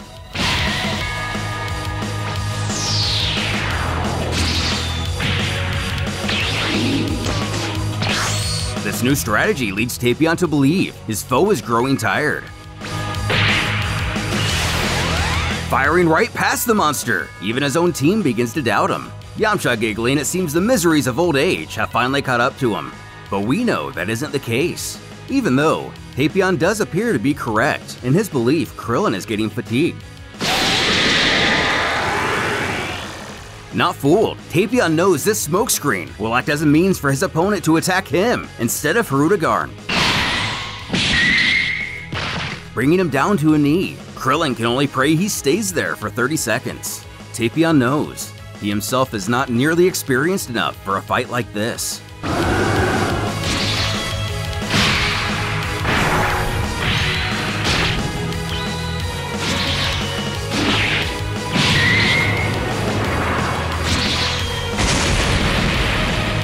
But in a lucky turn, Krillin goes down, leaving Tapion the winner. But even he knows he won't last much longer if he doesn't come up with a better method. Marking the halfway point of the second round, an official announces they will break for intermission, again ushering out the tables for the fighters to grub up. Turning to Goku, Goten can only grin, saying, "Hey Dad, I bet you were expecting that with..." But you ring the dinner bell and he comes a-running, already placing his order, which includes roast beef, a double serving of pasta, hot potatoes, salad potatoes, ramen, some cake, an assortment of fish, 12 kebabs, a mountain of caviar, and that tiny little toast that comes with it. Trying to one-up him, Vegeta demands double of what Kakarot is getting. Super Buu, having no need to indulge, is a little annoyed at the idea of taking another break so soon. The Kais invite Gohan to dine with them, as they gave thought to his previous request. The Grand Supreme Kai unveiling the new plan to use a set of Dragon Balls to immediately resurrect the victims of the first two rounds. As he thanks the deity, the Kai admits the other universes will surely appreciate it as well. Though there is something he has to ask the Half-Saiyan. If Universe 18 also had a Vegito. Apparently under the understanding, the two Gohans talked about it, because unless they're pulling a switcheroo for some reason, it's Universe 16 Gohan that's been communicating with the Kaiyos, who explains for a short time that was the case, but they split back into Goku and Vegeta while inside Buu. Naturally, before Potara Fusion was expanded upon in Super. North Kaioshin blurting, "Of course! The Supreme Kais that Buu absorbed. They cancelled the merger." Gohan questioning why, West explains, the Pataras were made only for the Supreme Kais. Vegito's mere existence is blasphemy. Admitting this was told to him before, he details how Old Kai enchanted them so they would work specifically for mortals. South deducing, the Kaioshin essence which still resided within Buu couldn't understand that Vegito existed for a very good reason, so it unconsciously separated him. Again, unfamiliar with our heroes directly, Shin feels this only further proves the Pataras are far too powerful and should never be used again. The Saiyans of Universe 13 approach Gohan, as they've come for, quote, "You know what's?" Goku asking, "What? Food?" To which Vegeta reacts, very similar to our own. Standing, Gohan claims their Kakarot got carried away, but the prince is in no mood to be toyed with, as he believes they held up their end of the deal just fine, given his daughter came out unharmed. Reluctantly, Gohan knows he has a point, and goes on to explain that in Universe 9, there's an old Kaioshin who appeared during the fight against Cold. He's the one who has the ability to increase their power. To those who are worthy, that is. But warns, if Vegeta or the others threaten or attack him in any way, they'll be sent back to their own native realm, pressing they be very kind to him. Of course, Vegeta only piffs at the idea of being nice to anyone, but Gohan assures, if he changes his attitude, he will get stronger. Away, a Varga comes up to Jace with a plate of chocolate buns, when the Ginyu-gun playfully slaps him roughly on the back, thanking him, but the slap was way too much for someone like him, crying that really hurt, causing Jace to apologize, assuring he just doesn't know his own strength. Meanwhile, on Frieza's ship, the smack was just a ruse to plant a camera on the hosting alien, the plot obviously to spy on what they're doing without being detected. And we see, they've placed several cameras in various locations, believing surely at least one of them will tip them off on the whereabouts of the Dragon Balls. Thinking, Frieza continues to theorize whose body Ginyu could have snatched, considering Jace, but doubting the others would possibly cover for him. Then again, they did greatly admire their boss, so much so, they still bear his name even today. But the Emperor remains in disbelief they could hide such a thing from him, when a henchman interrupts his train of thought, causing Frieza to bark out asking what he wants. Timidly, he only means to inform his master that if one of the cameras were to leave this universe, they would lose the live feed, but should be able to view the stored data upon its return.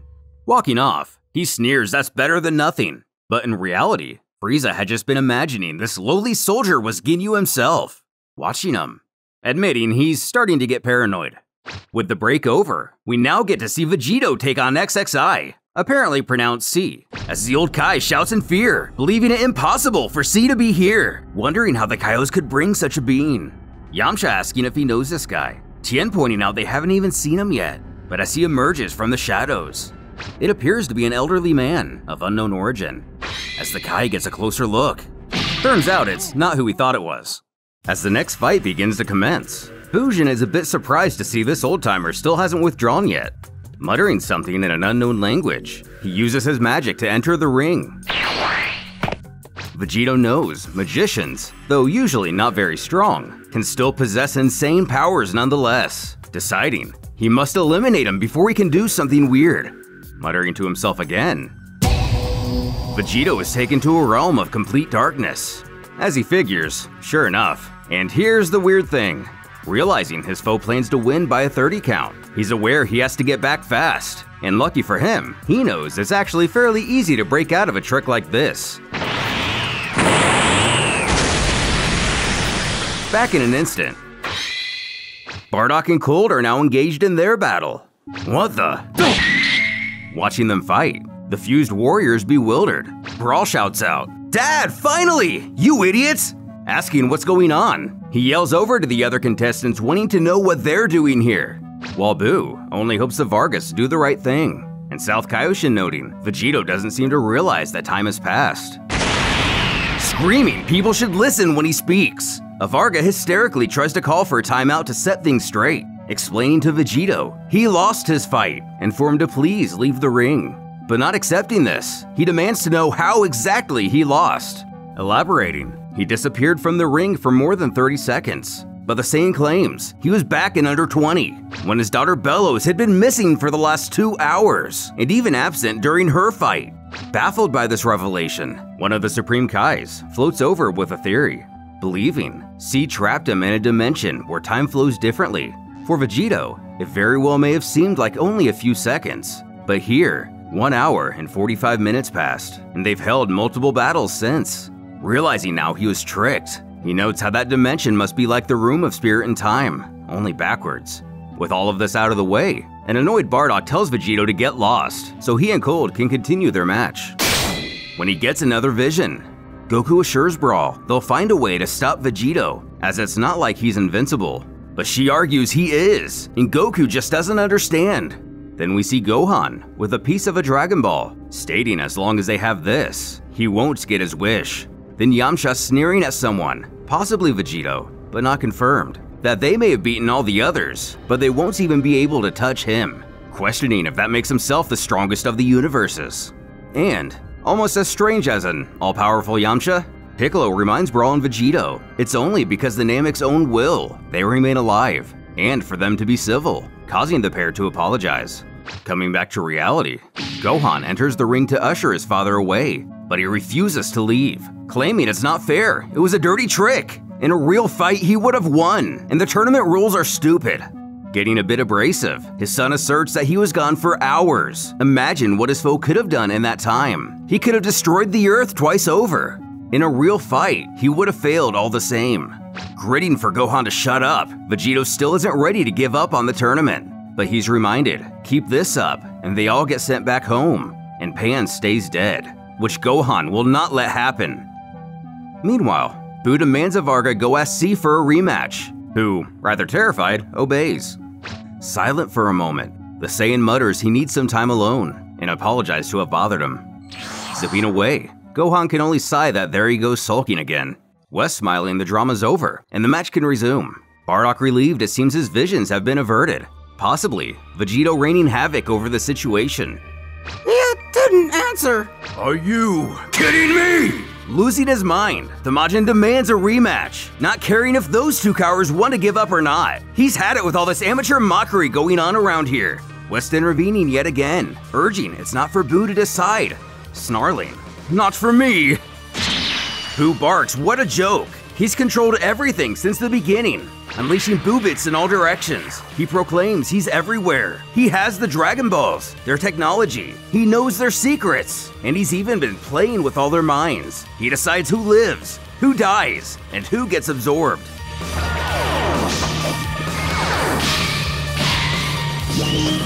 Send them back to his universe. It stopped working again. You fool!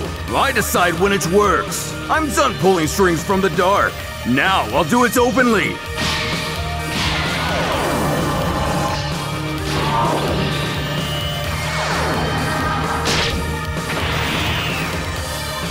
I'll use carbonite. Don't you dare!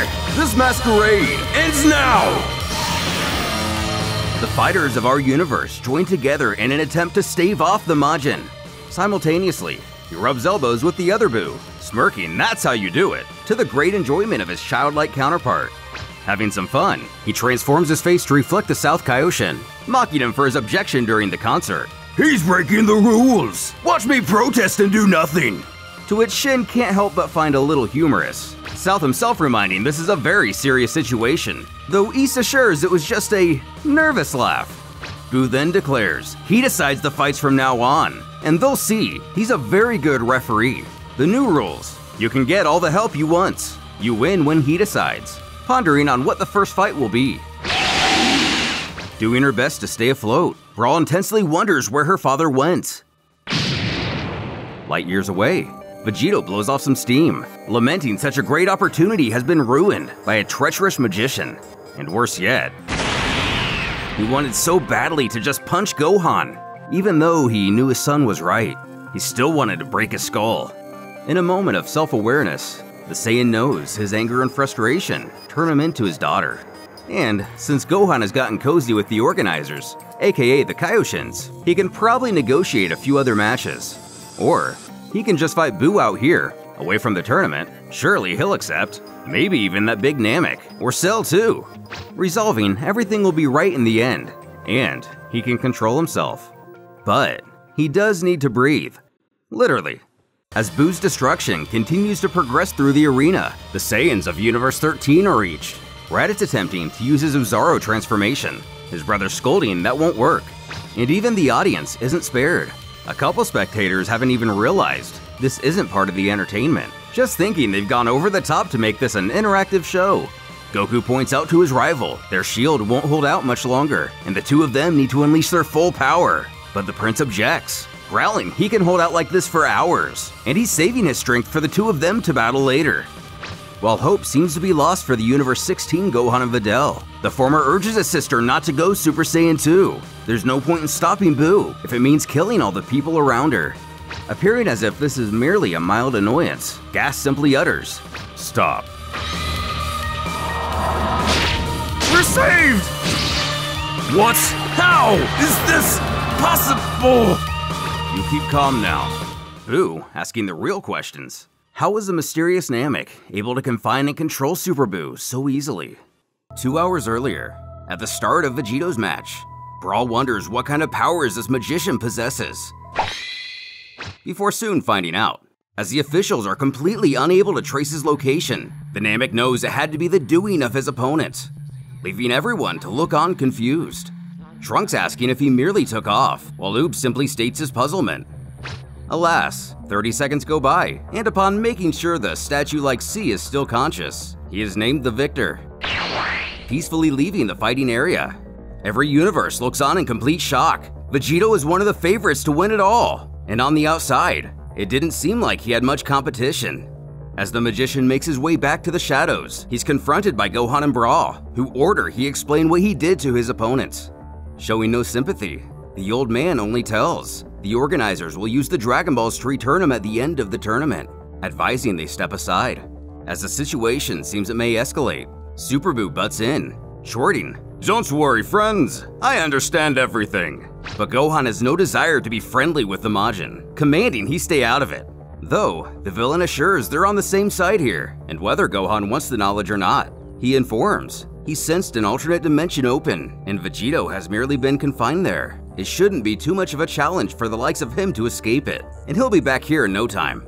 Sure enough, when that happens, the three of them can request a rematch, given that kind of technique isn't exactly fair, swaying Brawl at the very least. The Vargas announce, after this strange victory, Android 18 and Arale will be the next fighters. Uninterested by the broadcast, Goku notes that with Vegito being gone, it does give his own universe a shot, but it's still pretty disappointing, though the boys are fairly stoked.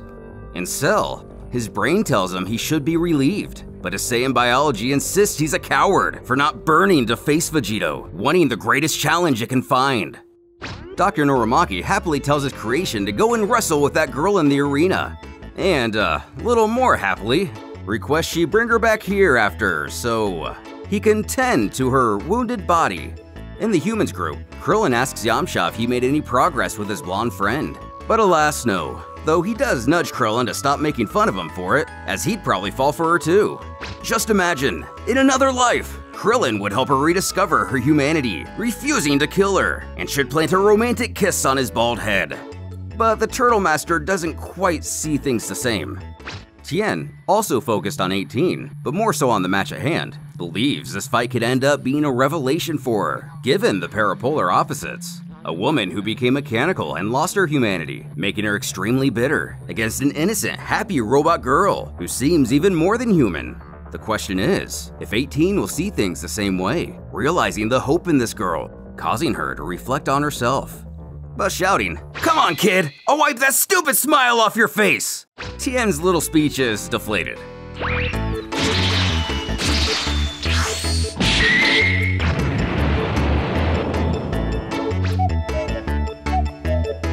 As cocky as she could be, 18 believes the fight to already be over. But grabbing the entire planet arena itself.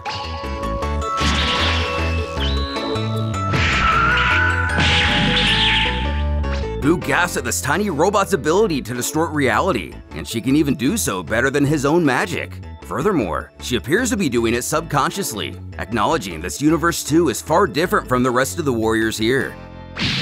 Plopping to the ground, Arale seems pretty satisfied with how things are going. Pointing to her opponent chiding, 18 fell out of the ring, so she loses.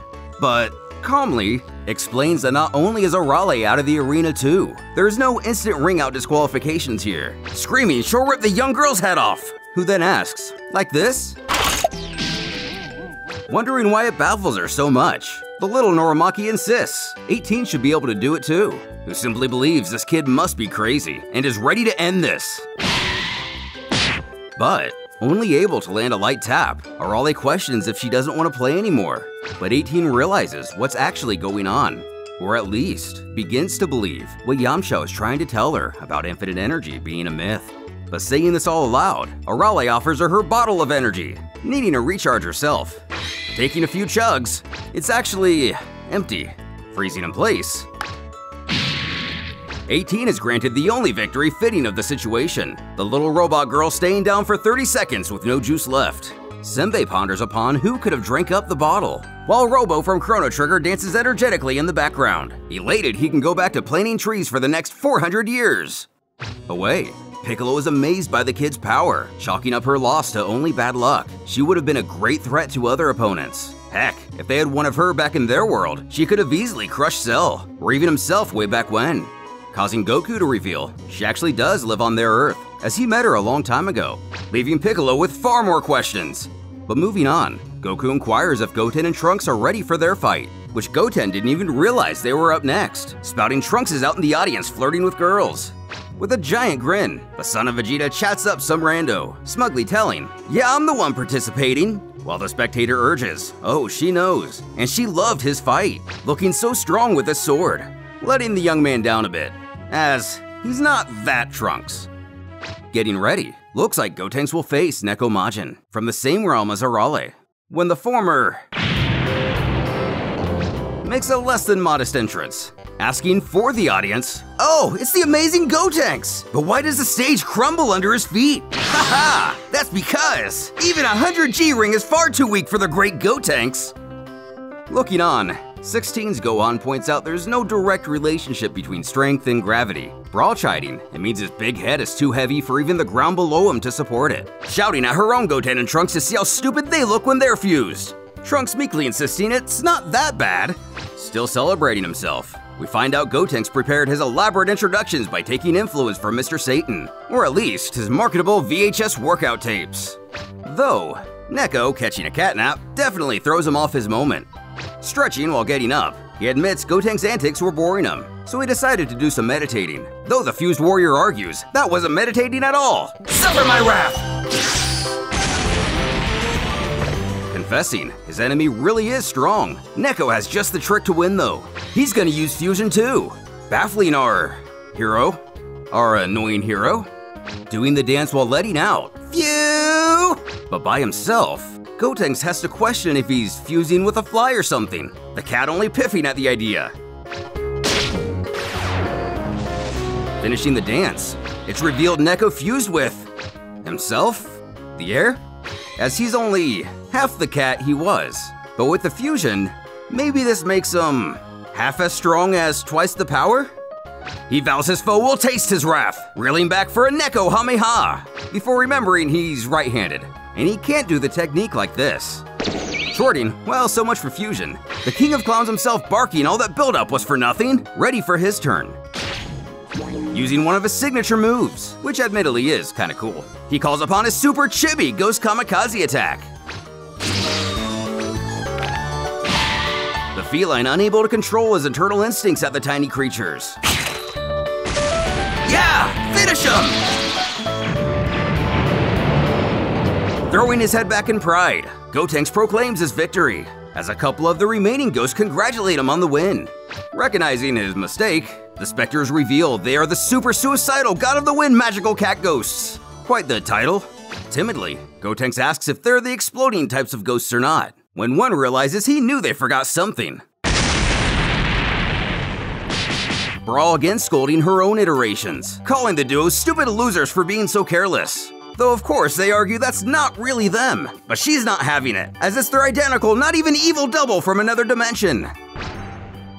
Cracking his knuckles, Neko smirks this is the end for the fused warrior. While back in his group, his friend collects bets on the outcome of the fight, all of which are on the Majin Cat himself. Turning to inquire if everyone has placed their wager, his buddy lets out a smile, shouting they have. And in that case, he gives up, throwing the fight merely to collect a quick buck, leaving several spectators furious. Though a win's a win in Gotenks' eyes, and given their recent scam, and the fact all their fighters have lost, Jocko suggests it's a good time to return home. Beelzebub in agreement, fed up with how serious everyone here is. Toribot liking the idea too, as it would make for fewer characters to draw. And so, the time watch guy shouts out to Universe 2, questioning if everyone is here, and for any absentees to raise their hand now. Ushering the gag universe back to its own world, free to be as silly and illogical as possible. But it seems they've left someone behind, as Mary Sue giggles that she overslept this morning to find her entire universe gone. What effect, if any, will this have on the future? After the gag universe returned home, Tien and Super Boo would face off in a battle where no one knows who will win. Looking down at the ring, the human comments on how intense the gravity is, this 100 G's really being something. The Majin admits he holds Tien here in high esteem, but assures he has no chance in this fight, even offering to give his foe a 5-minute head start, allowing him to attack all he wants with no retaliation. Snarking that's quite the generous deal. He tosses something out of his cloak. Alphabet! Oh, really? Whoa, Nelly! Whoa! Using the evil containment wave to trap the Majin within. A floaty tube? The audience is all stricken, as Tien himself catches a breath. Goku smirking at what a great idea that was, knowing they should have tried the same themselves back on Earth. Walking over to the device. Bravo! Such mastery! Of course, I know the Mafuba too, but I wasn't about to ruin your beautiful moment. To your credit, you really did manage to seal me inside, just not fully. You see, I've placed small pieces of myself all around the ring. Maybe you should try using that technique on each one. Questioning if Boo is only on the ring, his opponent replies, yes, why? But the author wants us to know this is a bold-faced lie.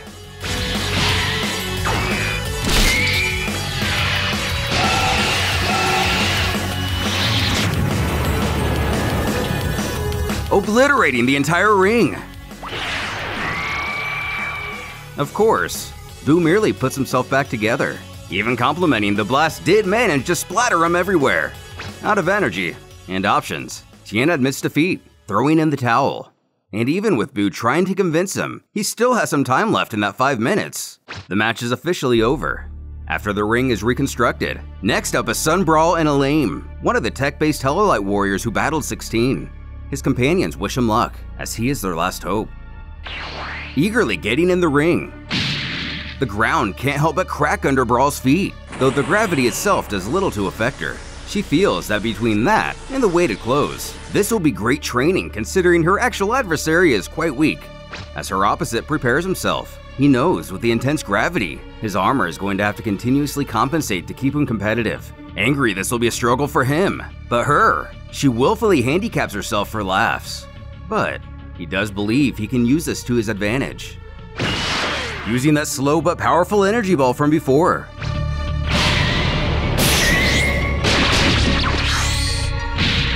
Falling to the ground, Brawl wonders what's going on.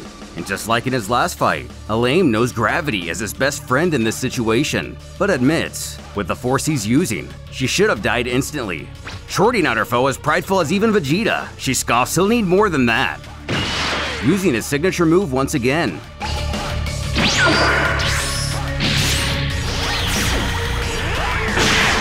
Oh, come on! Coming! An official noting, this is the attack that can penetrate their shields, knowing the crowd is in great danger. And surely doing so, some of the innocent bystanders are chopped to pieces, while others receive but a scratch. Tired of dodging, Brawl goes to shed her weighted gear. But it doesn't seem to want to come off. Goten laughing at what a trickster Piccolo must be, but the Namek himself barks that they're the ones who always want clothes that are as durable as Frieza's armors. Knowing if this keeps on, she'll have to go level 2, which is something she won't allow to happen. Zipping away, Elaine wonders if he should follow, using his headset to scan for her. With our gang, Oob notes she's behind the stadium not far away, causing Goku to ask a fair question. Since there's no one out there, how did she manage to use instant transmission? After all, that requires a target to lock onto. Piccolo stating, it appears she and Vegito have mastered the Kaioshin's teleportation technique, removing the downside of the Yardrat's method. Stripping out of her heavy clothes, Brawl's had it with her trading idea for now. Strategizing, without that gear, she is a bit lighter, but that gravity move will still be an issue. Then remembering her enemy mention, he can increase the gravity of anything he touches, realizing all she has to do is not touch the ring. As the countdown continues, only a bit longer until the Helolite will win. Counting. 7, 6.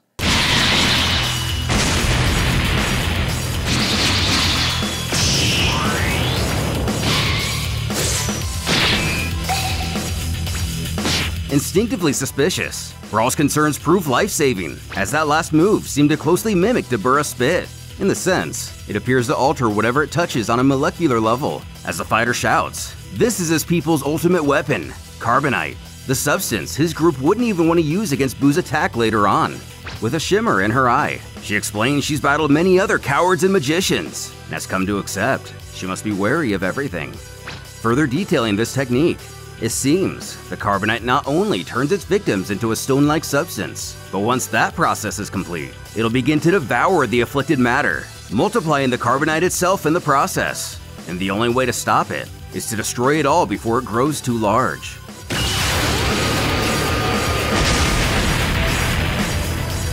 Extending his arm towards her, he apologizes, as the attack will kill her, but she'll be resurrected regardless. Though she merely laughs this off, already aware she's way too fast for him. But this is where he plays his trump card. As below, his allies shout out he better not miss, while Goku points out this is how they said they could have easily defeated Broly, stating if she indeed chooses to dodge, the entire crowd will become his target, and the Carbonite will exterminate all life on this asteroid. Furious it actually hold everyone here hostage, Elaine's own team shouts he doesn't have permission to use the Carbonite under these circumstances. Trunks, putting all the pieces together, questions 16 if it'll actually kill them all. Giving an indirect answer, the robot doesn't believe he'll go through with it. But the Helolite screams he has no other choice. If he loses, his universe will die anyway, so there's no difference either way. Enlightening us, due to an accident on his home world, his entire planet fell victim to the Carbonite, transforming it completely into a destructive mass of astronomical size. Any collision with an asteroid will send this vile substance flying through the galaxy, and their only hope is to obtain the wish the Vargas promised. Throwing her hands up in a "why didn't you say so" moment, Brawl offers to simply give them a wish, as they make them all the time back home. But Elaine isn't so quick to believe such a claim. Nonetheless, she assures they will save his universe, and they don't stand a chance in this tournament anyway, urging he let her team fight for them. Goku's group even tells they too aren't here for the wishes, and if he wins, he'll happily surrender their prize too. Goten chuckling where they're from, they even get 3, or 2 depending on Toriyama's memory that day or who's writing the anime. Alas, her foe still isn't buying it, so she resolves if he wants to be that way.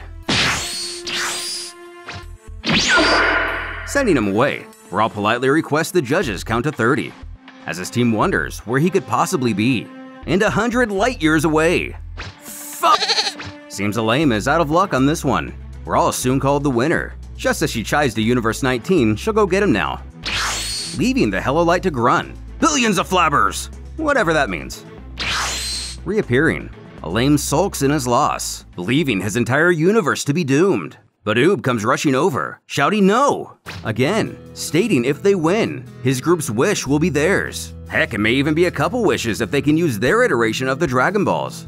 Goten piping up, "Gentlemen, with the quality of Son Goku, your world isn't just saved, it's double saved!" Going on to detail his heroics we're already familiar with, and he only dies every other time on the job. And for a small additional fee, he can probably even convince a Helolite's enemies to redeem themselves and become allies. Our hero pumped they now have something to fight for, other than just being here for fun. Shaking hands, Elaine thanks them for their sacrifice and generosity. Rejoining Piccolo, the Namek assumes she does not want her workout attire back, but on the contrary, She wants it to be twice the weight this time. Now that she has a universe to save, she needs to train now more than ever. Coming just about full circle, it's announced the next fight will be Bardock versus King Cold. The Saiyan calling out this will be the King's final battle, as he's seen the future, and his defeat. When Vegito makes his return to the arena, which wraps up the events of the flashback. We resume right after Super Buu is restrained by Gast, Goku salivating at the power the Namek shows. And in the booth, we find out their tech to send him back is still broken, so they'll be stuck with the Majin until they can find a way to fix that. West Kaioshin thanks their savior and explains the technical situation simultaneously. And since the backups are broken too, they'll have to wait until spare parts are gathered to exile him. Alternatively, if he can hold him in this state long enough, they can merely venture by ship and drop him off in his native realm. Vegito returning at an awkward moment, swinging his head side to side looking around. He questions why everyone is so tense. His family and friends a little irritated. So Gohan details everything that just happened, to which the fused fighter is quite upset to have missed out on. Glancing over towards his master, Dabura mentions Babidi has the power to imprison this Buu forever. It would make for an excellent opportunity to get in well with the organizers. Appearing aggravated, the wizard quips that's a good idea, and for the demon to shut up now, puzzling the underling. We then discover Babidi is worried his spell would seal his own Buu too, not willing to take such a risk.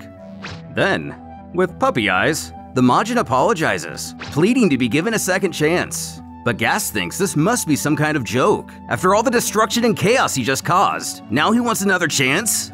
Explaining away, Buu argues he has thousands of personalities within him and promises he won't allow them to get out of control again. Continuing to beg, he doesn't want to be expelled from the tournament, swearing he'll behave and even fix the machines, allowing to be sent away if he does anything weird again. The Hellolites of Universe 19, downright angry with the creature's proposal, and merely believe him to be a depraved monster and master manipulator. Even the audience gets in on the debate. While most believe he needs to be banished and poses a great danger to them all, some of them argue the point of this whole contest is the adventure itself, wishing he gets to stay.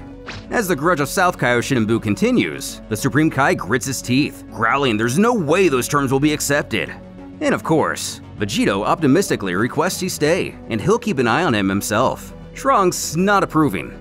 The Grand Supreme Kaioshin then states, taking risks so great goes against their age-old policies. However, this is a unique event, and this warrior is indeed comprised of many different individuals. Further elaborating and empathizing, Super Buu is used to being the omnipotent god of his own universe. Where he comes from, he's never had rules.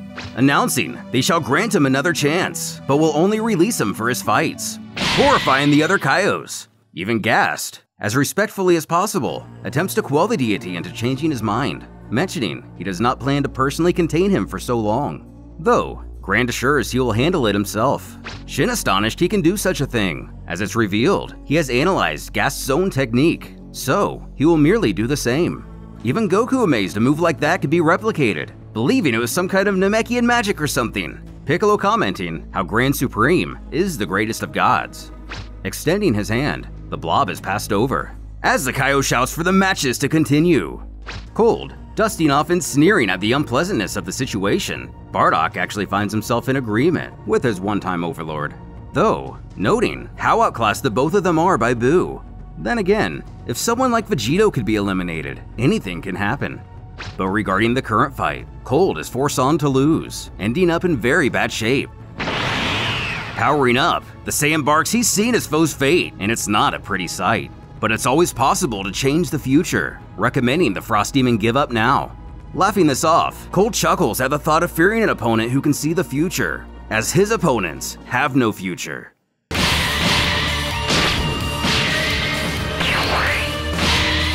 Can't even catch my breath, but if he gets in close, he'll pay dearly.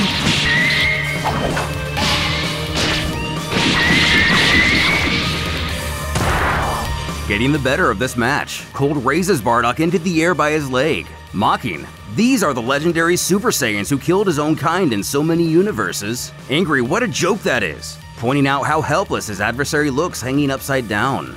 With a precarious expression, Bardock questions, "Upside down? You're the one who's upside down!"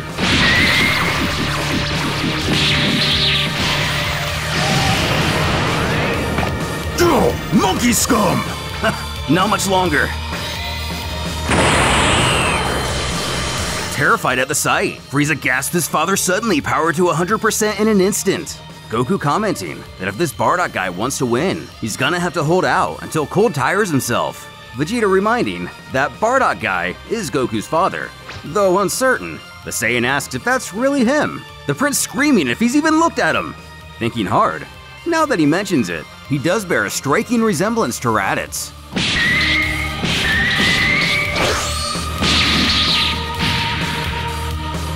How am I going to win?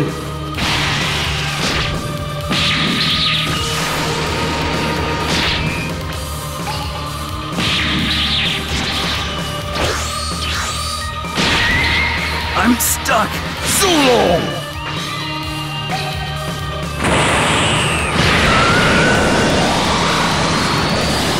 As Goku goes to block the immense impact, Cell states his annoyance with that brute Cold, just throwing his trash anywhere he pleases. Vegeta snorting he's one to talk.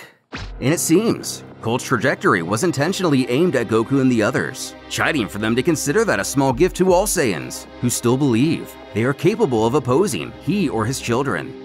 As the judge's 30 count concludes, Cold is named victorious. Bardock completely taken aback, having foresawn his foe's defeat. Raichi turns to him, smiling what a pleasant sight this is. Though he wanted to finish the Saiyan himself, it matters not in the end, as now he'll be served a royal delicacy. For the next battle is Cape Vegeta versus the Tuffle himself. Facing one another, Vegeta questions if this is the Tuffle who annihilated the Saiyans of his own universe. Though not giving a clear answer, Raichi merely inquires if that makes him mad, promising his anger is nothing compared to, interjecting, it's actually quite the opposite, as the prince quells. No, you did well, bewildering the doctor. Explaining himself, the Saiyan goes on to tell the Tuffles were weak. They didn't deserve to live. If Raichi here could destroy the Saiyans where he's from, that means they were even weaker, and good riddance to him. But unable to win with this guy, the Tuffle only quips. This is why Vegeta's people must be eliminated. They're all monsters. Having vanquished the ones back home, now it's time for the rest. Continuing, the prince doesn't believe that will be an easy task, as he himself is the one who erased the one responsible for killing the other Saiyans in his realm. Summoning his ghost warriors, the doctor sneers. Are you talking about this one and his little family? Sending the Vargas into a frenzy, one believing the wrong group is fighting. But his comrade isn't fooled, pointing out this Raichi guy just made him appear out of thin air. Yet another deducing that the ball he's sitting on is where his energy comes from, hence how the other fighters were created. So having technically entered the ring alone, it's allowed. Shouting for the Frost Demons to avenge themselves! Vegeta piffs at the idea of fighting these weaklings, as he surpassed them long ago.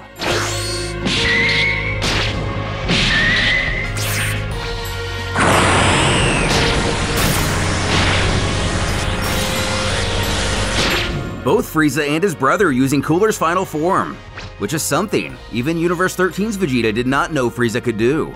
Who is pleasantly surprised himself to see he can do this. But frustrated, his sibling assures it's only an illusion. Raichi details how his ghosts are superior to the originals, and are even able to fight as a team better and control their power more efficiently.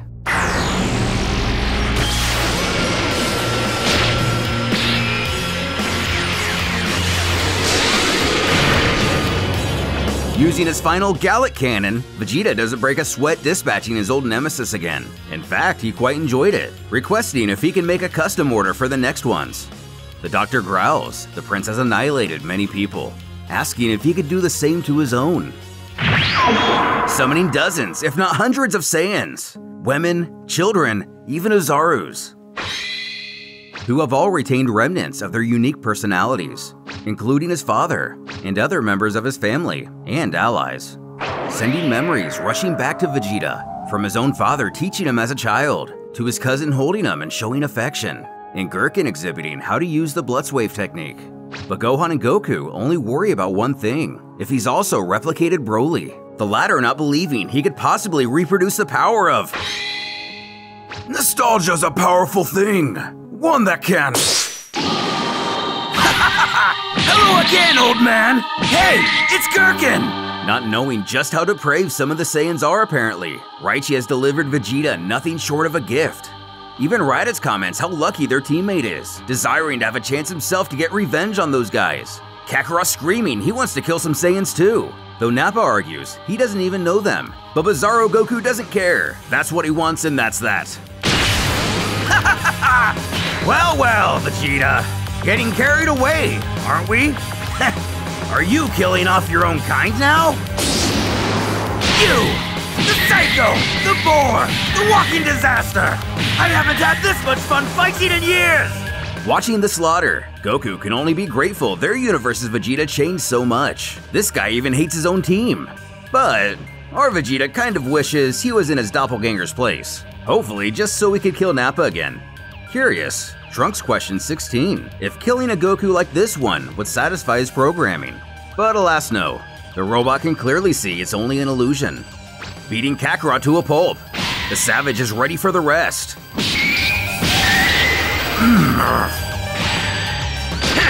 Farewell to the worthless! While Vegeta believes that to be the last of them, Raichi reveals one still remains. Goku worried he's going to go mad again. Even Vegeta 13 appears concerned. Gohan points out the obvious of him going on a rampage, but Piccolo has some skepticism, not thinking Raichi can emit so much power. The doctor rambles on that when someone dies a violent death, his machine adopts their essence, their might, and powers as well, claiming this Broly to be invincible, and his strength is constantly increasing, just like his counterpart from yesterday. Vegito and Trunks laughing how great this is, ready for the challenge. But Brawl merely barks for the eliminated ones to keep quiet. While Vegeta scoffs at the notion that Broly is invincible, the legendary transformation, on the other hand, may be. But all the Prince sees is a simple level 1 Super Saiyan in front of him. And with a single blow, Broly meets his end. Whether bluffing or not, the Doctor then claims this has all been part of his plan, knowing he wouldn't hesitate to destroy them all, as that's the kind of monster Vegeta is. So now, he is surely tired out, and Raichi hasn't even used his strongest ghost yet, stating hatred is an energy, which he has managed to channel. When someone dies, their hate remains and becomes his own. In Universe 3, the Tuffle bore witness to Vegeta's massacres, collecting the power from his victims, as well as gathering it from the fallen Saiyans as well naturally, before summoning each of the warriors who have died in this tournament. Gohan and Videl horrified to see their daughter among the ghost fighters. Sid joking with Salza, she'll just turn him into a girl again, and getting rid of the lesser combatants with a little effort. The Prince finds it hilarious. This was his ace in the hole.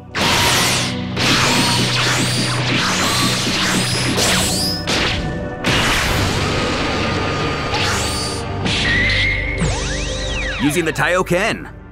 The Tai-Yoken, aka the Solar Flare. Vegeta simply closes his eyes, piffing he's already seen this trick before.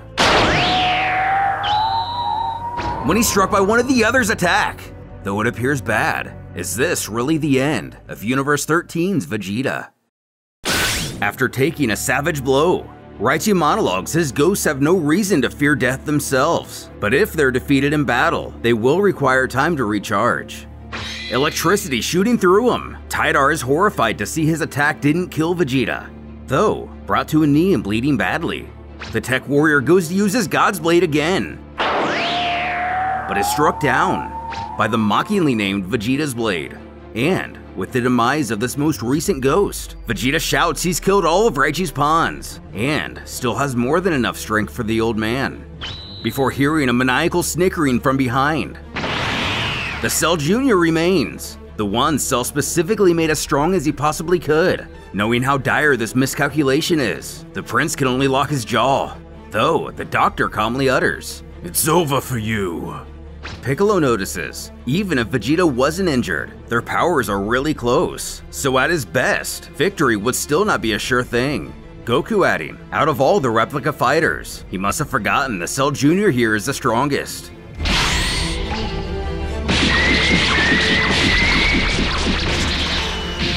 The bio creature puts the Prince down with ease, who's unable to accept what's happening, claiming he, the Emperor of the Universe, is being ridiculed by this pipsqueak. And even on the verge of death, he truly feels he has yet to tap into his full potential, the real potential of the Saiyan race. having witnessed the Super Saiyan 3 form in Goku and Gotenks at this tournament, not to mention Gohan during his little visit before his daughter's fight. And though they would speak to old Kai, they would be denied his services to improve themselves, not believing for a second they're worthy of his power.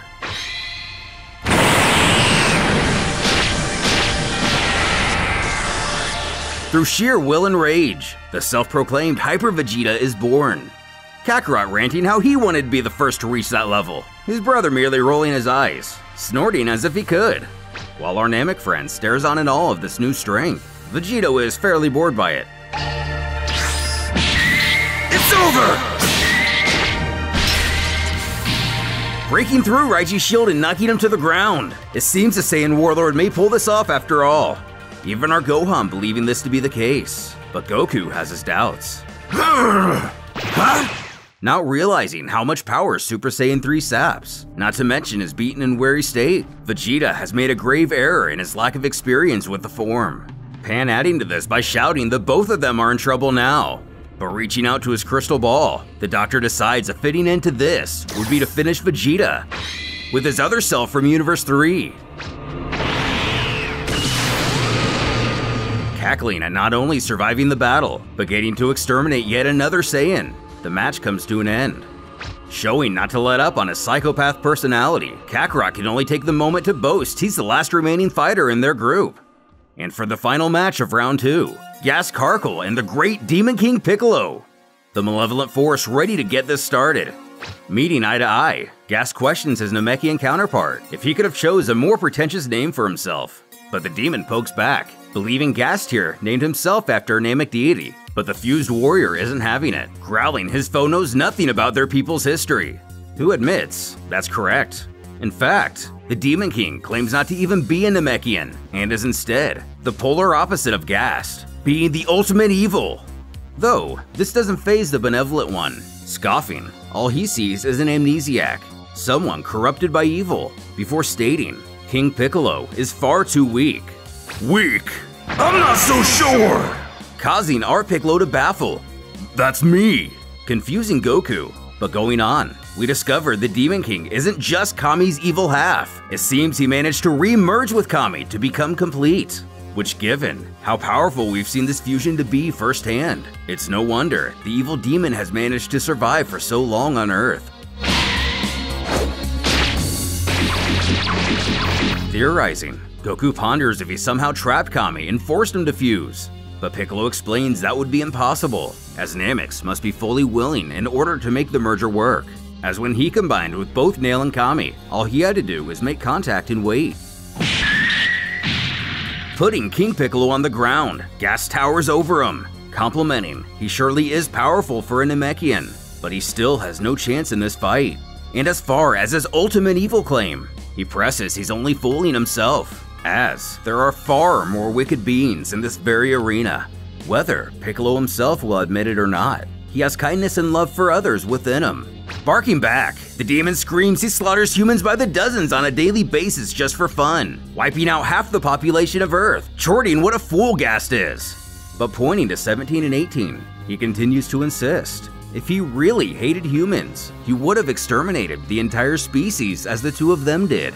Tripling down on his assertion, Gast then reveals, when King Piccolo merged with his other half, he was in fact corrupted by goodness, which seems to come to a surprise to the rogue Namek. Smiling, Gast goes on about Piccolo's love of the Earth and humans alike, and the goodness in his heart will continue to grow within him, eventually converting him to the other side of morality, and one day, he will refuse to ever again bring harm to the innocent. Of course, the demon disagrees, claiming to have complete control over himself, and he will never do good.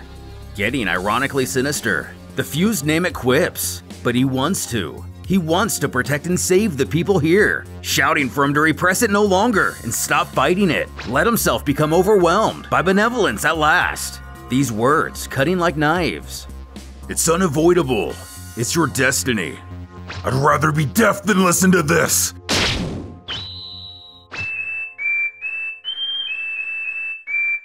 What's the sound? It's horrible! And even in a fan manga, King Kai has to get in his King Kai dialogue. elaborating for a Namek, the frequency of a whistle is as unbearable as a million nails scratching on a chalkboard. Never previously being exposed to this before puts him at great risk. When a gentleman in the audience, feeling the same as myself, urges that Kayou stop babbling through the match. With another fourth wall observation, Goten wonders why Gas just doesn't remove his ears like the other guy. Please, I'm still searching for a challenge when I can find it. Terrified, the Namek heard him. Varga reminds it's against the rules to coach the contestants, but he argues he wasn't even speaking to him directly. At any rate, it's not like King Piccolo really stood much of a chance, as Gast is almost immediately after named the winner, muttering, "You still have a long way to go." The demon is healed. Gast advises he genuinely think about what really brings him joy, torturing people or watching them be happy under his protection, noting he doesn't have to find the answer now, but soon. Spectating, Tien questions Yamcha what he's doing, replying, "I'm writing this down, it's good stuff." Guess he took a liking to Gast's speech. With the second round's conclusion, an official offers his thanks to all participants. Before dinner, they prepared a surprise for them. When a ship materializes in the air. At the sight of the Dragon Balls, the Cold family can only do their best not to let their jaws hit the floor. The same Varga explains, for security reasons, it's strictly forbidden for anyone to move from their seats or respective universe area. Powering up, Vegito shouts, "Well said!" and he will disintegrate anyone who crosses the low wall without warning, completely fed up with panty wishes. And Gas, knowing what's up, glares down the Frost Demons, snipping they better not even think about it. West, turning to Grand, inquires if Super Buu is secured, which his holder assures he is. Besides, his powers far surpass the Dragon Balls at this point, so it's not believed to try anything regardless. C, gazing from the shadows, simply muttering, "Too bad," and that he will have his wish when he wins this thing. In the control booth, the others, having removed the ring, declare Piranga can be summoned.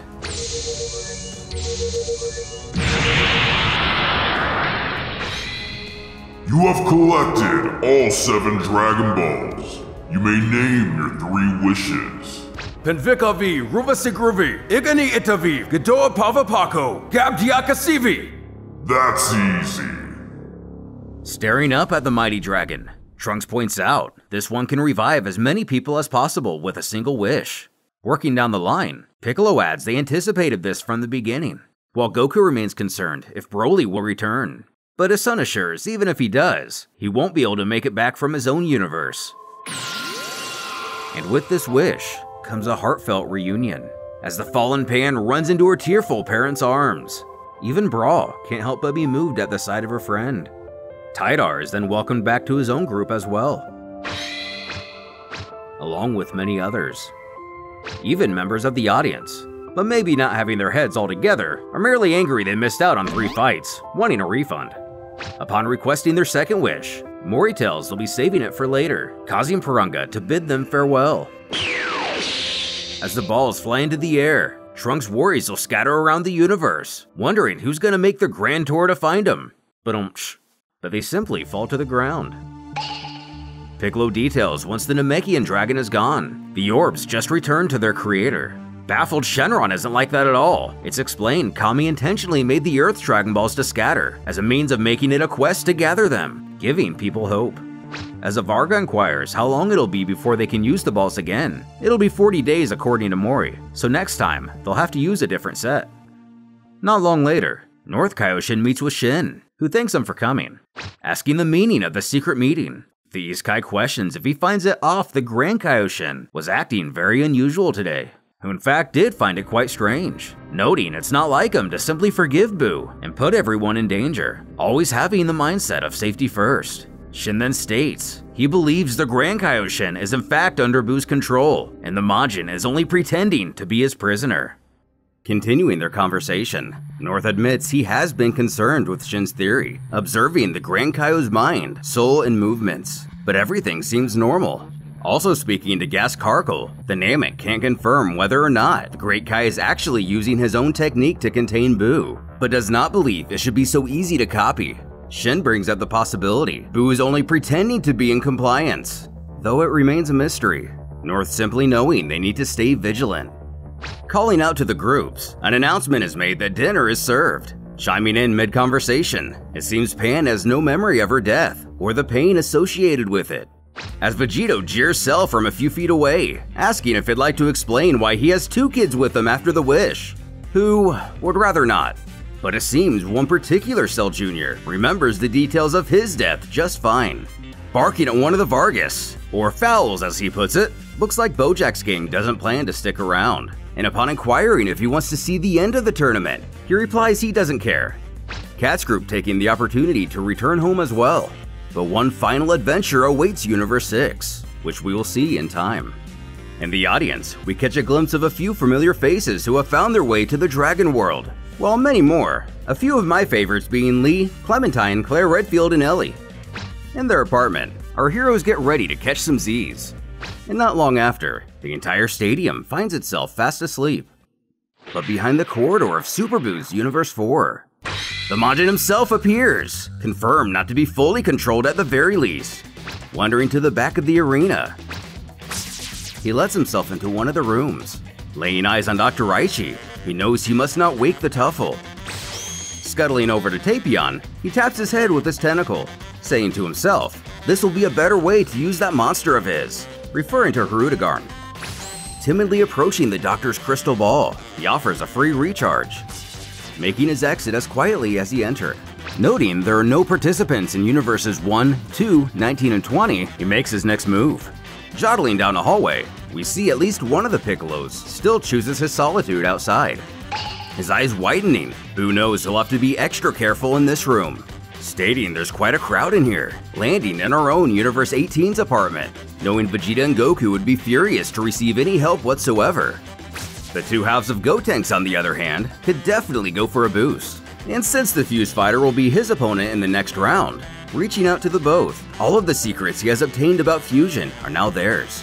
Zipping over to his successor, Oob, he would actually like to have a conversation with his reincarnation, deciding to incept his mind in the form of a childhood friend.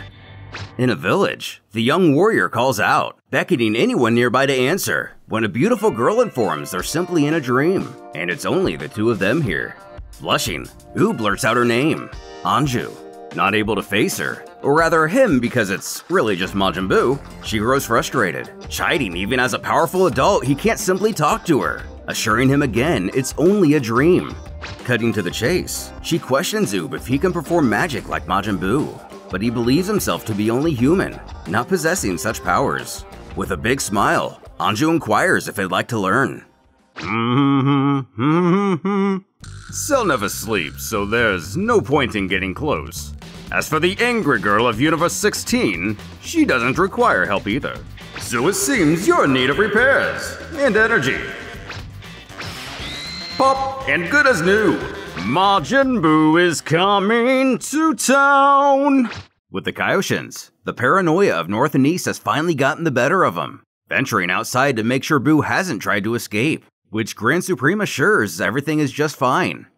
Peering in on Kakarot, pondering for a moment, our little home invader believes he has an idea. And with his fluffy counterpart, Ah, buddy! Shush! Excitedly asking if he's come to play, Super Buu urges his other self to keep quiet, before bluntly stating, you better explain the rules of the tournament to this one, or else he'll surely do something stupid. Then moving on to Frieza's ship, everyone from Universe 8 has decided to stay out here instead of the gifted apartment. Looking down at Frieza himself, who already knows he has no chance to win his match, so he'll have to be a bit inventive. Implanting a fake memory into the Frost Demon, where the Space Lord met with a wizard on a far-off planet, who taught him to. The rest goes unexplained. Joyfully hopping down the halls, he knows for the other, he has something else in mind. With Cold, he merely influences the idea that his opponent is a Saiyan. Just talk to him, they'll accept any terms for a more exciting fight. Finished with the Frost Demons, the next in line would be Gast. But Buu knows how foolish that would be, so the last one will be C of Universe 5, the old man who trapped Vegito in another realm. What's happened here? You! Hey, but How did he get in? Is that a question for me? No. My question for you is, how can I vanquish number 18 easily in the tournament? The next artificial morning, shaken, Yamcha discovers 18 was somehow fixed up overnight, causing him great concern. But the cold-hearted android simply growls for him to leave her alone. She doesn't know how it happened, but she's fine with it. Oob, staring into the sky, realizes the ring is gone, when a Lady Varga begins an announcement, welcoming everyone to the third round of the Multiverse Tournament. The fighting area has been changed once more, now taking the form of a disc on the floor. Also, the gravity has again been multiplied by 10, as well as a new invisible barrier installed, bearing a cylindrical form. It will only be activated during the fights. It extends through the low wall into the air, before revealing, unbeknownst to the host, the next match will be a classic, Goku vs. Frieza, urging both contestants to enter the ring without touching the low wall. Picking himself up, our hero is a tad confused. Gohan reminds, the gravity has been multiplied by 10 again, meaning it's now 1,000 times the gravity of Earth. Annoyed, Piccolo reiterates, Don't touch the wall. While Goten mockingly wags his finger that it's against the rules to aid the participants, something the Sun family seems to have trouble with. Laying eyes on the black-hearted space tyrant, Piccolo can't help but point out the irony of this fight, though Vegeta knows it'll be over in 2 seconds. Walking towards each other, with a glint in his eye, the Frost Demon inquires if Goku would like to accompany him to his place. Reasonably confused, Frieza repeats himself, again inviting him. Our dim-witted hero utters, sure, why not? And we're transported to a frozen desert of a world, explaining this is an illusionary realm, only existing in their minds. If Frieza wins here, he wins the match, asking if that's okay. Always up for a challenge, Goku knows this will make things a lot more intriguing. But judging by the look on the Space Lord's face, what could he be up to? With little effort, Frieza hits the icy ground. Goku shouts it may be pretty cold, but that's about it, not thinking this will really give his foe much of an advantage. Shorting he should have chosen better. When the Saiyan lets out an uncomfortable cough, he then realizes he can't catch a breath of fresh air, and feeling his face. Cackling, we find out there is almost no oxygen in this atmosphere. What's more, the environment here will rapidly age creatures like Saiyans. As Frieza claims, his adversary has already aged 20 years. Between all these factors only impacting inferior species, Frieza proclaims he has already won this battle. Powering to Super Saiyan 3, Goku now knows every second is precious. But unable to maintain the form, he won't even be able to utilize his full power here.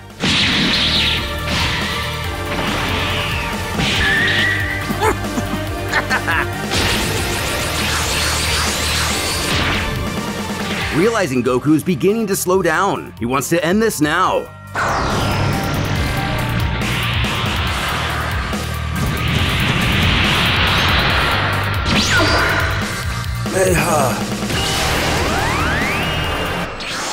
Popping back to reality, it seems Goku has won, as he boasts his victory aloud. Videl turns to her husband questioning what just happened. All they did was stand there for several seconds without moving, then Goku randomly said he won. Familiar with this technique himself, he explains it was a mental battle. As a vein pops out of his head, Frieza argues the deal was if he himself won, he would win the fight, and this match is not over. Smirking, if you insist. One-shotting his foe, Goku wins officially, carefully touching the low wall. Again, he exits the area, as another Universe 18 fighter prepares for his bout. Piccolo urging Oob expressed caution. He may have sparred against Majin Buu back home, but this one is very different, still containing his evil half. Getting his sea legs, the reincarnate can feel how much more intense the gravity here is versus the gravity room. Hearing Buu enter, he quickly becomes soup. Before resuming his normal form, the childlike villain is ready to win this entire tournament. Kaioken!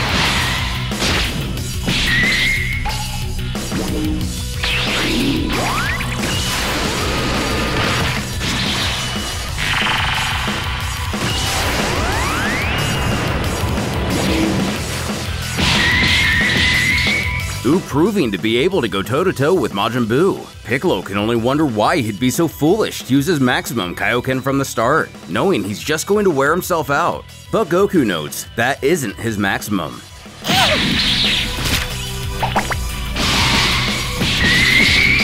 And the warrior himself does acknowledge he knows he won't be able to rely on this power for long, as it still rapidly drains his energy, whether maximum or not, while the Majin expends his own carelessly as well as endlessly. Merging back into a single entity, the bubbly man is about done fighting, now in the mood for a snack, shouting for Oob to turn into a cake. But luckily, due to some intervention by Super Buu, he tosses it back at his foe. Cracking, fresh fruit is much better for you, turning him into a watermelon.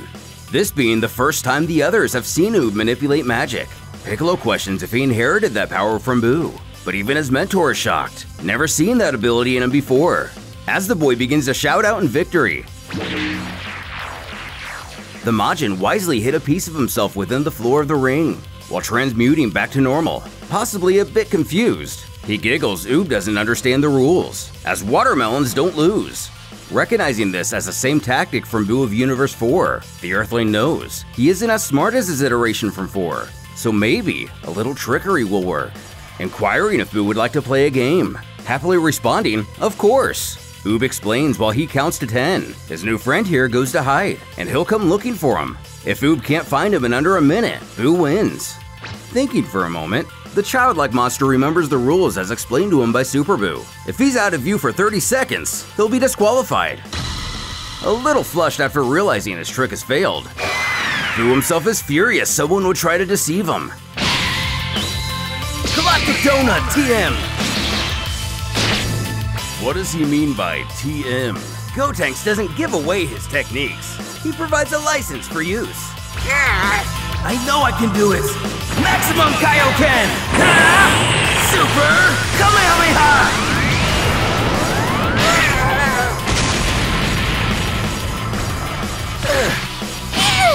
That's the last piece. Breakfast time! There! You're hidden! 1, 2, oh no! Come on! Stay calm! 18, 19, You won't get out! No cheating, Poppity. 30.4 seconds! Ooh, from Universe 18 wins! Huh? Buu lose? Oh well, that was really fun, and I liked being a watermelon.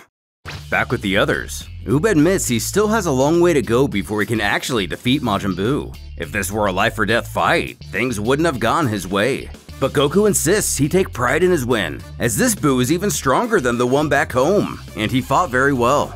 Informing the crowd, the ring is now being reformed, and in a few moments, the next battle will begin.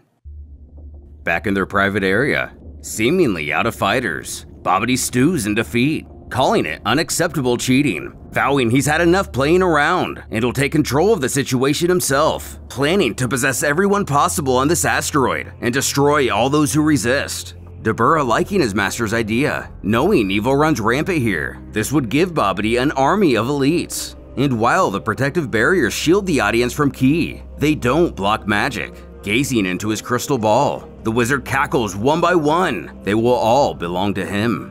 The King of Demons suggests he start with Vegito, as he appears to be the strongest by a wide margin and doesn't seem completely pure. But Babidi remembers Vegeta all too well, thinking back to when he refused to obey. Not wanting to open that can of worms again, he's set on not involving him or any of his counterparts in any way. Also, the villain can sense that some of these universes are abundant with benevolent warriors. In fact, he doesn't sense any evil left within Universe 18's Vegeta. Deciding it would be smart for now to remain discreet, they will move forward with their plan, but hide the Majin seal for the time being. And mysteriously, Buu remains in the corner, sulking for the duration of the conversation, completely separated from his usual happy-go-lucky self, as in one of the apartments to Universe 3. So you think you can wear me down from the inside, Kami? But I am pure evil! I am independent! I am at your command. Stepping up, are Vegeta versus Kakarot, the psychotic Saiyan relishing at the chance to massacre the prince, and for some reason is wearing his brother's armor. Knowing he should feel the same, Vegeta realizes this isn't his great rival, only a shadow. Though, his foe quips, a shadow who surpasses him, regrowing his tail, even coming to the surprise of his comrades. But our prince only feels it's a desperate, pathetic move.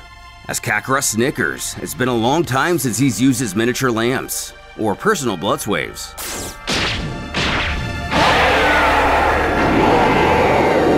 Using both the Ozaru and Super Saiyan transformation, his team looks on horrified.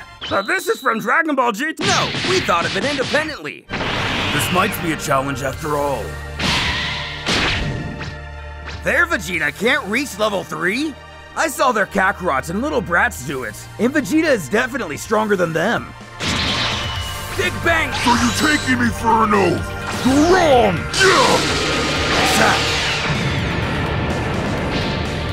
You're worn out! And one less Vegeta, and the next will follow soon. I didn't take you for an oath. You are one!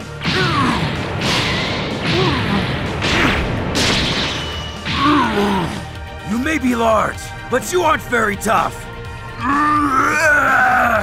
And now, you just aren't very tough. Vegeta, always so sure of himself.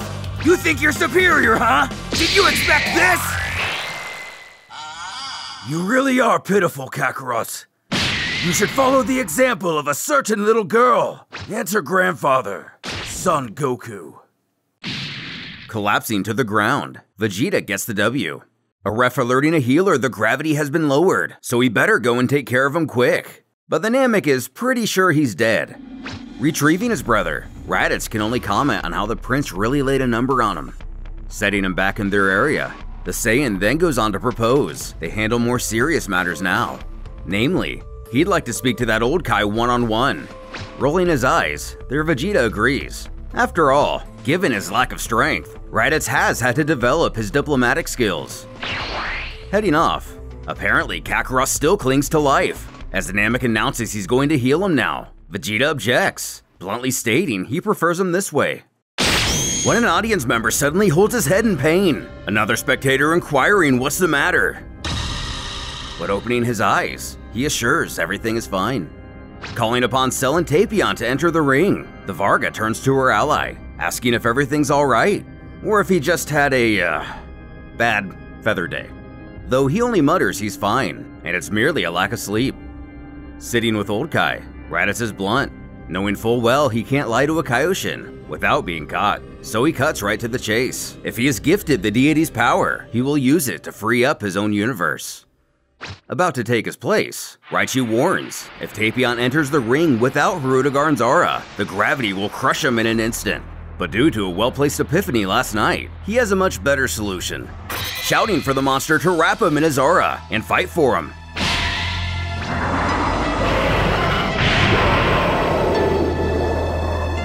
Looking on at the creature, Cell sees this match as nothing more than training. While inside, Tapion will be completely sitting this one out, not even in control of Hirudegarn, but at least now, he's not his own weak point. This doesn't make sense. I'm hitting much harder than that Giza Krillin.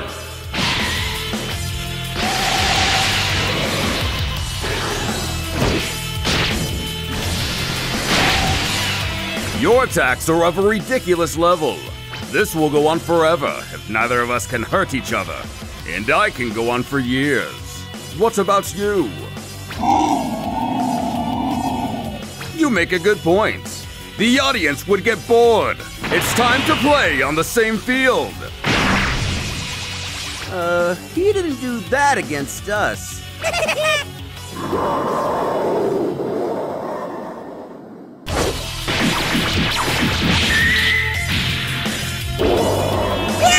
Yeah! Huh? Nice combo! Dad, don't support Cell, please. While everyone is distracted, Babdi's minions make their way somewhere. Waking up, still with a hole in his chest, Kakarot is a little less than happy to discover he still hasn't been healed, shouting out for a Namek as he coughs up blood. Quickly saving him. Raditz! Where are you? How could you leave me? He's not here. Vegeta sent you to watch me. Stop taking me for a fool and go back to your kennel. You think I'm crazy, but... Well, yes. My mind has never been so clear. What should we do, Master? You? Nothing yet. The fight continues while the wizard slowly places his pawns. Videl heads back to Universe 18's apartment, laughing to herself that if her father were here to see this giant cell, he'd be having nightmares. Bobbity's gang of thugs arrives to their destination, one mentioning how the woman behind this door is the weakest of her universe and she'll make an excellent hostage. Moreover, no one will be able to detect him once they've entered the room. Though, all it took was a kick to the door for the others to realize Videl's in trouble. Gohan initially rushing to the aid of his wife, but Vegeta stops him, instead directing Pan to head there immediately. Explaining himself, the prince believes the young girl needs exposure like this in order to grow. Arriving in a millisecond wielding her grandpa's Niobe. Videl hasn't forgotten where she's come from, easily apprehending every intruder. Something does bother her, however. No matter how many times she knock him down, they just keep getting back up, resurfacing some very particular bad memories. He seems mostly unharmed. Blunt attacks are either being deflected or dampened. And when I try to pierce him, he just vanishes into smoke. But if he doesn't see it coming…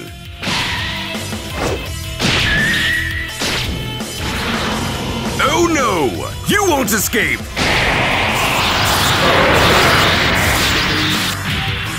Commenting on the situation, the announcer elaborates, Tapion has been completely sucked inside of Cell, beginning the countdown. Trunks piffing these Vargas don't know anything, as that giant monster is clearly not Tapion. Remembering their past battle, Goku questions Vegeta if he thinks Cell will explode, who doesn't for a second consider it, as this technique has nothing to do with that. In a somewhat messy explosion, one official does their best to hold their lunch down, as the other begins the countdown again, but this time for Cell. Hirudegarn lets out a beastly chuckle as the count nears the halfway point. Regenerating fully impressively fast, Cell turns the tables on his opponent, reversing the countdown once more. But the Biodroid claims there's no need, as both Tapion and his creature are dead. Regardless, the 30 count is reached and Cell moves on, heading to his quarters to wash up. Vegito jokes he'd try and not kill any of his kids on the way back. I've improved from this fight, but it's not enough. I need to… What? Who's trying to control me? Impudence! Yamcha exits the room, leaving his teammates behind with Raditz, presumably because 18's fight is next. Clarifying the situation, Raditz would use the power-up to eliminate his two comrades, Tien asking about the third, but he refuses to kill his own brother, promising to take care of him in his own way. Causing Tien to scoff, there's actually a heart in his chest after all. The Kaioshin confirms he's not lying, knowing full well he'd like nothing more than to do away with Nappa and Vegeta, but fewer oppressors does not mean less oppression. With a smug grin, Raditz argues, managing, ruling, meaningless murder. He cares not for these things. That's Vegeta's MO. His brother and himself will only keep enough to live and prosper, nothing more. Videl jeering at the idea he's really going to stop committing evil acts, but the Kaio chimes that's not what he's saying. Raditz and Kakarot will continue their selfish behavior, even the killing of innocents, but merely in their own region on a small scale. This would only serve to end the continuous massacres led by Vegeta. He is offering a lesser evil, which suits himself best. The Saiyan doesn't argue with his paraphrasing, calling it a good deal. We then have C and 18 ushered forth.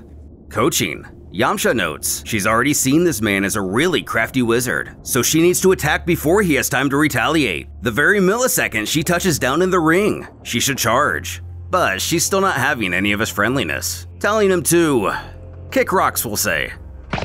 But even 17 doesn't think it's a bad plan, his sister admitting the same. However, she didn't ask for help.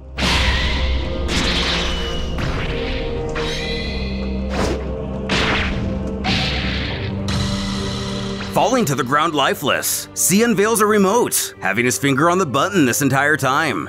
Future Trunks knowing this device well, and how it was used to deactivate her. The question is, how it came into his possession.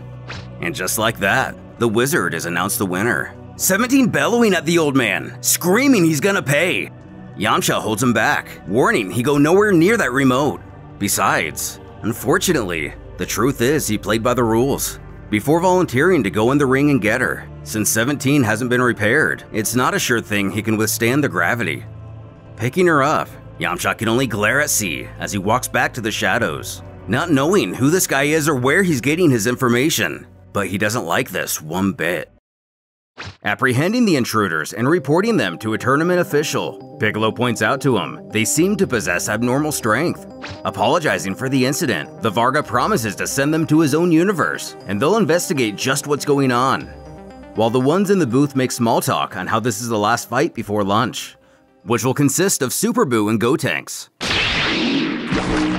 The Great Kaioshin releasing his grip, Buu is free once more, bowing at the head to offer his thanks for taking care of him, ready to have a nice battle. Gazing at the Majin, Goku notes his calm nature as the Namek turns to the boys, barking to know what they're waiting for, urging they fuse and get in the ring. Scoping something in the distance, Trunks asks Piccolo what's that he sees. Huh? There's nothing.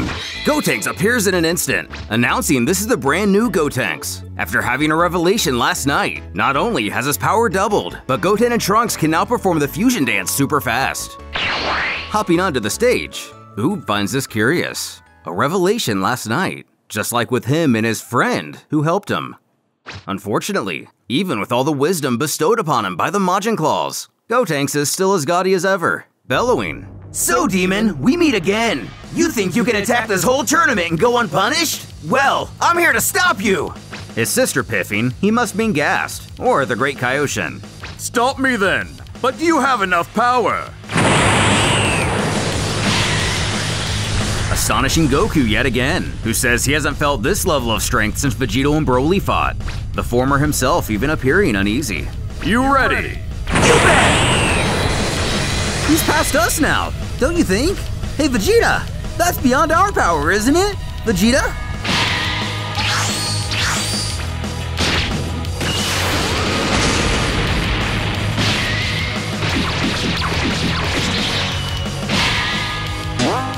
As if just waiting for this moment, Universe 16's brawl lets out a sigh, because these morons didn't even account for the fusion having a lesser time while using Super Saiyan 3.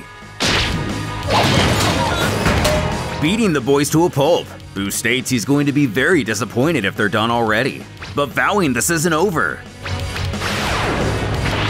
Fusing again in under a second, Gotenks claims he's physically and mentally fit once more, the second of the two being debatable. Quite the upgrade for them. Super Buu is happy to see his tampering may have paid off. Chuckling, now it's his turn to try something new. Utilizing the Ultra Armor from the Helolites. In an attempt to quell his comrade's concerns, Elaine explains he won't even be able to use it without Xenolome's brainwaves. But morphing his face, the villain quips that's not a problem. Ultra Waver Ball! Is this a joke? Your own attacks are stronger than this. Instead, try a taste of my Ultra Gotenks Ball! Here! Ha ha ha! Buu is defeated! Defeated? I was just testing the barrier! Eat this instead!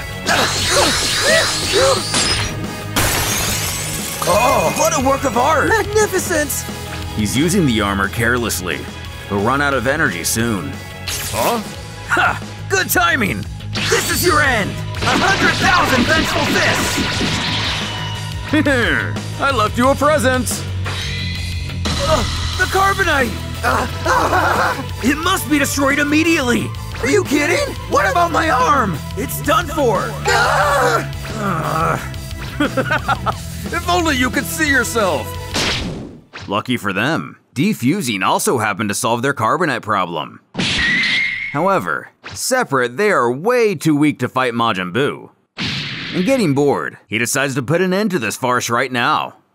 Calling him back.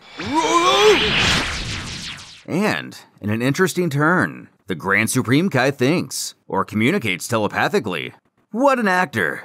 Causing Super Buu to respond not to mock him. But what could this mean? The big boy himself calling out for lunchtime. Seems Goten and Trunks of our universe agreed to a bet with Bra that they had no chance of winning, in that they have to be her servants for an undisclosed period, ushering them to refill her glass. While Pan shouts out she wants some more cake. Goku liking that idea, getting a bit thirsty himself. Away, evil Vegeta wonders where his imbeciles of teammates are. Rushing through a corridor of their ship, a henchman of Frieza alerts there is food being served in the arena. inquiring if they plan on joining. All with an eviler look in their eyes, Jace mutters, "Yeah, sure." In the audience, we find ourselves a couple of divine spectators. Since we're not in the canon continuity, the events of Battle of Gods never took place. Or maybe it's another reality's Beerus altogether, asking the audience member to his left if they've heard of a Super Saiyan God. But naturally, they have not. Then beckoning the person in front of him, who also has not. Whis inquires if he asked one of the Vargas to make an announcement. But the great feline destroyer couldn't stop himself from catching and eating him. But it's whatever, resolving they just head home. And an hour of gorging later, Fat Vegeta was born, but not through any dancer earrings. He simply ate way too much, even for a Saiyan. Trunks laughing, he looks like he's about to explode like Cell. His daughter only calling him an idiot. Up next will be Brawl versus King Cold. The young girl requests Piccolo change her into a light outfit instead of this weighted garb, switching her attire. Her brother questions why she changed clothes, wondering if she thinks it'll be a tough fight. But she boasts he must be dreaming, as the gravity is more dangerous than that mosquito, and this will be easy. But she'd still rather not be weighed down. Overhearing, Cold scoffs she's quite sure of herself, but he is much stronger than any of his children, and taking him out won't be so simple. Mocking, she stands her ground, replying, "Oh yes, it'll be very simple." But the Space Lord believes her confidence only resides in that Super Saiyan transformation. Without it, no one from her universe could have ever defeated his sons. Laughing this off, Brawl calls the tyrant ignorant, claiming he's outclassed 1,000 times over, and she doesn't need Super Saiyan or even her own hands or feet to win. In fact, she could squish him with her breath alone, and in a few seconds, he'll see.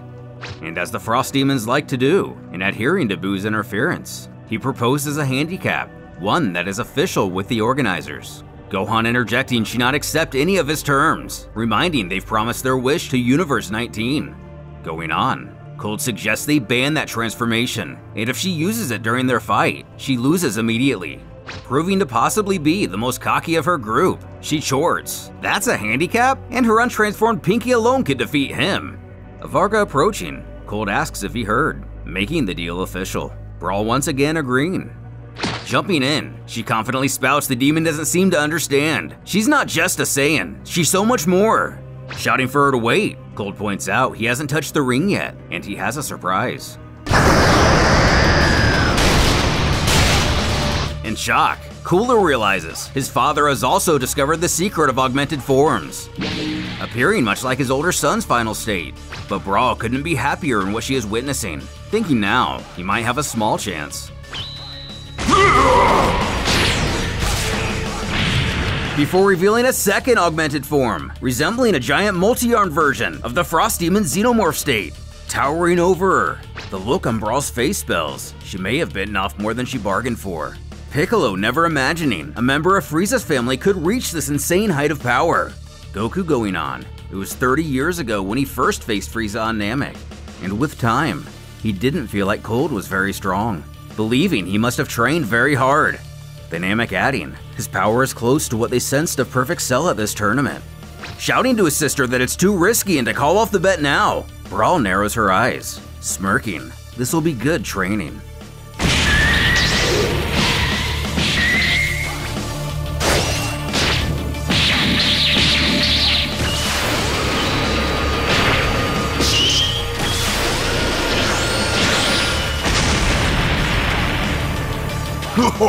Your attacks don't really hurt.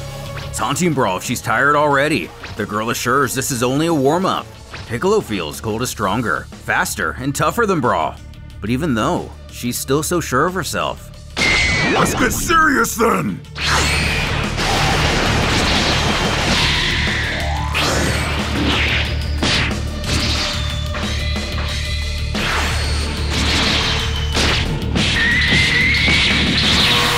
Insolent wretch!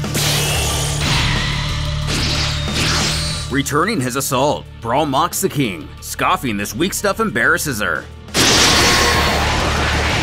Oob notices the number of attacks growing.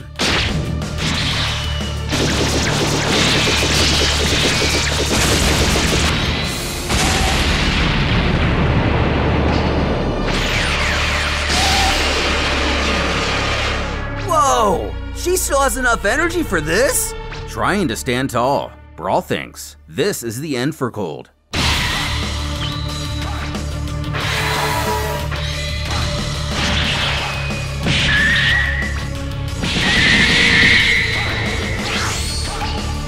Appearing completely beaten,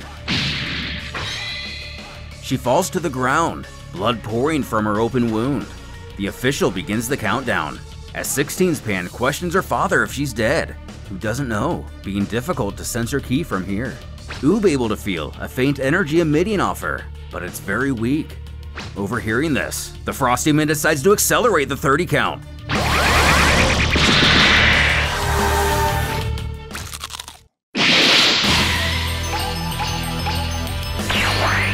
Hiding some sensu beans in her glove, she takes a few, returning to her full strength if not far greater due to the ensuing Zenkai.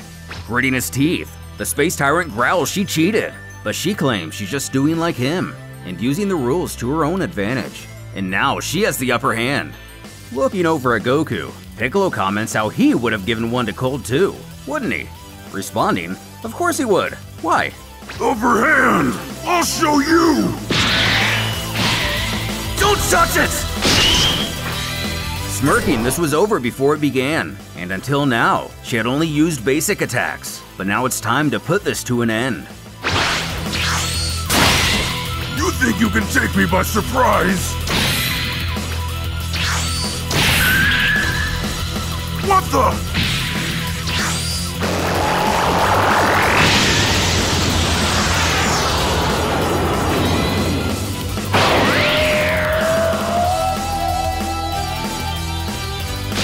Nearly slicing Cold in half. That should just about do it. Goku commenting how her sheer ability combated her foe's raw power. Boo excited to finally see something new at this tournament. Piccolo asking Vegito if he can do this technique too, which of course he can, but a lot of credit actually goes to Gotenks, as he was the first to use energy to create constructs, and they merely followed his lead. Beginning to ponder on a few things, Super Boo realizes between the ability to use ki to create weapons that cut, protect, and lock up, and being able to limitlessly teleport, Vegito could have easily defeated Broly earlier, knowing now he and his daughter have been simply entertaining themselves this entire time. While the Fused Warrior chose to use his maximum power, in a sort of old school approach, Brawl willingly handicapped herself and utilized novel techniques. Once again speaking to each other, Boo looks towards the Grand Supreme Kai, asking had she not done this fight would have been pretty boring. Who agrees? But calling him out, claims it doesn't justify the aid he delivered to the others. Replying, Boo assures he only gave them ideas, which they had all along, and he merely revealed it to him. As the countdown nears its end, Cold congratulates Brawl, who can only smirk at the win, officially calling the match. Cold uses Ginyu's body swap on the girl, and if you're aware of the specials, we learn Cold has actually been Captain Ginyu all along, stealing the body of his overlord's father in a plan of revenge. Avarga tells the healer the gravity has been reset to normal, and he can go help that fighter now, leaving Brawl fully baffled, as who we'll now refer to as Ginyu, walks off with a sinister look on his face, bidding farewell to Universe 8. The Namek amazed to see the Frosty Man is still alive. Brawl shouts for him to heal her already, but Frieza interjects, screaming not to touch him, and scowling they don't owe anyone, and they'll be taking him back to their own healing tank. Picking up their gigantic father, Brawl barks at these idiots not to let him leave. Heading to his new group, Pan cheers for her friend's victory. Gazing at his father, Frieza notes he's calmed down at last. Cooler commands a doctor to maintain sedatives consistently, and he'll return back to his original form on his own, before they're aggressively directed to leave. Catching on quick, Frieza says aloud he doesn't think this man is their father anymore. Excitedly asking how she did all that, playing the part, Ginyu ruffles her hair promising to teach her, but right now, she needs a shower. Though, this deceit will be short-lived. Goku and Gohan hearing loud and clear what Cold yelled at the end of the match. Goku knows they need to alert the other universe of what happened, but his son assures they're already aware. The seed Super Boo planted in the Emperor, and that one of their own not being who they appear, finally begins to mature. Explaining to his brother, years ago, he killed Captain Ginyu, who had the ability to switch bodies. Not naming Boo himself, he claims a source told him he actually survived and has lived among them all along. And at the end of the fight, Frieza clearly saw him use that technique. Now completely confident Ginyu has been hiding in their father's body, which explains why he's gotten so much stronger, as Captain Ginyu was an expert warrior. Cooler questioning if that means Ginyu now resides in that Saiyan's body, which very much so is the case, and their father died years ago. Stopping her from entering the apartment, Gohan and Vegito confront Ginyu, bluntly calling him out as not really Bra. Again trying to blend in, he scoffs. Of course not, I'm Son Bra, so stop calling me just Bra. Gohan chiding nice try, but he's not fooling anyone. Vegito further cutting to the chase, stating he is actually Captain Ginyu. Pan aghast by this revelation, realizing they must have encountered his other iteration in their own realm, figuring it's pointless now to keep up this ruse. Introducing himself with a bow, he comes clean, admitting he hasn't gone by that name in a long time. But from now on, they can just call him Bra, a dedicated student of martial arts, a friend they can count on in the life of any party, thanking them for accepting him, happy to join the family. Grabbing him and teleporting away. Shocked by their intrusion, Frieza points out this must mean they have figured out what's going on too, addressing they now have a common enemy, and while he doesn't like it any more than they. Holding Ginyu to the healing tank, Vegito demands he switch back, but cockily, he taunts, or else what? The fused warrior then threatens he will make him disappear, and he isn't talking about death, much worse. Smiling, worse than dying, he reveals he has the ability to destroy one's very soul, and with that, there is no paradise, no resurrection, no reincarnation. But Ginyu believes this body is too important to dear old dad for him to do that. Continuing to argue, Vegito claims Shenron will have no issue in restoring Brawl to her original form, but he won't be able to recreate the Body Snatcher's immortal soul once he gets done with it. Sighing, he reluctantly goes to use the technique. But trying to trick his adversary and actually destroy Brawl, Vegito is too privy to fools like Ginyu. In fact, he's even had to prevent Brawl from pulling very similar stunts for years now, affirming, against him, Ginyu's overwhelmed, and his only chance for survival is to obey. But the villain scoffs the body in the tank will die soon, snickering Vegito just get used to his new daughter, bellowing to kill him if he dares. Throwing him to the ground, Ginyu once again tries to talk his way out of this, reminding if they fight out of the ring, they'll both be sent home, which will separate Vegito from Brawl's soul forever. But this threat doesn't concern him, as they are light years from the arena, knowing no one knows what they're up to. Going Super Saiyan, Ginyu then resolves to see how this new body fares.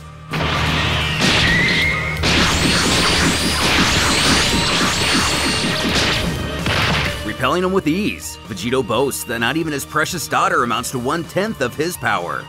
What's more, one needs harmony between both the body and spirit, and Ginyu doesn't have the true capacities of Brawl. But he counters, that would only be the case if he landed in a body that was truly pure of heart, with no malevolent intent. But nobody becomes powerful without losing at least some of their compassionate nature, leaving Vegito silent. Before the villain vows to master his new vessel well, wanting to show him.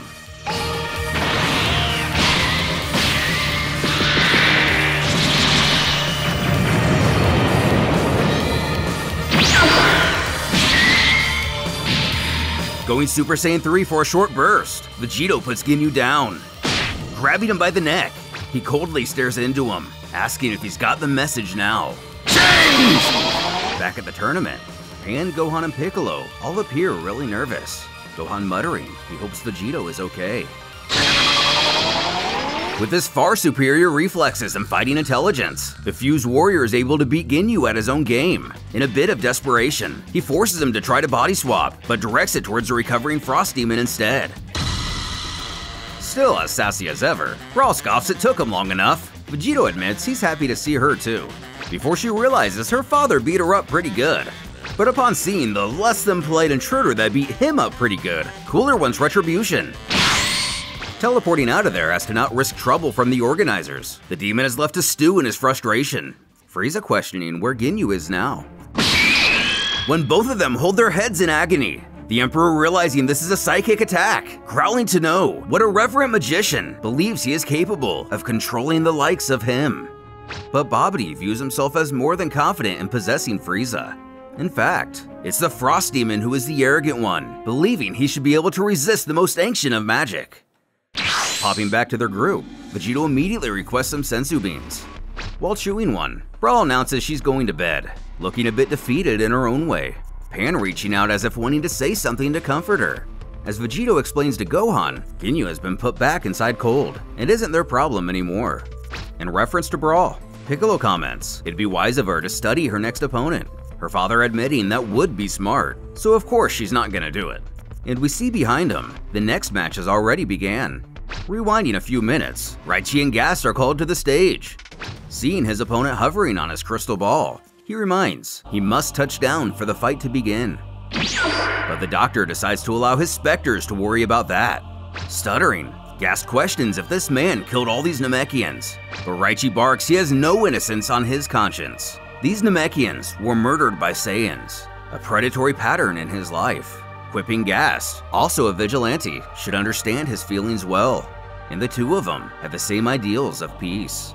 Though as opposite states, this man's ideology seems to gravitate around vengeance rather than justice. Asking if he wins, will he bring back his people?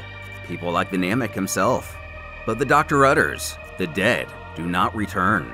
Gast finding this statement ironic, as they themselves are literally surrounded by them. You live in the past, entrapped in your shell of denial. It's time for you to move on, for your own good. Don't touch my master! What?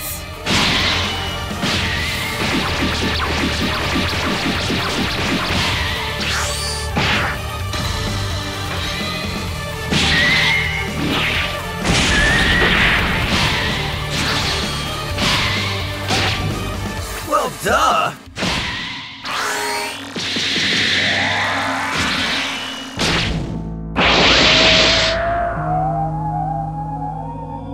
Destroy the remains! He can regenerate!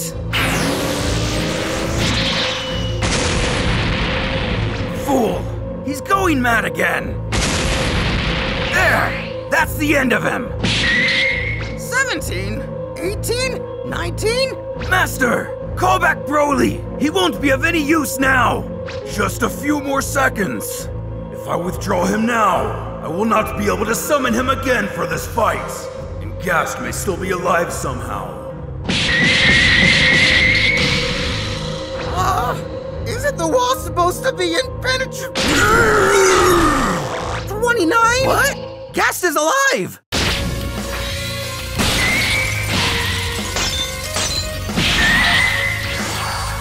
With the destruction of Raichi's crystal ball, it's made known the Doctor himself was merely a ghost as well.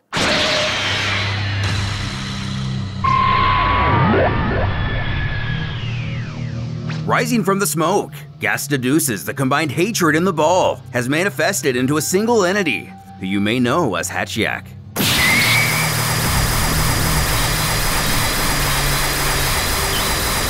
The emotion of these violent deaths, collected by that machine, usually only come in waves.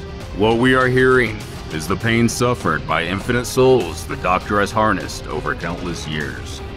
With more questions forming at every turn, a strange creature has formed with the demise of the ghost of the Doctor and his crystal ball. While Gast was able to prove he was more than Raichi or any of his specters could handle, this mysterious new enemy may prove to even be a challenge for the ultimate Namekian warrior. Did he finally stop screaming?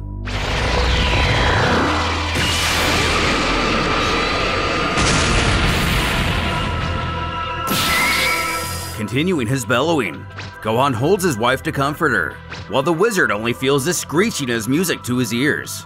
I can't attack him like this. No! Again? Both times. He screamed for exactly 16 seconds before firing. 2, 3, 4.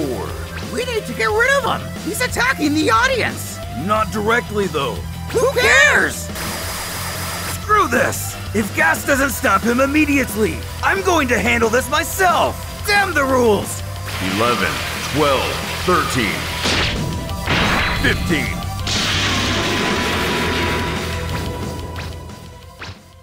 I don't think the Dragon Balls can bring Raichi back, but it's probably for the best anyway. Really? Gast killed Raichi for good? That would be a miracle. But where does that leave me?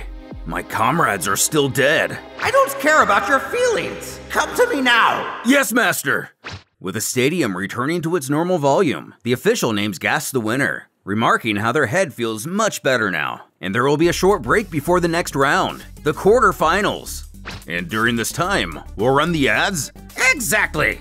Oob expresses his excitement at the opportunity to go up against his own master in the next match, Goku, asking the boy if he thinks he can win. This definitely causes a bit of internal conflict in the warrior, but after some silent reassurance from the Sun family, he confidently remarks, of course he'll win. With the Frost Demons, Namek is confused, as he has been beckoned to heal contestant Cold after all. Falling victim to the wizard's control, Frieza replies, their master has requested they accept the offered assistance, despite their previous objections. Cooler ordering he get on it immediately. Curious why Babidi hasn't moved in a few minutes now. Dabura snips at the Majin to silence himself, as their master is transforming the entire arena into a magic room, just like on their ship. But the wizard admits he's having trouble reaching the apartments, as the area is simply too vast. Dabura assuring he and the other minions will take care of that themselves.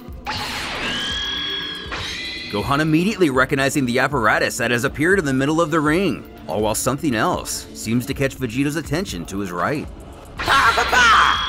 Using his magic, dozens of participants suddenly vanish, including Pan, Trunks, and Vegito from Universe 16, and Goku, Vegeta, Oob, and Pan of 18, as well as a few Helolites. As Gohan shouts everyone has disappeared, Piccolo points out it only seems to have affected the participants, Super Buu included. Appearing behind the Grand Supreme Kai, Dabura barks no sudden movements, and that goes for everyone. West Kaioshin demands to know where they've sent the others, but the demon chuckles that the ones who matter are in fact still here.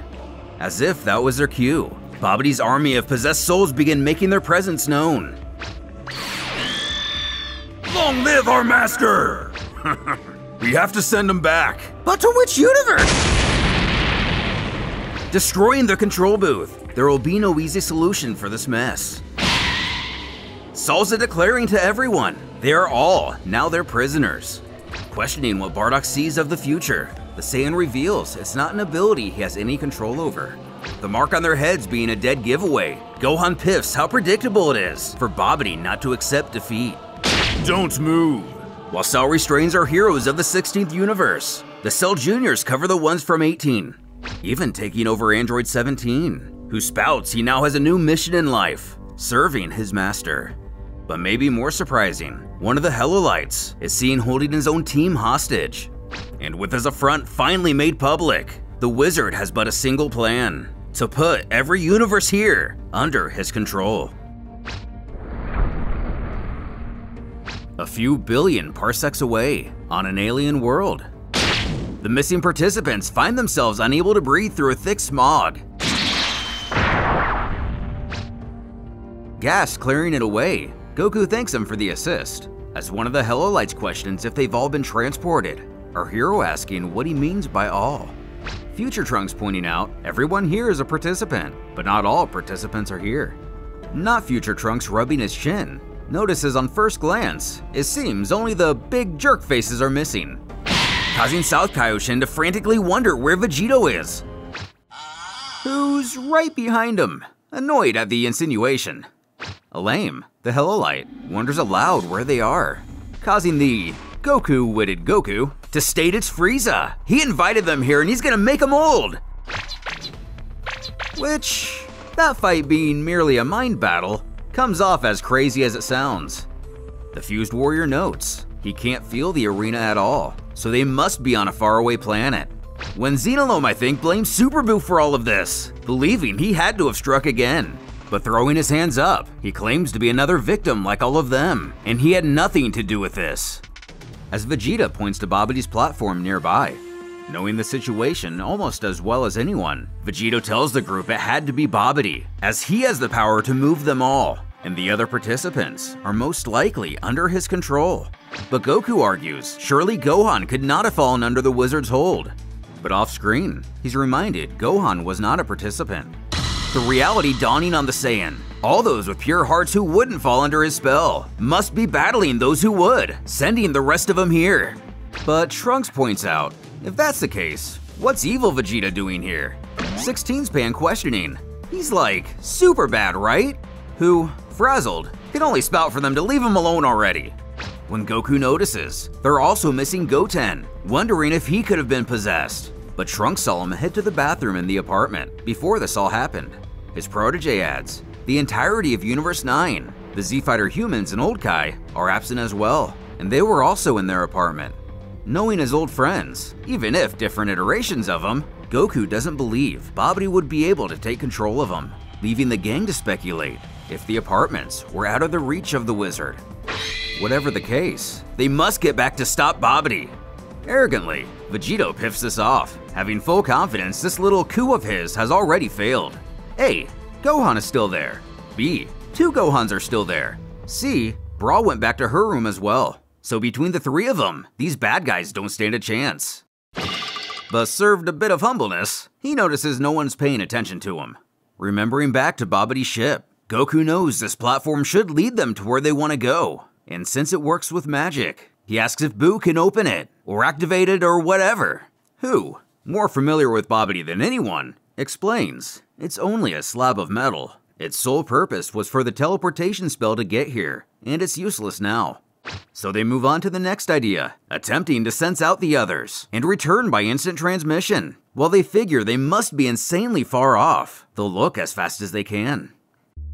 And of course, Boo knows something he's not telling, saying in his head, they're far off indeed, and he's more than happy to let them take up some time in tracking them down. Because if he were to assist, he'd miss out on quite the show, revealing to still have a piece of him on the asteroid. With a sly grin, Grand Supreme Kai asks Dabura what makes him think he's a good hostage. They have several sets of Dragon Balls here, they can simply bring them back. Clearly not something the Demon King thought of. West demanding they stop all this nonsense at once, or the punishment will be severe.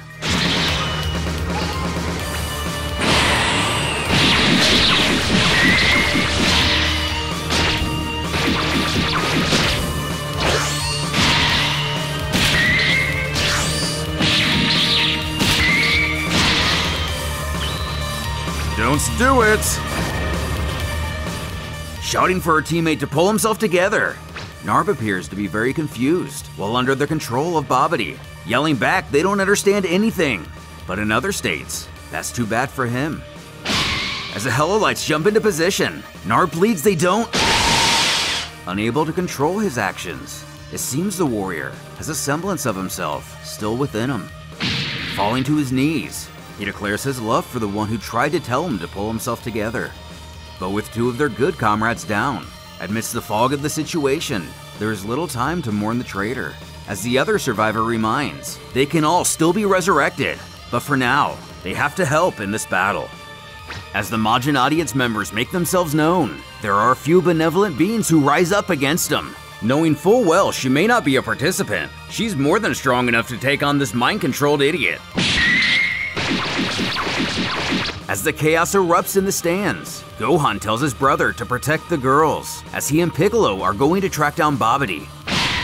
And with our heroes taking off, what barricades does the wizard have in store for them?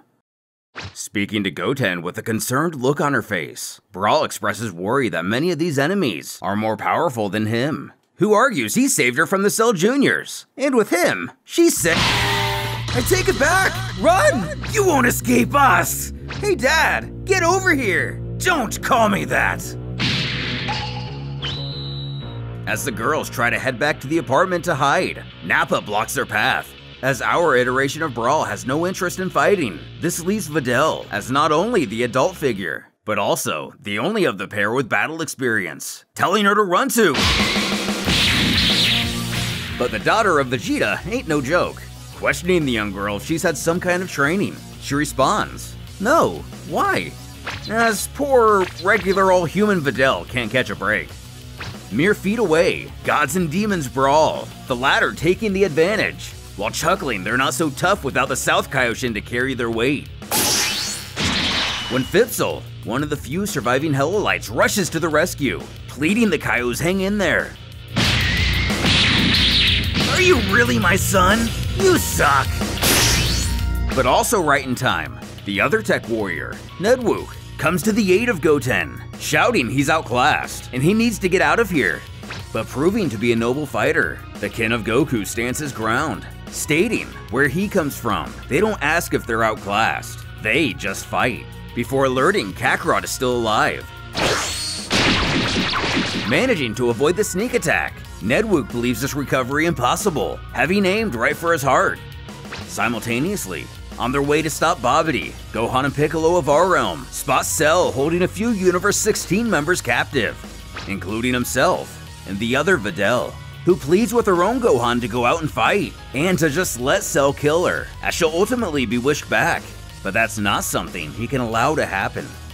Thinking, our Gohan knows if he himself were in the same situation, nothing would change, and he too would be unable to let anything happen to Videl. But making eye contact with each other, there seems to be some kind of unspoken communication, as they both wonder if they're thinking the same thing. And if they are, they could count on the other predicting the other's action instantly.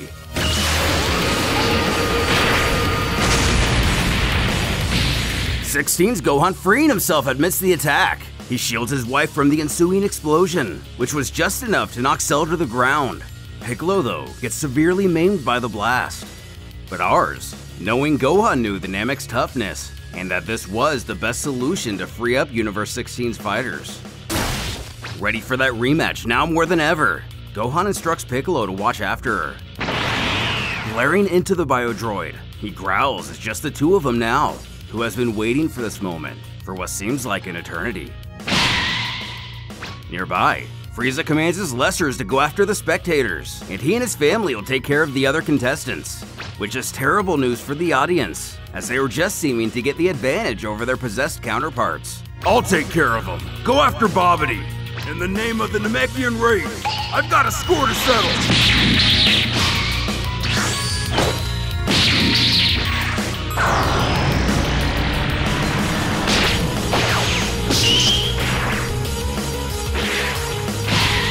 Breaking down the door to the wizard's apartment.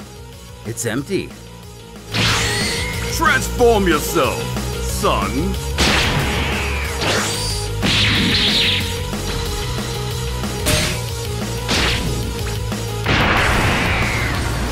Using an augmented form, King Cold believes this state will be better for a drawn-out battle, figuring it best to start out slow.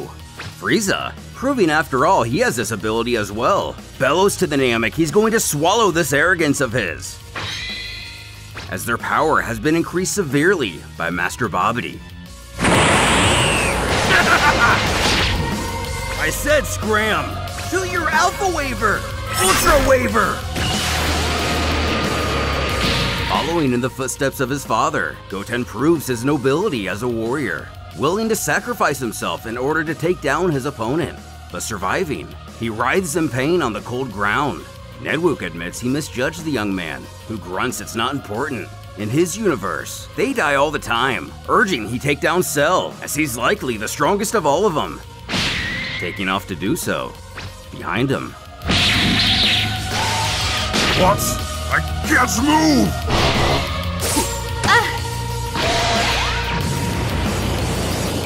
No!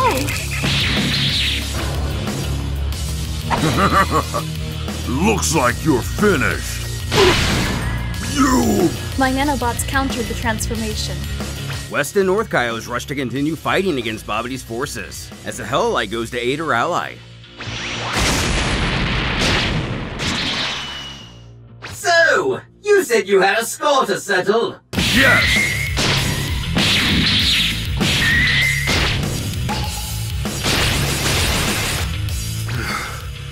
Maybe I bet a little too much off after all. And Cold is way stronger than any of them. What? Frozen in place, West Kaioshin zips to join the battle. Sensing the merger, she urges Kami to let her handle this. Unmatch him! Oh no you don't! You're mine! Apologizing she isn't quite as good as a fighter as her counterpart in charge of the South, it doesn't seem to be a problem against him.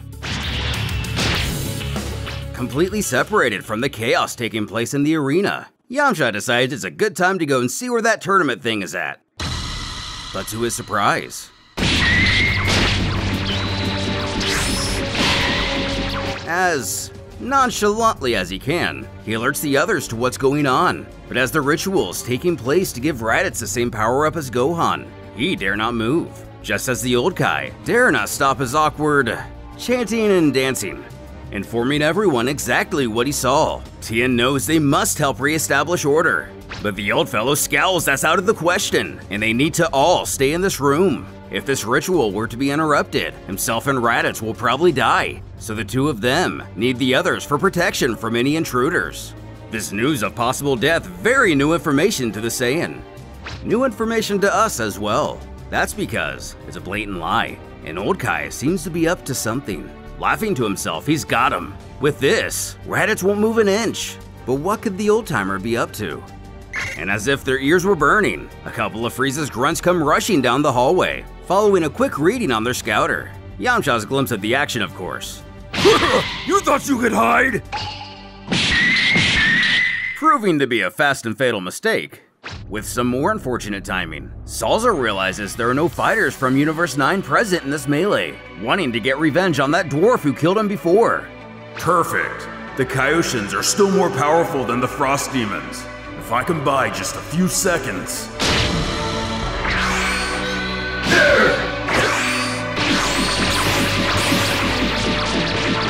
Deciding if the Namek just wants to run him in circles, Cooler's simply gonna go assist their father. But having bought those few seconds he wanted,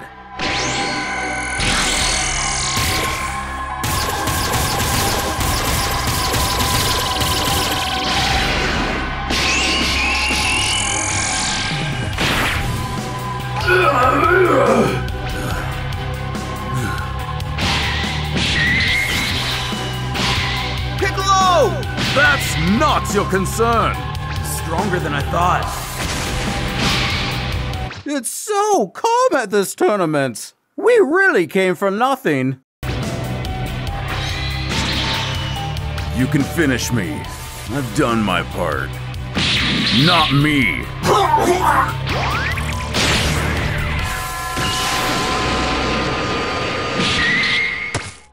Handing his other iteration to Senzu, Piccolo assures they brought plenty. Just as 16's Videl goes to wail on a random audience member, who pleads he's not a bad guy, but still suspicious. She demands to know what he's doing with that headband then. Removing it, it's simply a kanji tattoo, meaning, I think the word nothing. As a spectator explains, it's a long story, inquiring if she'd like to hear it. But, among other reasons, given everything going on, she simply mutters no. With our Videl taking Brawl by the hand, she knows the two of them are too exposed and vulnerable in their current position. Able to sense Piccolo from not far away, they go to make a break for him. With Nappa sneaking up on him, the sight of the teenage girl unconscious sends Videl into a fury. But being only human, how could this possibly end in their favor? Back with the exiled warriors, Goku still can't sense out anybody's energy from the arena. Since they must be extremely far away, Gas suggests everybody pick a different direction to help spread out their search. Big Brain 16 pointing out they need to not only look horizontally, but literally every way possible, up and down too. Fused into Gotenks, the eccentric fighter announces the area he'll be searching, when Super Boo comes up all buddy-buddy, throwing his arm around him and telling the others he and his friend here will be taking this hemisphere, which comes off a bit jarring to the young man. Elaine commanding his fellow Hellites, having Tidar take the north quadrant, and Xenolone the south. Himself will search the middle. With the plan in place, there is a predictable defector, Emperor Vegeta scoffing aloud at everyone. But of course, our Saiyan Prince can't keep his words to himself, even when it comes to putting himself in line. Growling that he doesn't have to participate in the collective effort, but he can at least shut up while they focus. Replying, the other barks he doesn't listen to followers, asking where his pride is. Though, Universe 18's feels playing dumb just to be different isn't something to be proud of. Not today.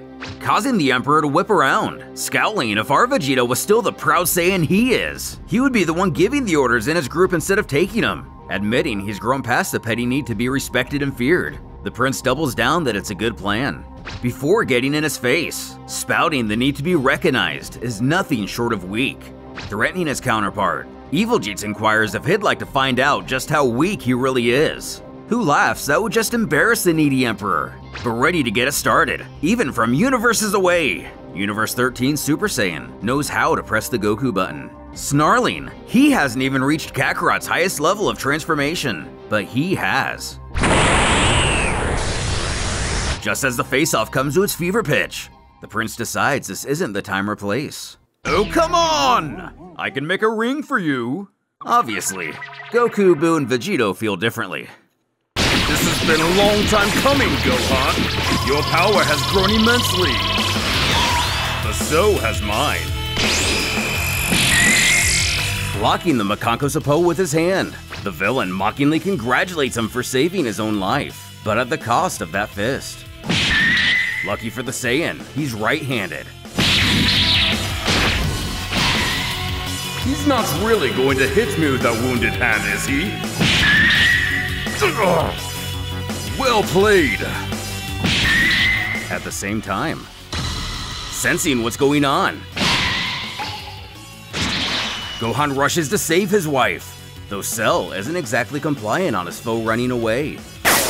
After fighting alongside Goten, Nedwook makes it to Gohan right in time. Scoffing, he just let that weakling go and come fight a real warrior. Though the villain piffs not to make him laugh, as he's faced Helolites in his own universe, and it was nothing to massacre the entire planet and the so-called warriors who wore that pitiful armor. But this iteration of the Helolites are here for a reason, able to develop their technology much further than any of their counterparts. You'll see the difference!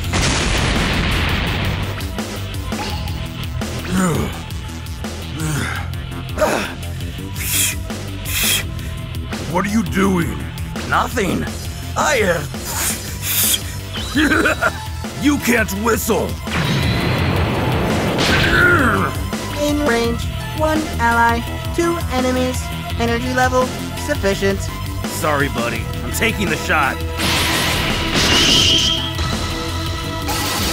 Hi! Easy to evade.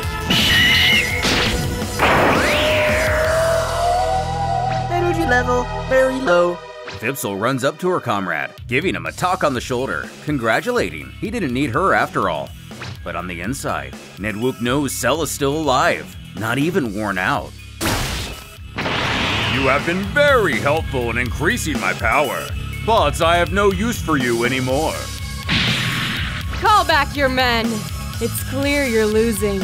Oh yeah! Need a hand! Yes, please. As our heroes begin to struggle, the other Videl also finds herself in a very serious situation. 17 sneers he finally gets to kill a human again, and seemingly rising from the dead. Kakarot isn't finished yet. With Fat Buu and Bardock, Universe 18's Gohan knows Babidi is here, feeling his evil energy radiating through the air. He has a theory. The wizard must be distorting reality, but he still needs to control his army of possessed warriors, which is no way an easy task. And sensing abnormal vibrations, being his magic, he believes he can synchronize with them to counter their effects. And after a few minutes, he's able to do it, revealing the trio peering in on the melee. What? Boo! Attack! It's over! Master, I had a vision. As Babidi's defeat was only a vision of the future by Bardock, the Rogue Saiyan alerts. Even Majin Buu will not be able to overcome the next threat, suggesting they set up a trap for their impending intruder. Speaking of intruders, Salza and Jace make their way to Universe 9's apartment, the latter scoffing they must be hiding like rats in there. Busting down the door, they strike their usual pose, but instead of representing their usual alliance to either Ginyu or Cooler, they both shout the name of Master Babidi, and witnessing each other's stances and slogans, the pair can't help but feel a bit salty at the similarities between them. Seeing who it is, Krillin lets out a sigh of relief it's only him, believing they were in danger for a moment, which the invading gentleman does not take well. putting him down with a single knee. Yamcha jokes with his longtime friend. He works as great bait. Krillin wondering how on earth that's supposed to be a compliment. But getting distracted, Jace powers his Crusher Ball. Videl knowing he can't use that in here.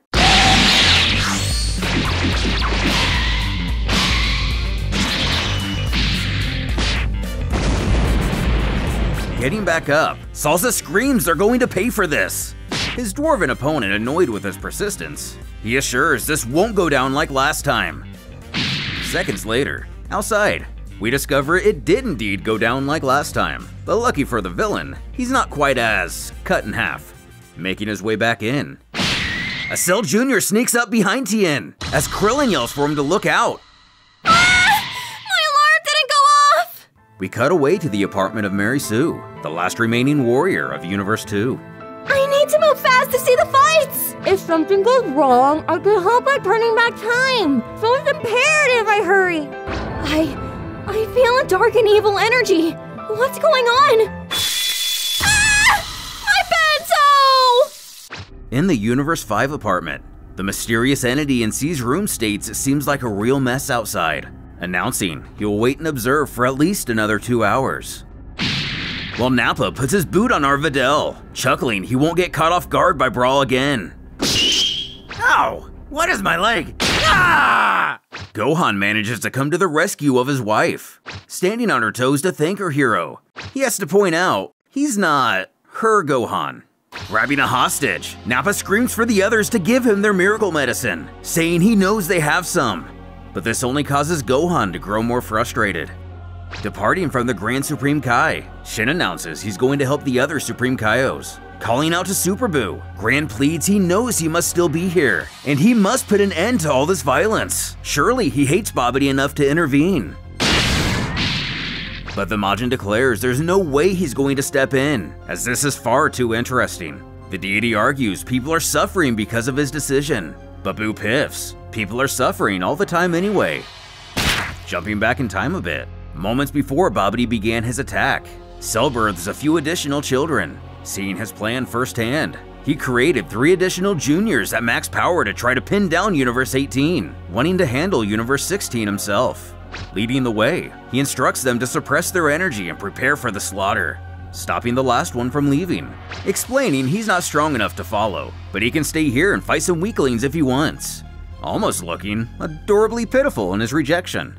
But even at reduced power, will the Earthlings of Universe 9 be enough to take on the strength of a Cell Jr.? At that, one who is powered up while under Babidi's control. Kill the Kaioshins! Yes, Master!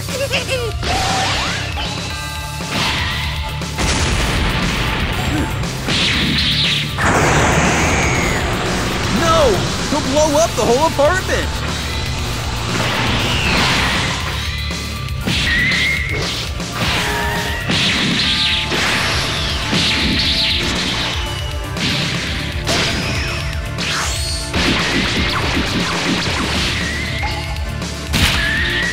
Splatting the Cell Jr. dead. Videl realizes she pushed herself too far, ushering her to the couch. The others insist she take a well-earned breather. Continuing his chanting, Old Kai takes a moment to quip that was wonderful teamwork, but it would have been easier had she just allowed him to release her full potential. Darting up to tell him off, Videl screams she'd never accept this perverted old geezer's condition. Having a one-track mind in the other direction, this confuses Raditz, questioning what this condition was and who should have to kill. Yamcha, not so subtly gesturing, jokes it's her dignity that would have to die. The commotion flustering even the Kaio, he beckons everyone to be silent, as the ceremony is only beginning. Thinking to himself, he notices a Saiyan didn't even realize the blockage he put in his head. Undoubtedly, the action brought by Cell's offspring kept his focus elsewhere. Now to fine-tune it over the next few hours. Could the Old Kai be planning to make Raditz a more benevolent warrior? No!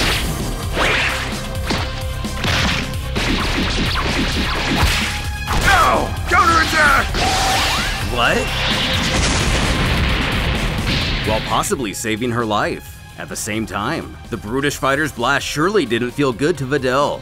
Whipping over, 17 hisses that moron better watch where he's firing next time, or he'll teach him. Fayeuh.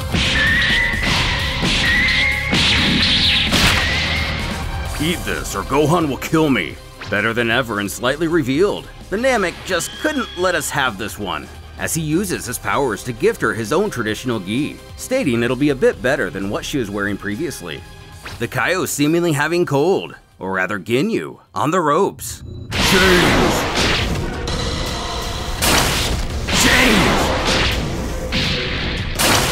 Bastard! Change! No! Got you! No!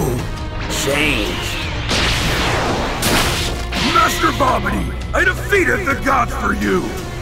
Remaining energy 0.0%. Remaining energy 0.2%. Well, well, you have been quite tenacious. Well then. Still no luck with our marooned heroes.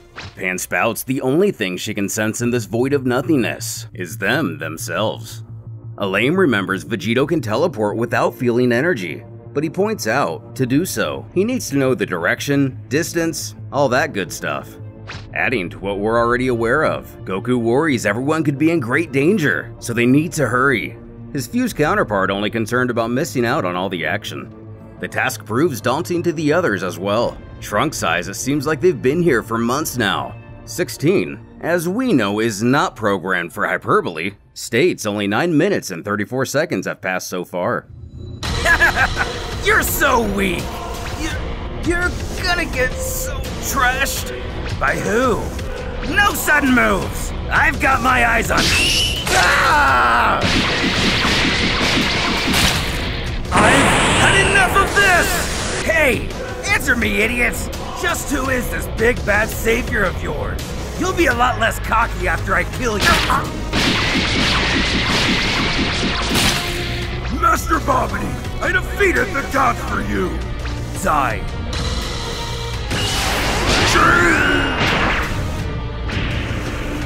Calling for Piccolo to rush over with a Senzu Bean, Goten still clings to life.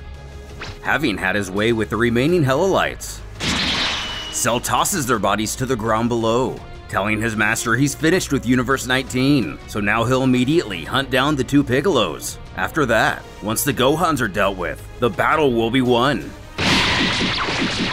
Our Piccolo, upon hearing 16's Gohan shout his name, What? as he feels both Piccolo and Videl are in trouble. This time, he doesn't make it and fails to save his Videl, easily dealing with his universe's Piccolo as well.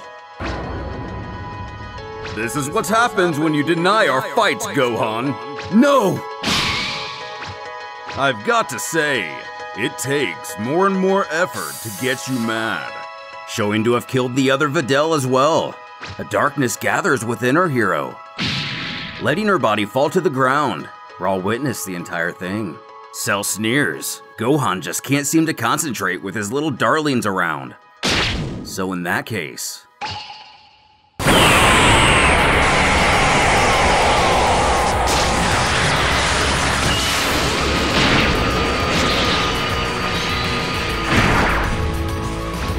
blowing Cell into oblivion in a hole in the planet. It seems he has been finished in the only way possible. Brawl runs up to Gohan, apologizing she couldn't do anything, and if she were stronger.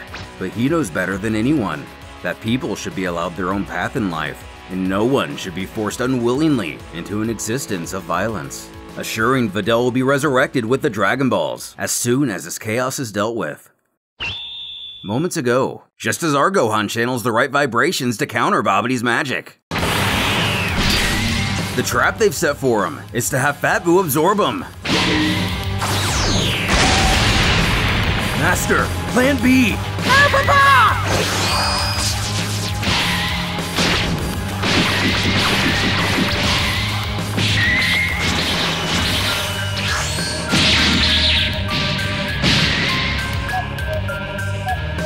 Shouting for the Grand Kaioshin to entrap Boo like he did with the other. His reaction implies Super Boo was just playing the long con after all, and the Kaio in fact had no control over him. But getting sidetracked and not being able to sense Piccolo or Videl, he just wants to end this now. Borrowing Krillin's signature move.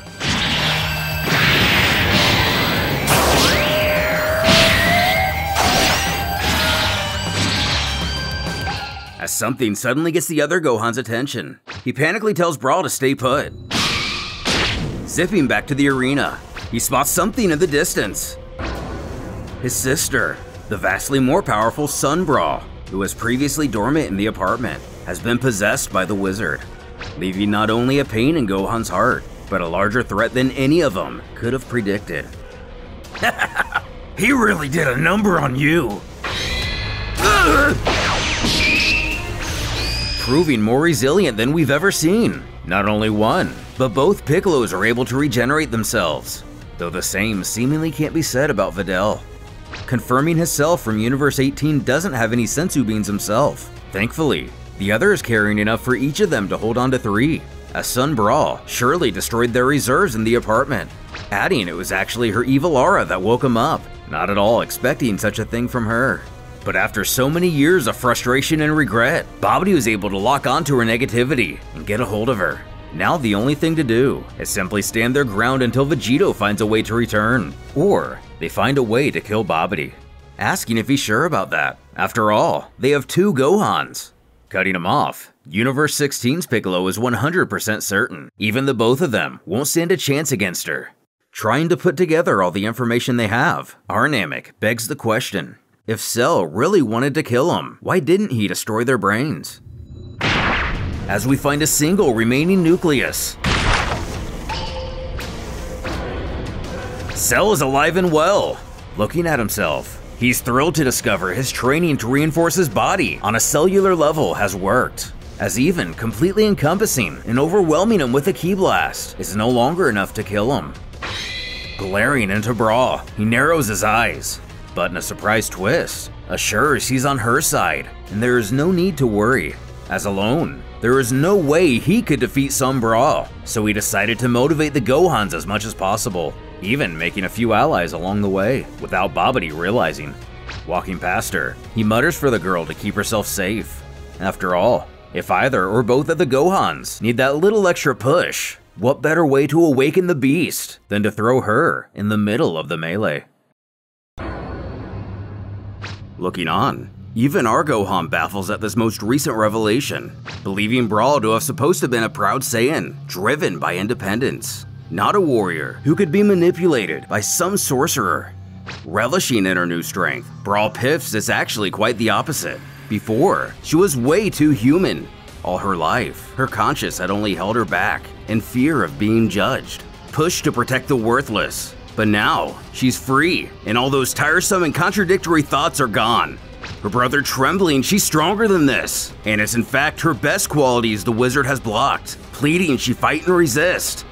But she only scoffs. She is strong, more so than she's ever been. If they haven't noticed, she can now handle this form with ease, and it'll be a pleasure to test it out on the 2 of them.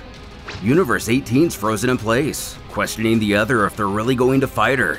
Explaining, the Gohan familiar with this iteration of Brawl utters his sister has lost control of herself several times before, as her bloodline makes her very dangerous. But this is the first instance they haven't had Vegito to contain her. Babidi then commands her to kill them all, but not to forget to protect him too. Placing a shield around him, she assures her master this will keep him safe while she's away. Astonished to see she's actually obeying him, that's something even Vegeta refused to do. Universe 16's Gohan accepts she truly is under his command, noting there has always been good and evil within her, but usually the good would win. But now Babidi has removed that side of her, as Brawl is ready to get this started. But the Gohans have a trump card. Even though they may be completely outclassed in terms of strength, they'll be able to battle in perfect tandem with one another, without even having to communicate with each other. In an attempt to throw her off, the 2 of them shout to attack at the same time. But in reality, our Gohan knows he himself will fake his part, then go directly for Babidi, as 16's Gohan will drive, with an ever so slight lead over his counterpart, handling Brawl himself, as he knows her fighting style better.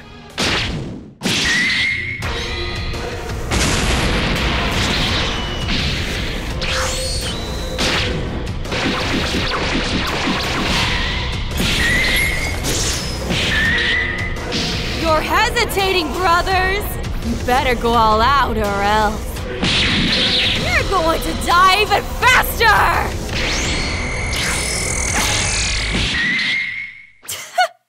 Was that supposed to hurt?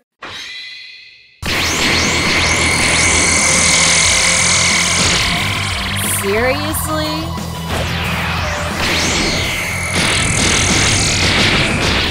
You're too weak. Huh? Cell, you finally show your true colors! This is perfect! I'd have been disappointed if I didn't get the chance to fight you. Regenerate this! Gohan isn't trying to fight. He reduced his energy to find Babidi. No!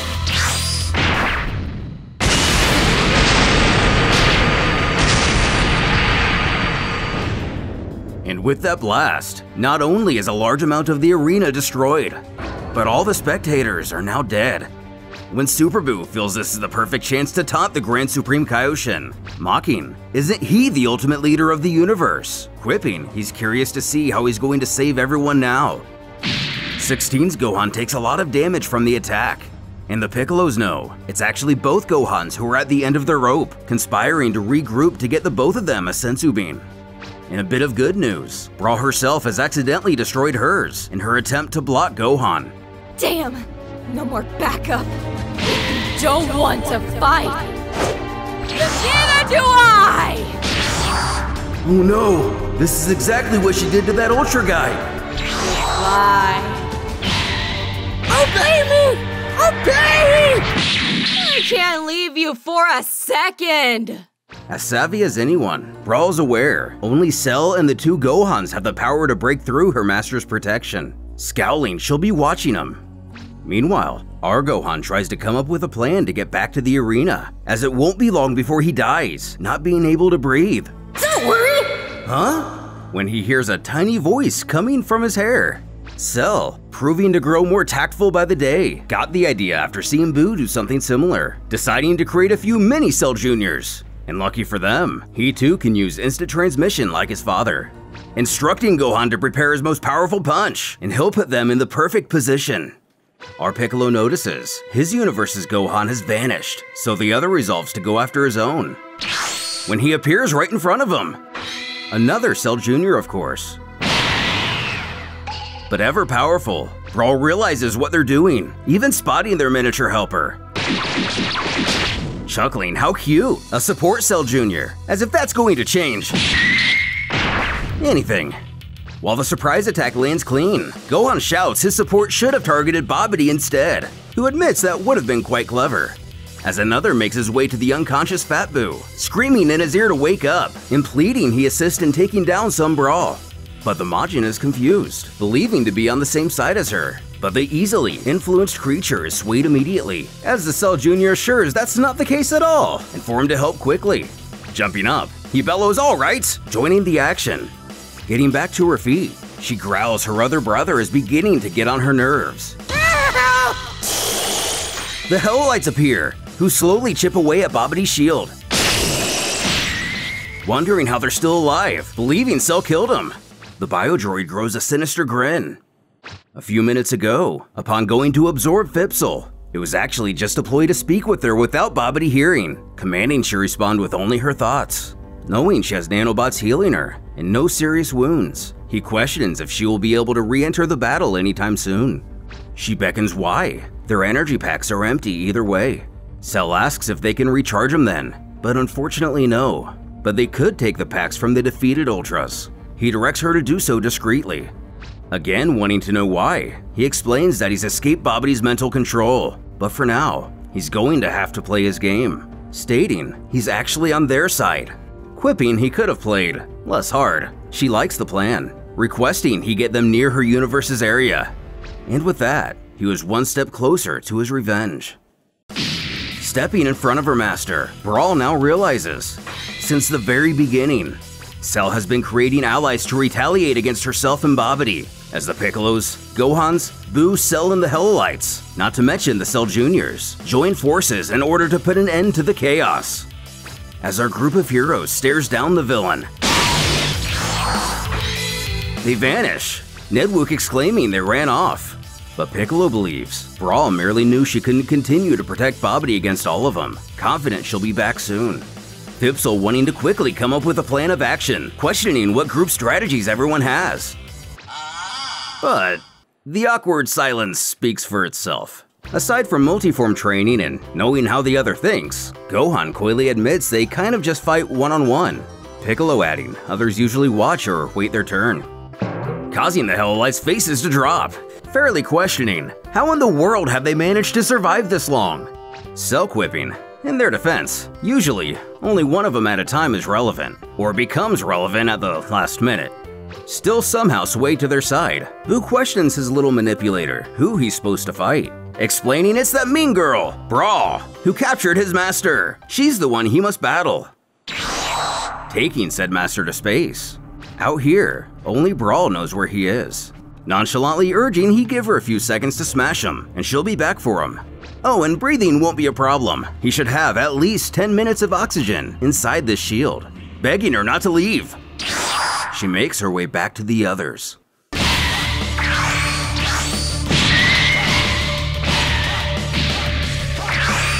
Not a second time! Watching Cell, one of the Gohans notices he needs to attack almost as soon as Brawl disappears. If he finds her energy fast enough, she doesn't even get a chance. But counter to this, the villain notices they're adapting too quickly. Rushing to the downed Gohan, Piccolo realizes his spine has been broken, noting aloud, Brawl is aiming to kill. But able to eat the Senzu, there may be hope for our heroes after all. I know you want to teleport, but you know, I'll predict where you teleport to.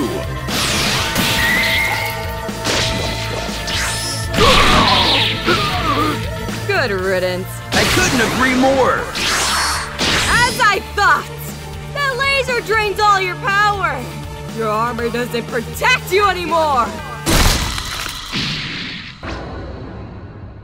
Screaming in horror for her fallen comrade, Piccolo states he was still holding out hope she was only acting.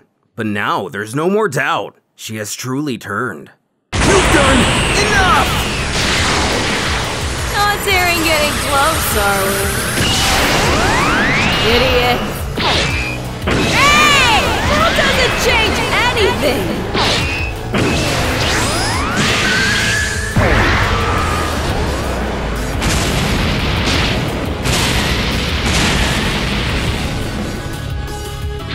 The smoke clearing.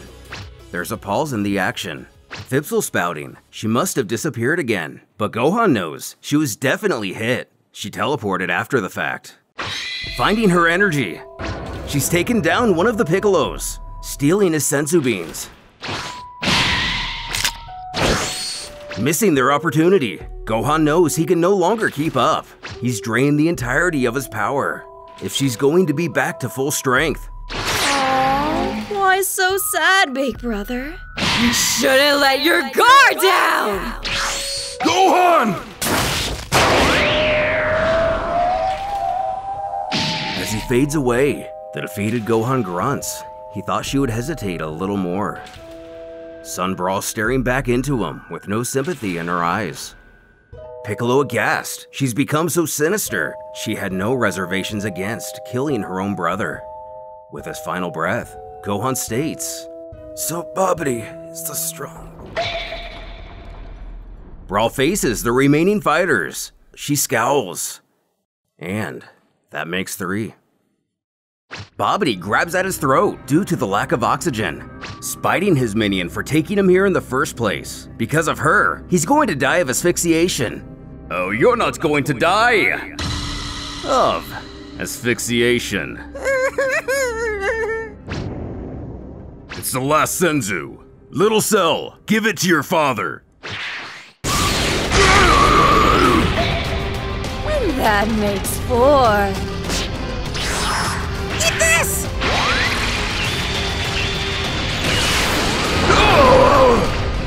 Nucleus, Nucleus, where are you? there he is. As the remaining Gohan feels Cell's energy disappear, he is now the lone warrior who can truly stand up to Brawl. But with Majin Buu, who knows what's possible? Reminding the creature he's the only one who can save his master now, explaining what he has to do.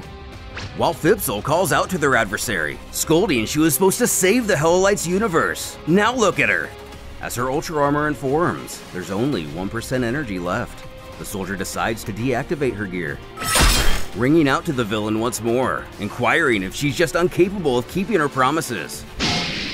Taking a stance, she beckons her foe to remove her transformation, and they can fight one-on-one without any augmentations. But she has no interest in this proposal. Pathetic. Even with that armor, you're just carbonite!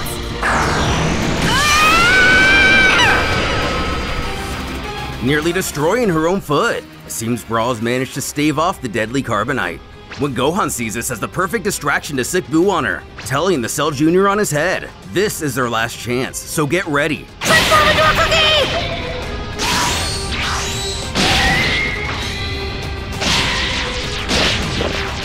Ready? Teleport!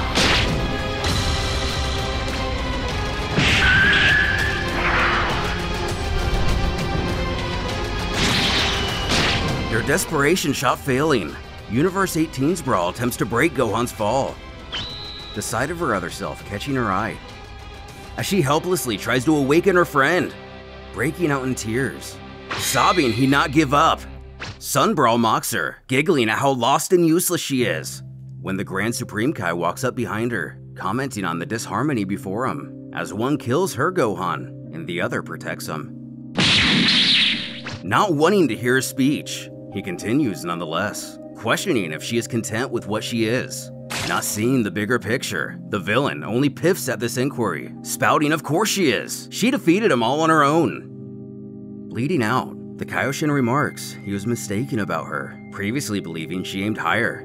Still not grasping what he's saying, Brawl barks she's on top, demanding he explain what he's on about. Putting it simply, the deity thought she wanted to become a complete fighter, body and soul, not just a slave to her fears. Putting an end to the conversation, she bellows to the sky she's number one, she controls her power, and she is complete. Are you kidding me? Again, getting her attention. Control? Complete? You're pathetic! Getting in her face, Sun Brawl growls, the version of herself she sees before her. The no-powered weakling who doesn't even know how to fight or transform is disgusting to even look at. But snapping back, her benevolent self shouts, her hands are clean. But the so-called warrior must not have even seen herself to be so delusional to not understand she's being completely manipulated by Babidi. Even her father Vegeta at least had enough pride not to obey that feeble worm. And she is no fighter, only a servant. Barking, she get that psychotic mind of hers together before acting so tough, causing her adversary to balk. In disbelief, this insolent fool really thinks she's better than herself. But remembering the little comments made over the last few moments. I thought you aimed higher. Sun Brawl, you're stronger than this. Are you incapable of keeping your promises? Brawl's lost control of herself several times. So Babidi is the strong. Strongest? Stronger than me? Her conscience finally catching up. At last, letting through the voices she's tried so hard to block out. Her other, commenting how her soul must be really dark to surrender to the likes of Babidi. You think that everything is so simple? You have no idea what I've lived through.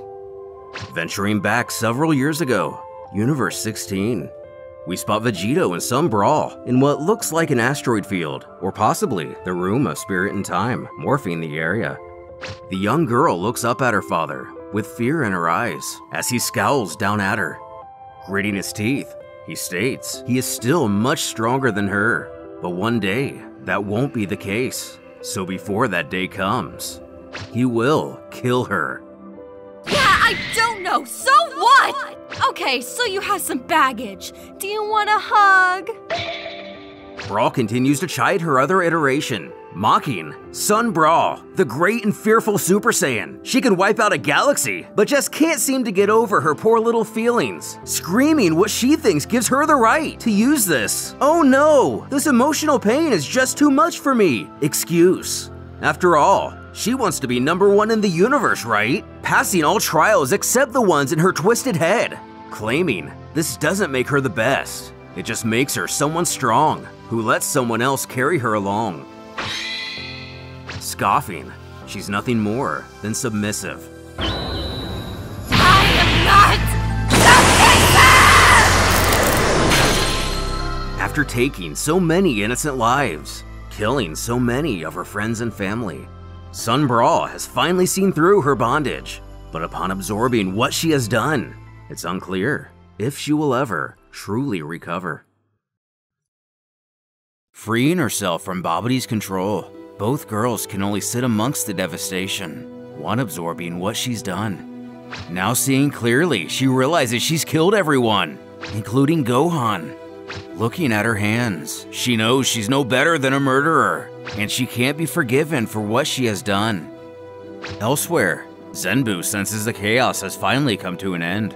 Being aware of all the carnage this entire time, if not an instigator of it, but has done nothing to intervene, merely looking in for his own entertainment. He states aloud, "It's over," offering a spoiler alert to Babidi. He lost. Instead of killing him as previously implied, the Majin decided to torture him in a relatively childish and non-lethal way, though definitely torture nonetheless. He zips back to the others to alert everyone of his, quote, findings. "Hey Gotenks, I just found him!" Don't touch me! Understandably, the fused fighter doesn't exactly get comfortable vibes from this guy. Boo tells everyone to form a chain. They're heading back now. Not as apprehensive, but still not quite at ease. Elaine doesn't hesitate in reaching out to join hands. The separated group arrives back at the arena for the first time since Babidi's rampage began. The initial thing which catches their eyes, the utterly butchered state the planetoid is in. But that is only the beginning of the horror. Looking close, they notice the countless bodies lining the arena. Some are terrified, some confused, some furious. Walking closer to confirm those who have fallen, Trunks can only comment on what a massacre this is, and he has as much reason to be jaded as anyone. The South Kaioshin rushes over to West, seeing the brutal condition that caused her death. Elaine checks in on his fellow Helllight, curious about the insignia on his forehead.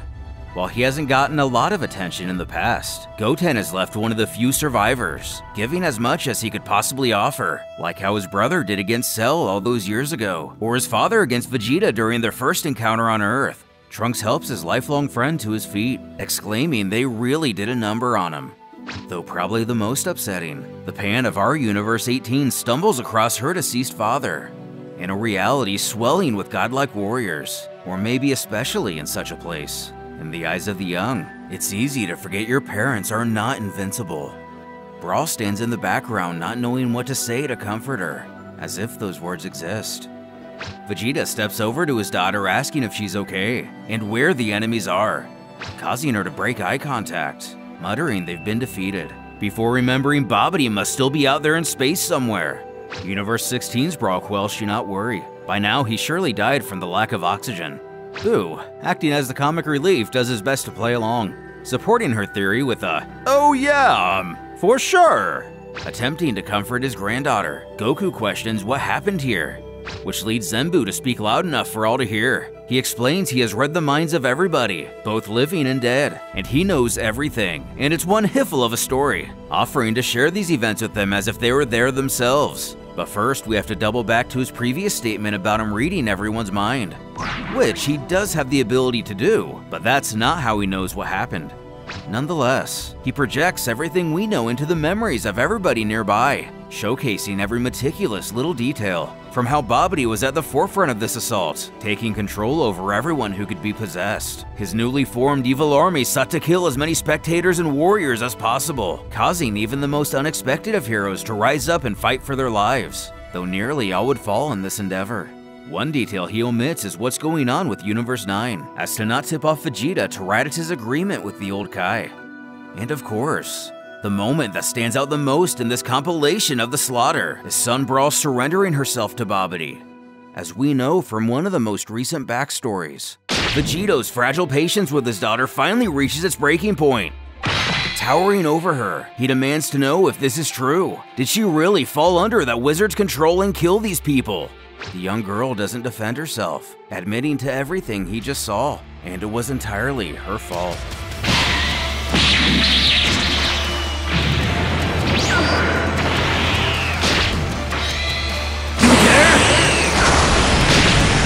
As even Goku bellows, he restrains himself as she's no longer with Babidi.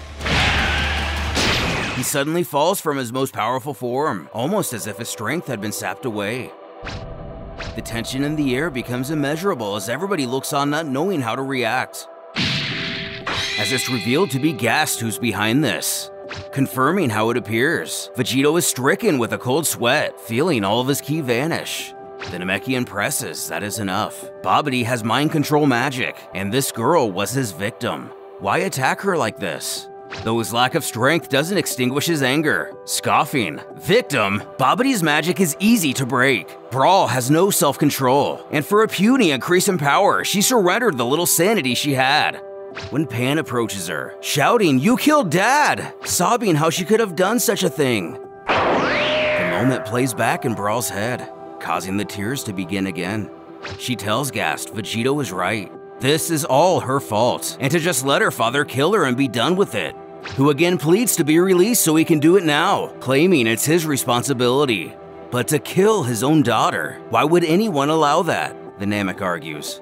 Gotenks joins the conversation with a little insight. He explains Sun Brawl is a berserker. She has never been able to control herself while using Super Saiyan 2. Vegito promised to protect the universe by all costs, even against her if necessary. And he only knows how to do this in one way, by eliminating her. Looking down at his father, the combination of Goten and Trunks scolds he isn't the only judge if Brawl were to pass the point of no return. If she becomes their enemy, it's all their responsibility. Even if she were to do so with magic, they have magic means to handle that as well, asserting they have already talked about this before. Reprimanding he stopped thinking he's alone here. Vegito retains his stance. Doubling down, he grits Gotenks is an idiot and that she has already sold her soul to Babidi. She has committed the worst acts of cruelty imaginable, and he thinks she hasn't passed the point of no return.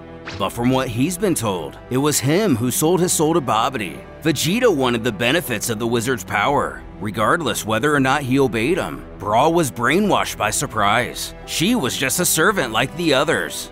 Arbral mentioned she managed to break free of the mind control on her own. As far as she's concerned, she's in charge of her life now. If nobody has noticed, she can also perfectly control Super Saiyan 2 now. Though the troubled warrior sits in silence, her tears slowly dry. Addressing her father, she doesn't argue with the fact she deserves to be eliminated for what she has done. The guilt in her heart can't reason otherwise. But she asks if his opinion of her is really so low. He really believes she willingly submitted herself to Babidi. Gast lectures a father should trust in his child and look to save them, not murder. Though he is too prideful to allow himself to be judged by the likes of them. Gotenks chides he decides everything on his own, and he's fallible and hot-headed as well. If some Brawl managed today, it was no thanks to him. Vegito has never known any semblance of regret for his past actions, and sometimes they all wonder if it'll be him they need to protect the universe against. Brawl returns to her base form. She admits she knows she's not perfect, otherwise Babidi would have never gotten a hold of her. She's aware of the resentment and hatred she has within her. But her dad has these things as well, and now she knows what it's like to be completely submerged by all these feelings, and will never allow it to happen again. What's further, she has been wrong her entire life. She obsessed about following the path Vegito paved because she admired him, but that too will be left in the past, as she doesn't want to be stronger than him anymore. She wants to be stronger than her other self, finding great respect in her bravery and mental toughness to stand up against her, despite knowing she didn't have a chance. With this, Gast considers the situation resolved. He releases Vegito from his lock, though he only growls what happens when she reaches Super Saiyan 3. The Namekian quips he will have to wait and see. Elaine moves to shift the focus from the family drama playing out, bringing attention to the reality they need to handle more than just their problems. He asks if anybody knows if they're able to get their hands on a set of Dragon Balls, but Oob isn't sure. With everything so destroyed, it's going to be very difficult to— No, not at all! Allow me. Showing to have near infinite powers, Boo instantly restores the arena to pristine condition.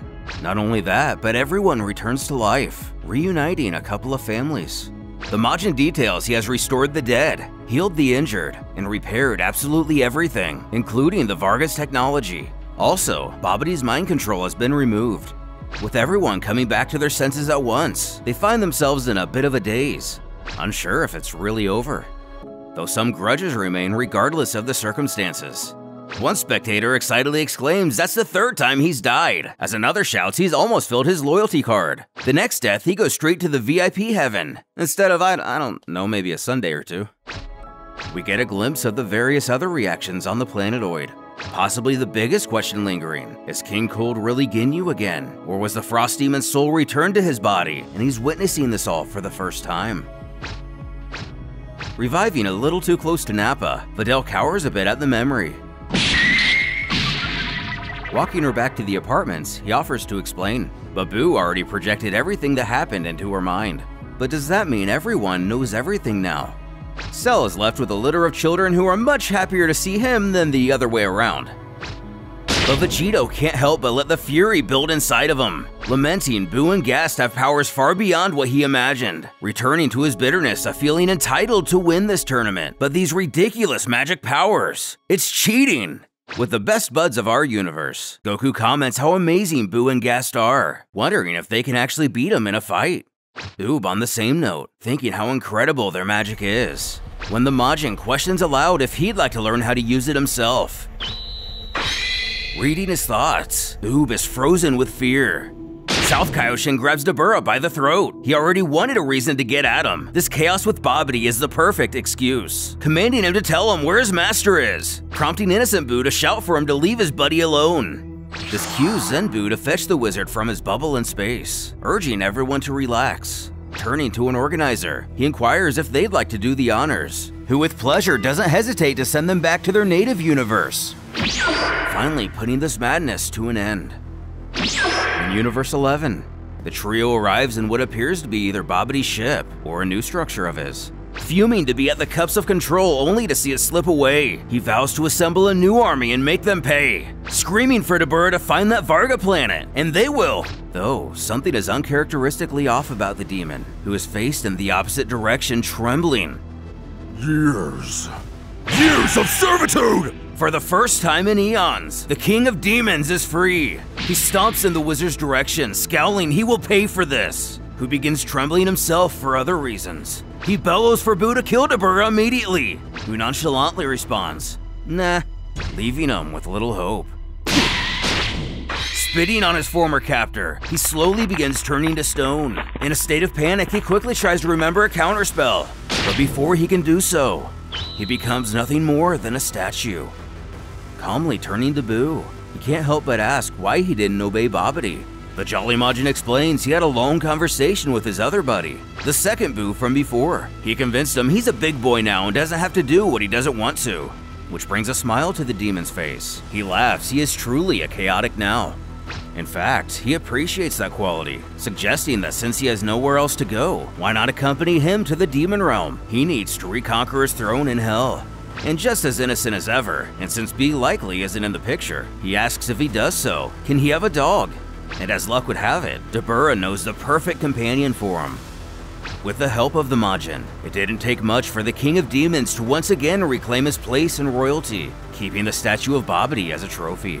We see there are some intriguing faces standing by his side. One in particular has my personal interest.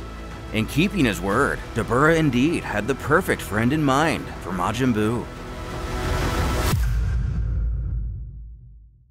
Cracking his knuckles and smiling as he does, Goku excitedly questioned if they can get back to the tournament now. It should be his turn. Though there are some in the audience still taking exception to what just happened. A man shouts that many of those still here attacked innocent people, but the organizers only booted 3 of them. Another pointing to someone in agreement, who argues she wasn't in control. Nappa tosses his hands up, claiming he and the others from his universe were manipulated too. They didn't want any of this. But Kakarot actually kind of liked it. Shut up! Cold, or Ginyu, makes his own case. pleading in an over-the-top manner to the gods of this universe to allow him to present his humble and sincerest apologies. The behavior he displayed earlier was shameful. Bowing, he promises to never again show disrespect towards the Kaioshins. Grand Supreme comments how subservient of cold that is, but they are correct. Those corrupted by Babidi are not angels, but they are also victims in this affair. Their actions will not be held against them. Most of the audience members seem happy with this and appear to begin getting along. The previously possessed warrior compliments his female adversary. She fights well and he feels they're gonna be friends. Which reminds him, he knows a great way to make some easy money if she's down. But with the inference being malevolent, she quickly takes his arm off him to not so subtly decline. Away, South Kaio grows suspicious of his superior. His tendency to forgive everything that has just happened is extremely abnormal. What could possibly be going on? Heading back to his assigned area, Ginyu is given a cold greeting by his sons. During the melee, his true identity was revealed and the Frost Demons haven't forgotten. Also given that in their universe, Frieza himself attempted to execute the former Ginyu Force commander for letting his kingdom fall to ruins during an attack. This entire time, they believed his life ended there. Cooler wants to be perfectly clear. They're aware he isn't their father and they don't appreciate being duped. With that being said, he did successfully plea in their favor, and at the end of the day has proven far more capable than King Cold. Frieza comments he can keep his position, but they will be renegotiating how they share their territory back in their universe. Though we have to question if this is how they really feel, or simply know they wouldn't stand a chance against Ginyu in battle. Heading back to the apartment, Yamcha alerts the others that everything seems to have calmed down. Inside, Old Kai and Raditz continue the ritual to unlock the Saiyan's ultimate form. He questions the Elder if they're done, but not yet. They've only just started. For the second part, they will go elsewhere. But in a place like this, where could Old Kai possibly plan on taking him? With a flick of the wrist, Zenbu begins to be sucked back into containment, protesting, "Even after I saved everyone?" Sporting a devastated face, he tells the Kaioshin he's tough, who replies it's his punishment for not having helped against Babidi. Though the deity would have looked really dumb had Buu not instantly pretended to be affected by his technique. But his other believes he knows him quite well now, all but confirming the two of them are conspiring on something. As the fallout continues, Narb hangs his head in shame. Surrendering his armor, he states he's not worthy of the title Ultra and requests to be court-martialed. This coming after he was one of the few of his team to fall under the wizard's evil control. In a universe where they are considered to be the greatest heroes of all, the warrior let himself down at his lack of resistance. With the androids, 17 is sick and tired of this tournament, and the Jinn didn't even resuscitate his sister. He starts to think if he pretends to listen to that Yamcha guy, maybe he will repair the both of them. And then, jumping back over to the Saiyans, Kakarot asks Vegeta, "So, stuck with the good guys?" as he was off with Super Buu and the others during the mayhem, who promptly responds, "So, stuck being a good boy, Mr. I don't obey anyone?" Before inquiring how many times he has died, though Kakarot is happy to answer with, "Only 3 times." With Bardock, he's just happy he doesn't have to listen to that little worm anymore. Though he has to admit, he liked losing his doubts and budding compassion growing within him. Something King Piccolo can relate to well. Approaching Gohan, Brawl burst out into tears trying to apologize. She never should have, but he assures she not worry about it. He knows. And he's glad she's back. Turning to Pan, she reaches out to address her, but she jerks her arm away. Taking off, Gohan tells Brawl to give her time. Videl amending, lots of time. After seeing what she did to her dad, Pan is understandably struggling to come to terms with everything that's happened. A Mini Cell Jr. floats over to Gohan's ear to comment she's too young to understand. But the Saiyan wants none of it, demanding he go back to his own area. Whipping his head in Cell's direction, he tells the bio-android he wasn't under the influence of Babidi. His cruel plans only served to satisfy himself. Neither he or any of his avatars can come anywhere near his universe. He retorts with a sly grin, asking if he plans to punish him for being so bad. He's afraid Gohan has already proven incapable of killing him. What's he going to do? Improvise a plan with his double? Right on cue, said double appears right behind him to utter, "Maybe," terrifying the villain. Now surrounded, the initial Gohan warns Cell he better hold the line. Trying to keep an eye on both, Cell nervously tries to appeal, but they're gone. Taking enough satisfaction in making the fiend squirm, they simply walk away. With the organizers, Boo remade everything as it was before. Almost everything. One of the Vargas pleads in terror that it's not his fault. Even the Kaioshin said so and to please not fire him. But they merely ask, what's not his fault? Causing another to question if he's the one who spilled the coffee. Taking the opportunity, he sheepishly says, yeah, that's what I was talking about. The coffee! Activating the microphone, the announcer goes to call the fights for the quarterfinals. Son Goku versus Oob, Vegeta versus Cell, C versus Boo, and Son Brawl versus Gas Karkle. And for these fights, the ring will change one final time. The gravity will return to normal so the participants can fight at full capacity. The moment of truth arrives for Oob. He steps into the fighting area with his mentor.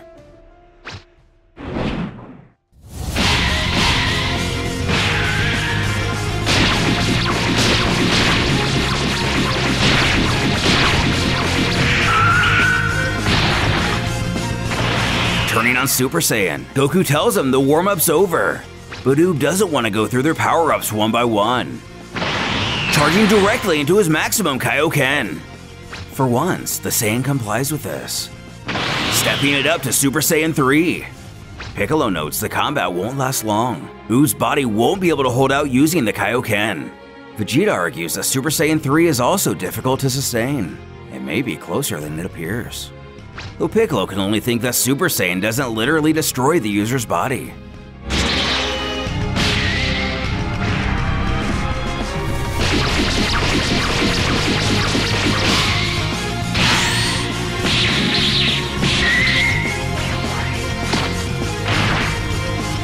He's already feeling the effects of an overcharged Kaioken. As Goku begins to take the advantage, Oob casts out his arm and shouts, "Transform into candy!" But it was just a bluff. He doesn't actually know how to do that. However, it did work quite well in warding off his foe.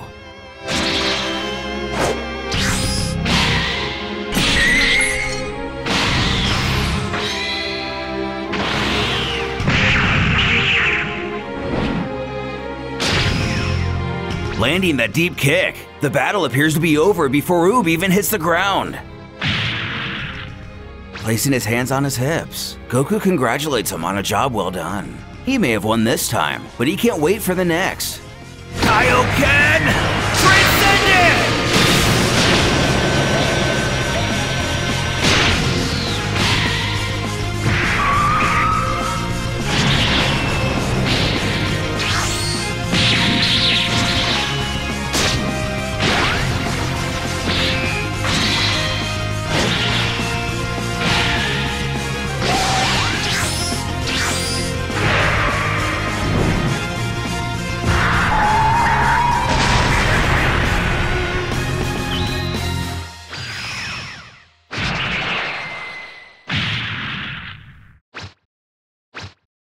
Knocking each other out simultaneously. It's a double KO.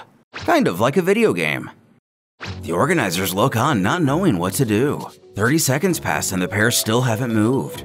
They speak amongst each other to decide on a solution. They never considered this to be a possibility.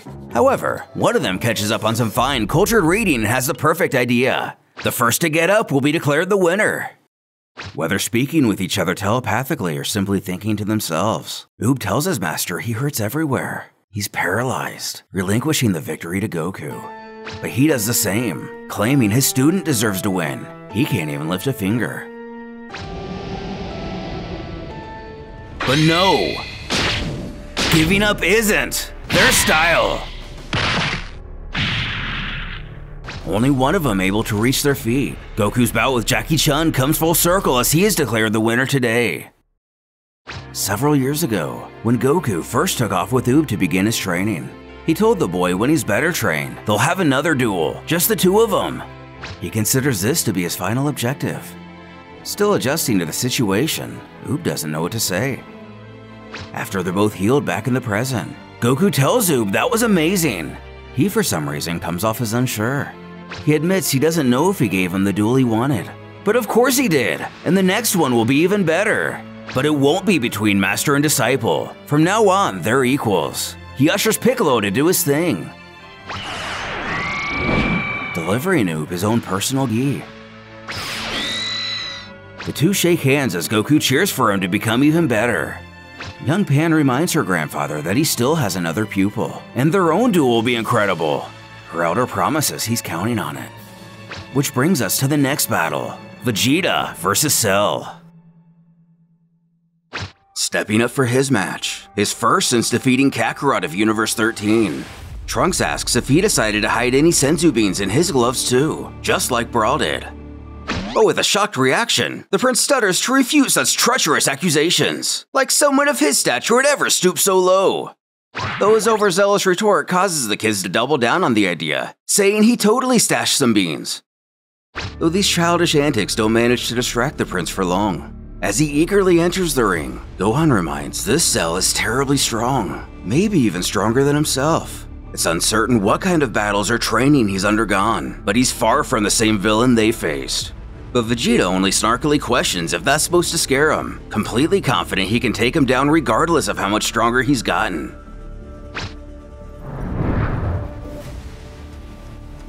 With both fighters in place, the battle can begin without announcement on their own will. Skipping the silent stare down, Cell mocks Vegeta isn't being very cautious. He's very weak in his base form. Actually, in merely the brief time it'd take him to turn Super Saiyan, he could easily kill him where he stands. His foe smirks, he just try then.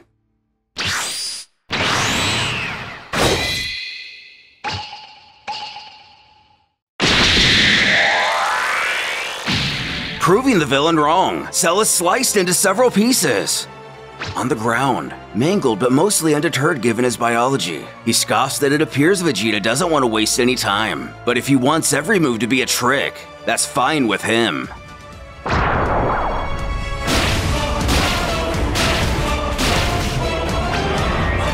Both similar and unlike the fight with Goku many years ago, the bio-android doesn't split into several different entities, but reforms into them instead.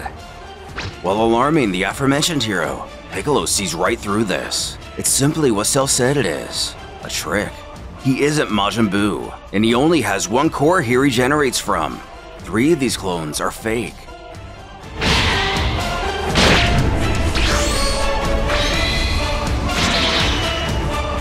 But Goku argues if they move and attack just like the original, they aren't really fakes, are they? So, Vegeta, can't dodge all of us! Dodge this! Eliminating 25% of the problem, Vegeta realizes these are some kind of Cell Jr.-like creations. They are less strong and less resistant to damage.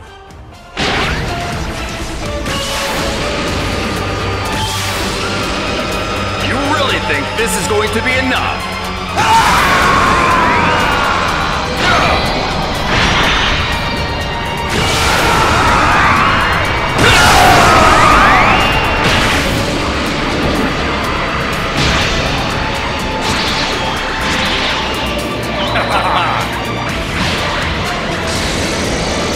You can't escape!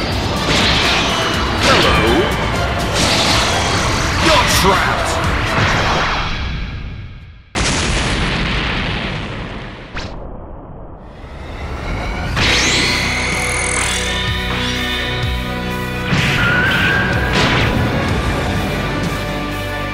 Taking out a couple more cells, Oob asks what happened, something that didn't escape Goku's sight. He explains that Vegeta hitting the wall wasn't an accident. He created the explosion himself to hide in the smoke. However, he had to wait till the absolute last moment to make it look like Cell's beams created it. He never actually lost control of his own attack and directed the blast back towards his opponent. Cell shouts that was fun, but Vegeta is still much less powerful than him.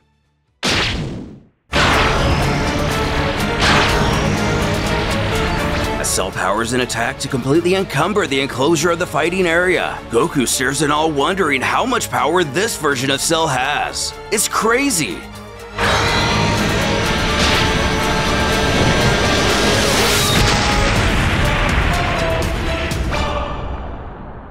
With that contained explosion, Vegeta was left with nowhere to run. Cell catches his breath, clearly satisfied with how that went. The gang frantically looks around for their ally. Goku questions if anyone sees him. He didn't appear to shield himself. Did he take that blast head on? Piccolo comments if that is the case, might be dead now. Prompting the prince to scoff. Yeah, might be. Confused, Goku wonders what his rival is doing here of all places. Vegeta reminds there's no rule which forbids fighters from leaving the ring. Leading to further questions. How was he able to even get here? Placing his fingers to his forehead, his other laughs that Kakarot really thinks that over the course of 30 years, he didn't learn how that technique of his worked.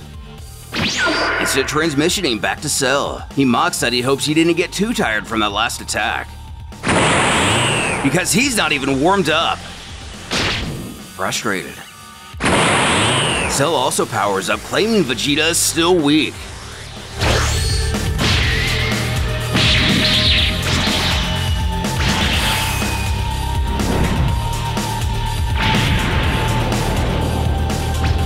Launching Vegeta to the ground, he just lies there for a moment. Cell barks what he's waiting for, though not in reference to him not moving. He wants the Saiyan to go to the next level. Son Goku did it. A few other Saiyans did it. Don't tell him he's the only one who can't do it. Causing Emperor Vegeta to chuckle a bit as he used the form against Raichi and his ghost minions. But our Vegeta states that form is worthless, as he always has. It drains the user's energy within a minute. He'll pass. His own way is far more effective.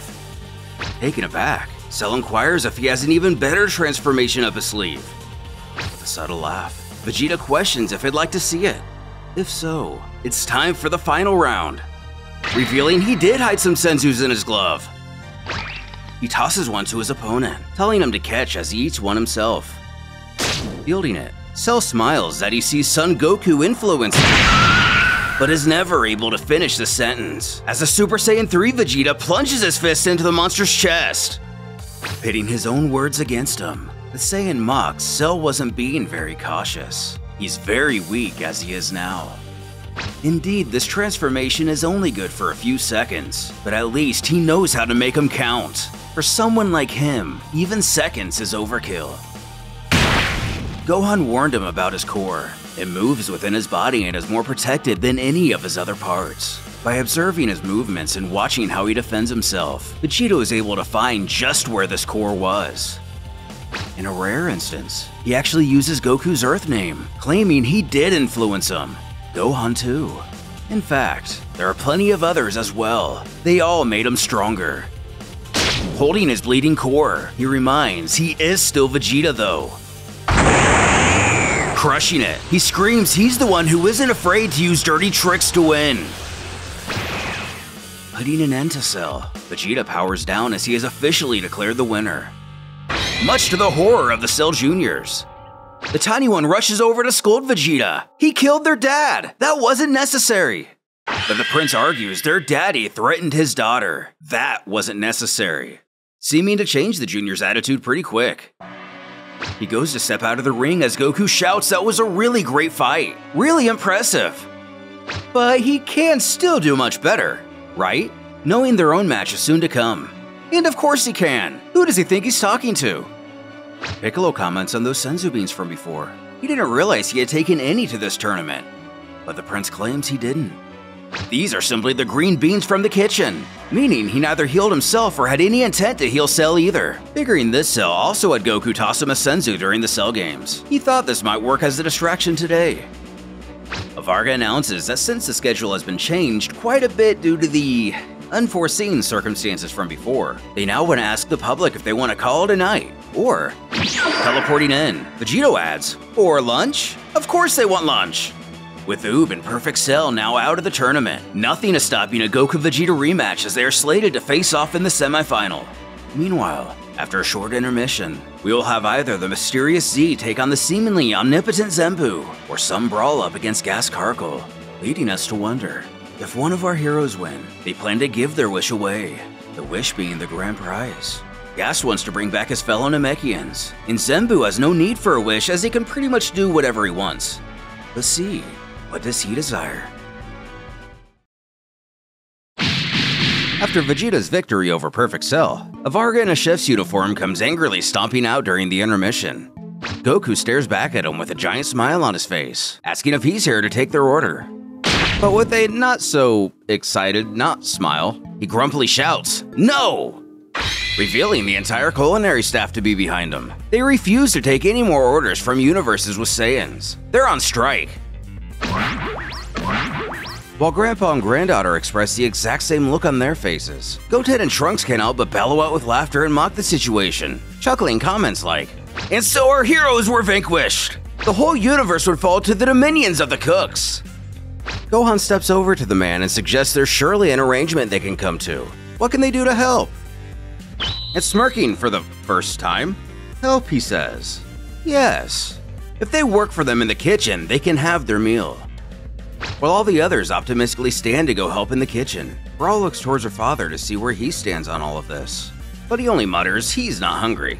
While this could be interpreted as his pride won't allow him to help assist with the next meal, it could also lead us to wonder if one of those beans in his glove was actually a senzu after all. Although this particular effect hasn't been highlighted in quite a while in the series, they also provide 10 days worth of food to whoever eats one. Either way, Goku calls out for Chi-Chi to come and help, when his son stops him to insist they not bother her with this one. It's time to grow up. It's time to learn how to use a microwave. The chef marches his new workers back to the kitchen to begin the prep work. But Piccolo is still stuck on an image from before he can't unsee. Vargas have teeth? Inside, one directs Gohan to chop up these carrots. But don't they have a machine for that? The Birdman chides the faster he starts, and finished already. The Saiyan asks what's next. Nearby, another tells Kakarot to take this piece of beef and bring it to when he takes a bite out of it. Being more or less frozen solid, the cook scolds that he needs to defrost it first. However, the brood is content enough with it as it is. Roasting a whole fish over an open fire, Goku boasts to his youngest son that he can cook too, prompting Goten to take back what he said before. But after trying a bit, Goku can cook for Goku, as he has the low standards as his primitive self from Universe 13. He knows Chi-Chi is a much better cook than himself though. He questions his father why he didn't think to use any salt or spices. Meanwhile, the pants toss what appears to be pasta and potatoes into a giant pot. An annoyed Varga comments how this is actually their jacuzzi. They had to adapt to accommodate the Saiyans. Wait. Emperor Vegeta barges into a room demanding to know where Raditz is. Looking around, it's the room he was in moments ago, but now only the humans remain. The former shouts he knows he came to see them. Undeterred, Krillin merely states they sent him on his way. Observant, he inquires the whereabouts of that, quote, crumpled god. Videl simply scoffs she's not his mother, so she doesn't know. While Yamcha makes a mad dash to point out, Vegeta here's worried the old Kaioshin is going to give his friend magical powers without him.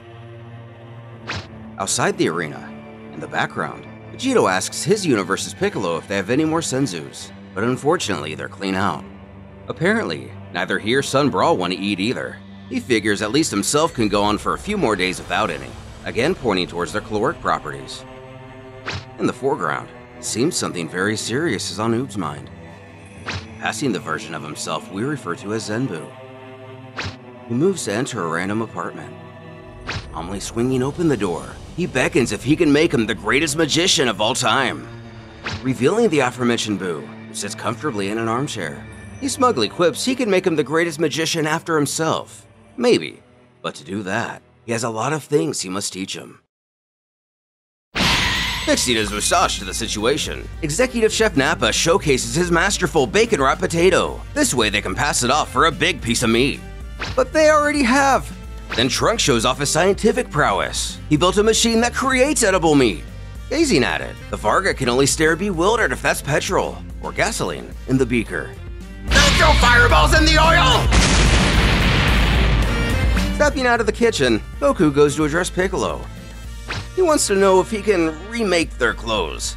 As Brawl holds her sides in laughter and Vegeta can only smile on at the gang's incompetence. One of the organizers thinks they can get back to it without the Saiyans' help.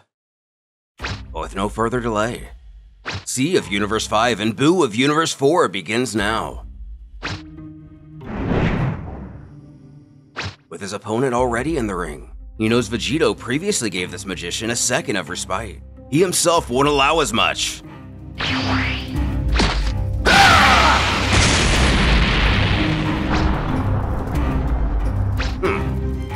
Disintegrating the wizard. Is that it? He won just like that?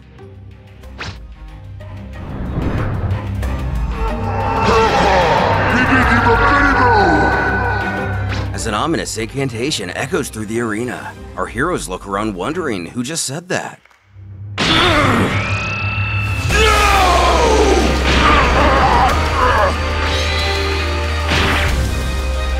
As Boo is sealed within his cocoon, just like his original reveal from the series. But Bobbity isn't here, so who unleashed that spell? Technically, that would be outside help, wouldn't it?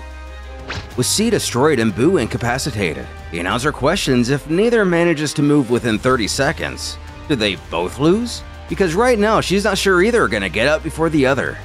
When her other tells her to look.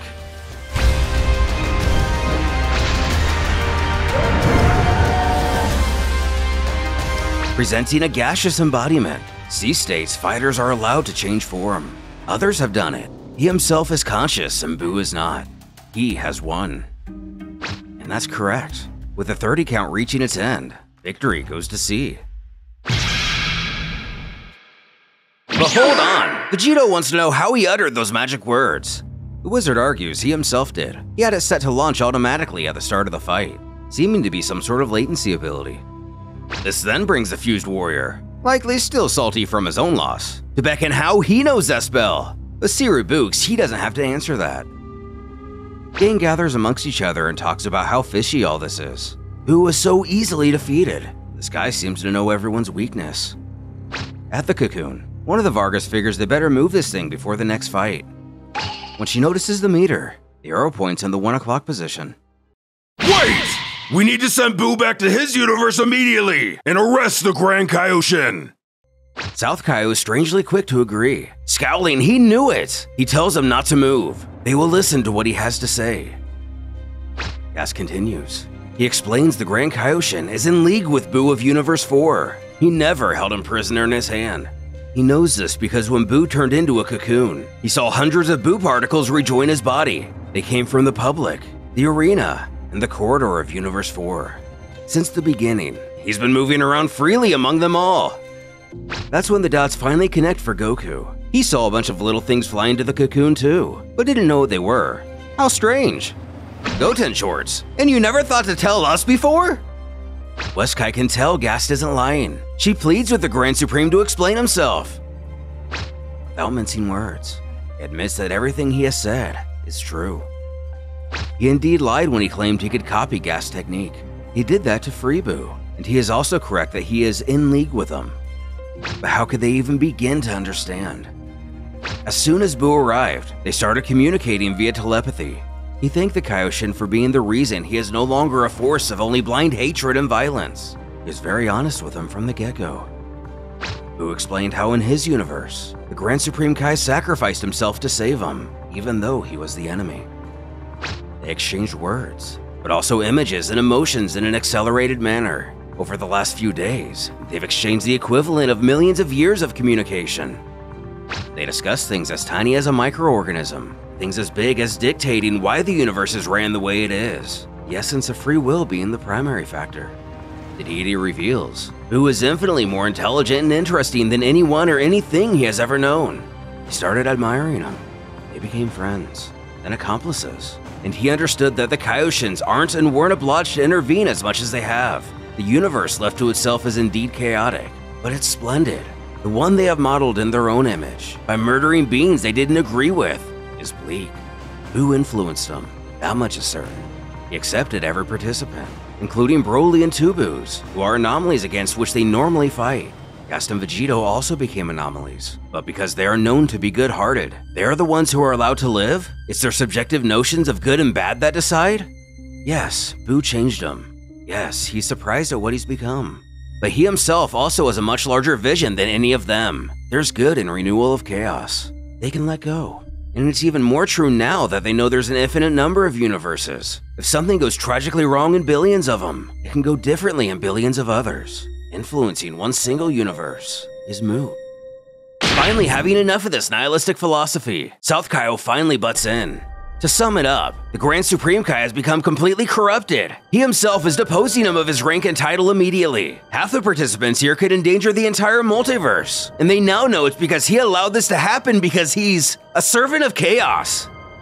However, the accused has a rebuttal. He argues there is no danger, or never was. Boo could stop Broly at any time, and the same is true for any of the other participants.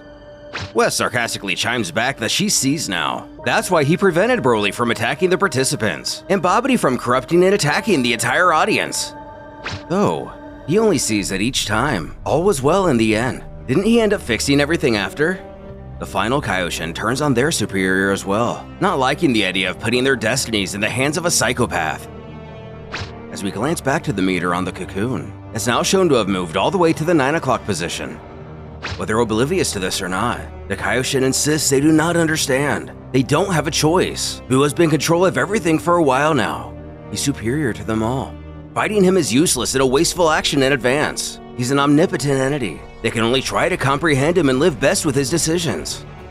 Avarga takes it as her cue to cheerfully chortle. It doesn't seem like he's in control right now. So bye-bye, Boo! But instead of sending him back to his own universe, nothing happens, prompting GSK to awkwardly point out that he controls that machine too. Flustered, she figures she can just stick him in the ship and get him out of here the old-fashioned way, asking a nearby Namekian if he can lift this thing, which he's happy to do. Though the Kai assures all of this is pointless. And I'm back. Of course I overcame my only weakness. Okay, I was a little slow, and I've lost my fight, but... Oh, you figured out I manipulated everyone and everything. Again. With the cat out of the bag, Boo figures it's official now. He tells them not to worry. He won't be changing anything in this tournament, but he's going back to what he said before. He's opening a secondary tournament in parallel to this one. All of the God-tier fighters are obliged to participate, mentioning that even includes Gohan specifically. They'll make pools of 4 to enter the semifinals, and he'll dish out upgrades to anyone who wants, regardless of their level. But dumb entrapment techniques are completely banned. South Kai screams that this is out of the question. This tournament is canceled and everyone is going home. Now. You're not the one who decides. When will you learn? Vegito admits it's true they've gotten through each round pretty easily up until now, at least in terms of fighting technique and power. It'd be a pity to cancel this situation and not enjoy it. Boo accepted his defeat in the main event, so he's a good sport. They could fight in a side event. Who's it going to bother? But Gohan isn't so convinced easy would be a great word to describe all this. Goku agrees with his fused counterpart. Besides, he wants to fight against Vegito, as Goten believes his father would not win. Back to Gohan. He thinks the Kaioshins are right. They need to stop Boo. The tournament is not as important. Trunks at him, Boo doesn't know him as well as he thinks he does. They won't just allow him to decide for him. Son Brawl gets in on the objection too, rightfully having the most reason to be furious. This creature has been enjoying watching them being tortured, and now he's done playing with them. She appeals to her father that if they let him be, he will have control over every universe, theirs included. Neither is surprised at the hostile response, or not even having thought of the thing Brawl just said. Seriously? Well then. All of you, have at me! It seems I need to teach you a lesson. As the Grand Supreme Kai laments, it always seems to have to end like this. South can only grit his teeth that a superior would even dare make such a comment. With Boo breaking off into dozens of clones, how will our heroes handle this most recent obstacle? How can they hope to defeat an enemy with such inconceivable power? Previously on DB Multiverse.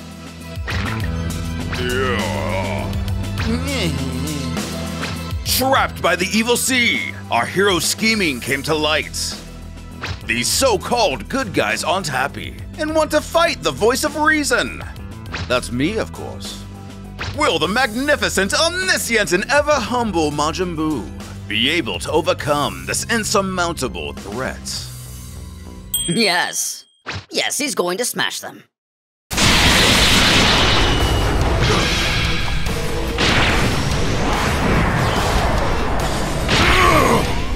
First setting his sights on Gast, Boo explains how he prepared this trap hours ago.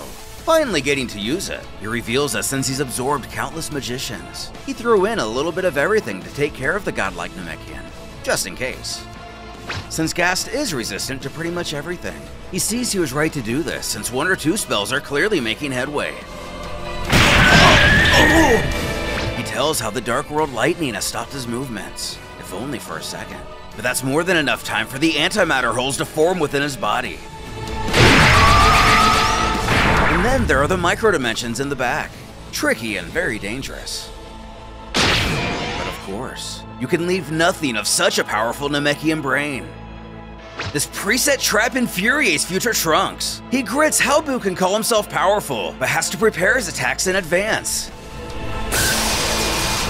Alas, the Majin assures that was just for Gast. He's the only one who actually worries him, so he had to take his precautions. But he can resuscitate him whenever he wants anyway, so no harm, no foul. Causing Vegeto's pride to take hold. The only one who worries him, Boo will see. Upping the ante even more. The Fiend snares that against the rest of them, he promises not to use any magic. Giving the Fuse Fighter all he needs to decide that he's just mocking him now. He'll remind Boo that he can destroy him in one shot. Oh, I'm so scared.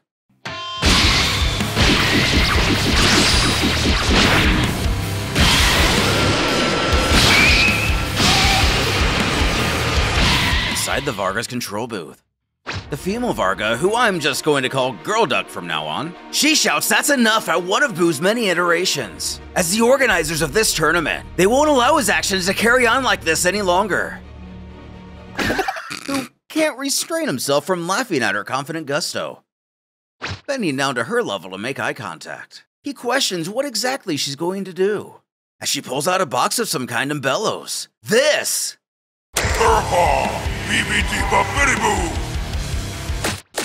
With a recording of C rumbling out the incantation which sealed the Majin only moments ago.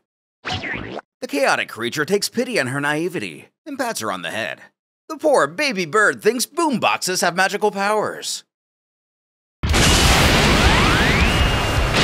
Outside, our Universe 18 warriors do everything they possibly can to fend off Boo's bum rush towards them. Yes! Strength in numbers! Even Boo himself. Treason! Gotenks is attacking us, my friends!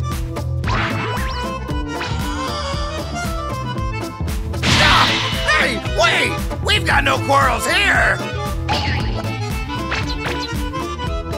Rethinking his assault, the Majin doesn't want to attack anyone who doesn't oppose him, except he himself really wants to fight Nappa. What to do? Kakarot is quick to solve this question by screaming that he wants to bash this guy's face in, which pretty much settles things for the group, as Boo is all for a fair democracy in this circumstance.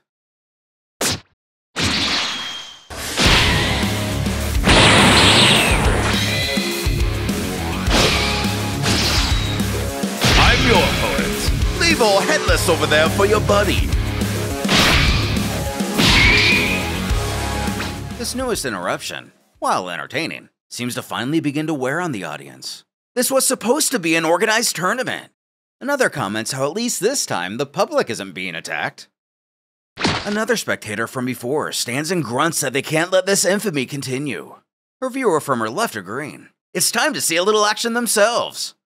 Please remain seated during the intermission. Yes, Mr. Boo! I'm at your service, Mr. Boo! Who quickly changes his mind upon being confronted by the omniscient.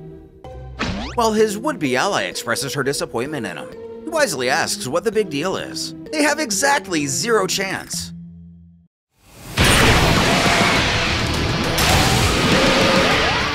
Although chaos reigns with most our heroes, the Cell Juniors kick back and play a card game with Boo that seems to be a variation of Go Fish. But instead of regular cards, they're using fighting characters from video games.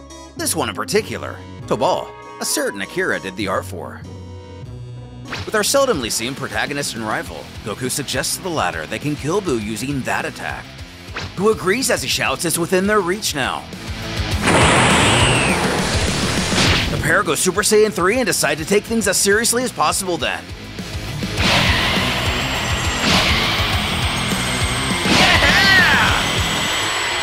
Come on! The technique that destroys me clearly isn't this. First of all, it needs to be much stronger. Second, that's disintegrative energy, not destructive. Causing the boy to scream that he'll see as he powers up to Super Saiyan 3 like his father's. But he is a little annoyed that he only gets this tiny little panel for his super cool transformation. The others got like entire pages. Eat this! Nope, wrong again. Oh wait, Vegito and Sun Brawl lure as many boos as possible towards them.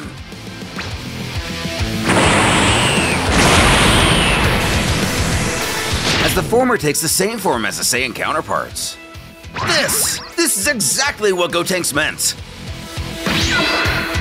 Total annihilation!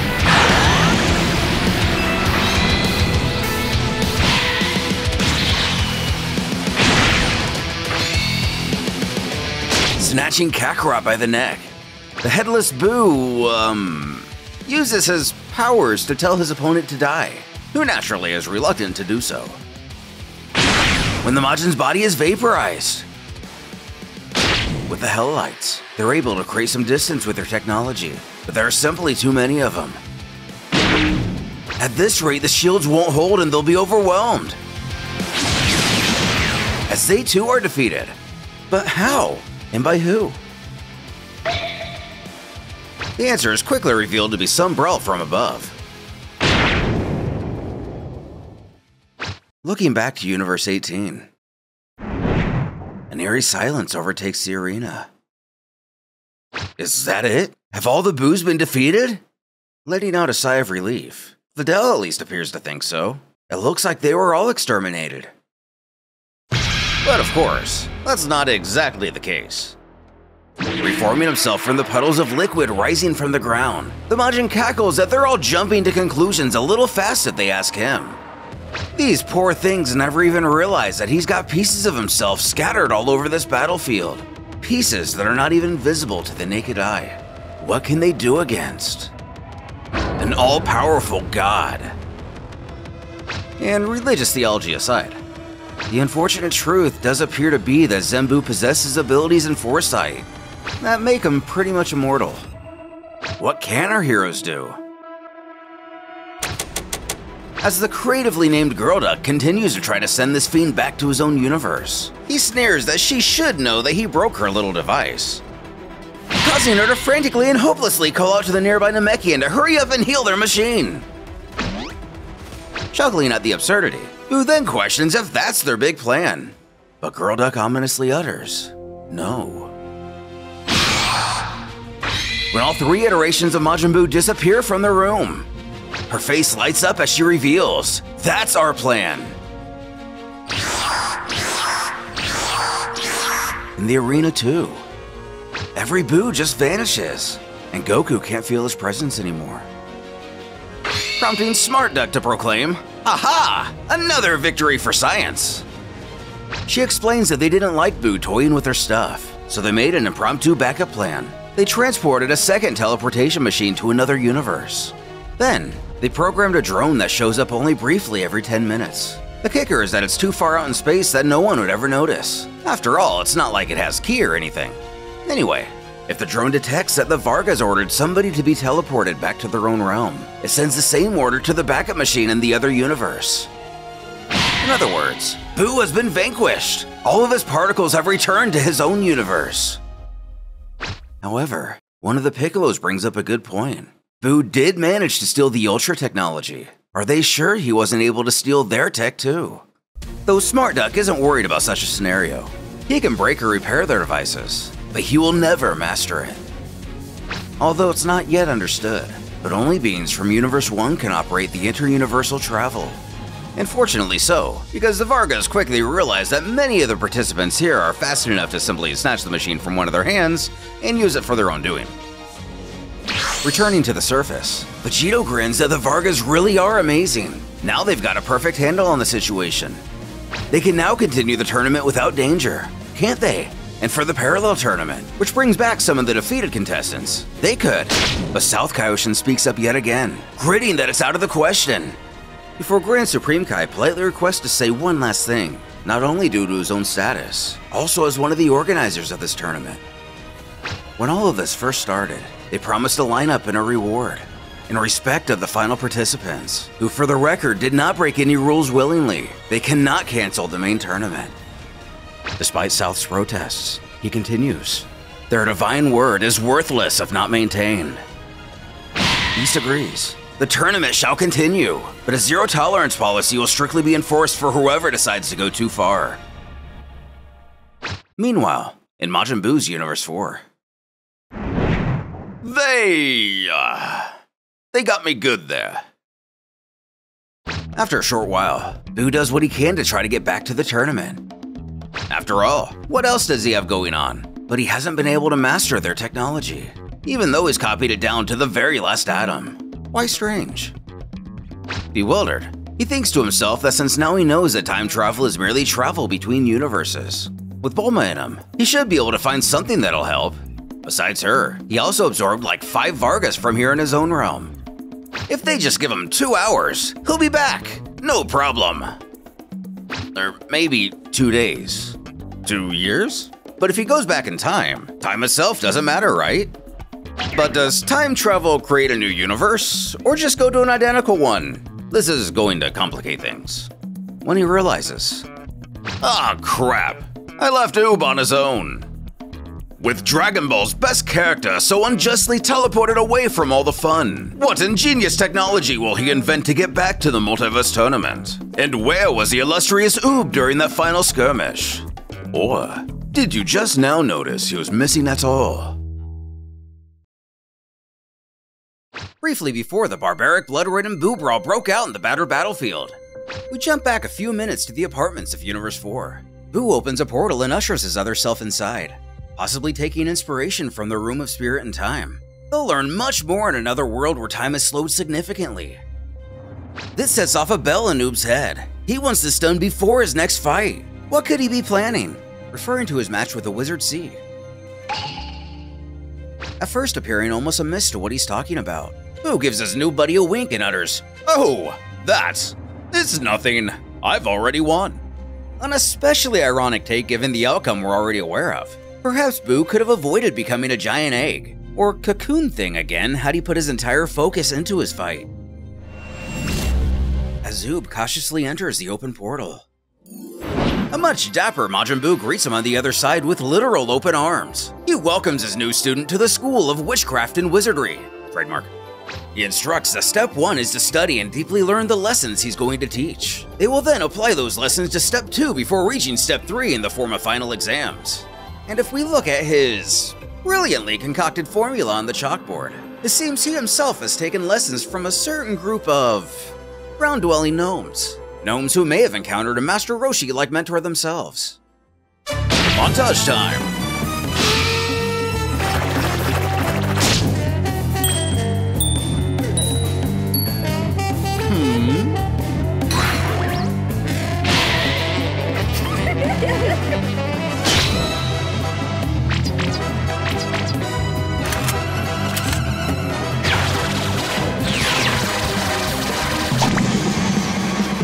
Turning a desk into a delectable sugary treat.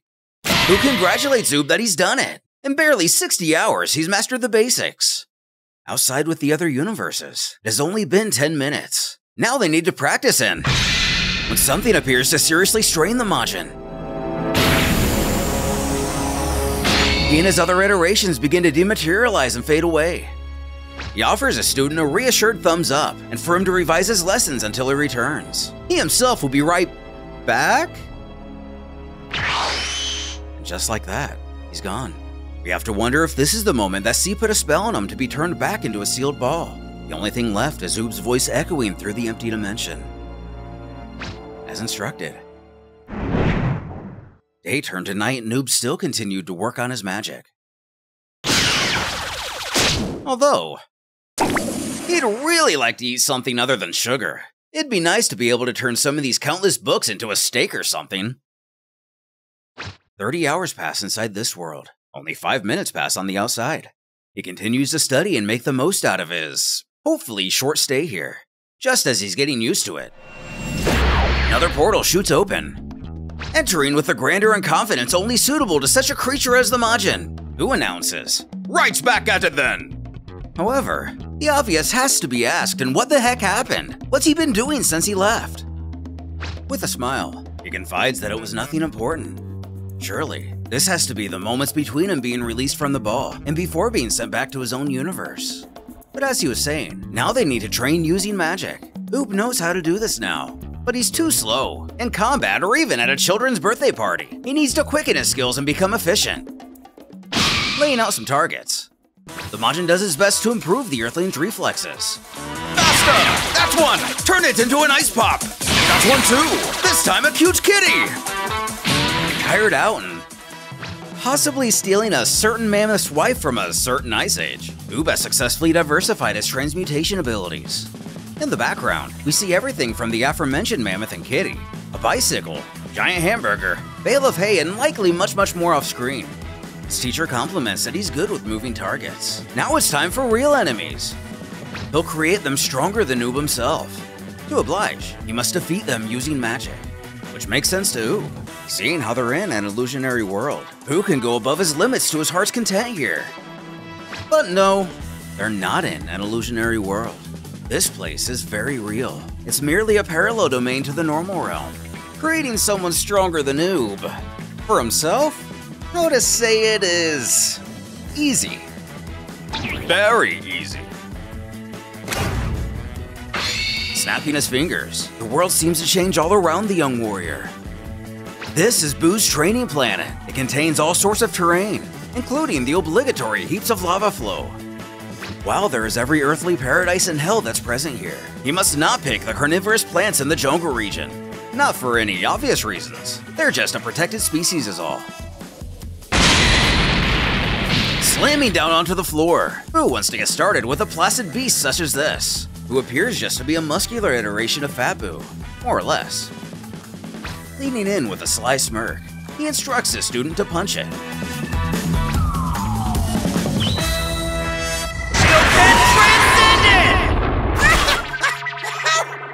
Unfortunately, guess Oob didn't absorb as much information as he should have from before. Even though doing as properly instructed, he has to use his magic to defeat this thing. Turning to the young man, the omnipotent magician states that seeing how he can't defeat it with brute strength, he would like him to transform it into a cake and eat it. But, really? Now that he mentions it, he's heard quite a tale of a particular candy incident that didn't save the day for someone. Holding back his anger the best he can at being reminded of Vegeto's antics, whether or not it worked out in the end, or even took place in his universe. The Majin hisses for him to just forget about that. His enemy would have to be thousands of times stronger than Oob to retain control once transformed. Magic remains an asset against most of his potential opponents. So, he's saying Vegeto was. But that's enough of theory. Time to practice.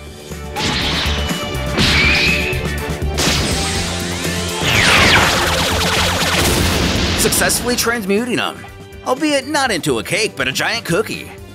Boo tempts him that he can eat it if it like. It's even gluten-free. Though if the transformation is permanent, who cares about eating it? But one mustn't waste food. Leading old protege here to figure that his next opponent, he'll just have to turn into a wrench or a spanner or something. Something useful. But Boo also likes eating those, he should know. And speaking of the next, he is now face to face with a Lady Boo. She steers towards him as he calls for her to transform into a, but is kicked in the face before he's even able to get the words out. Transform!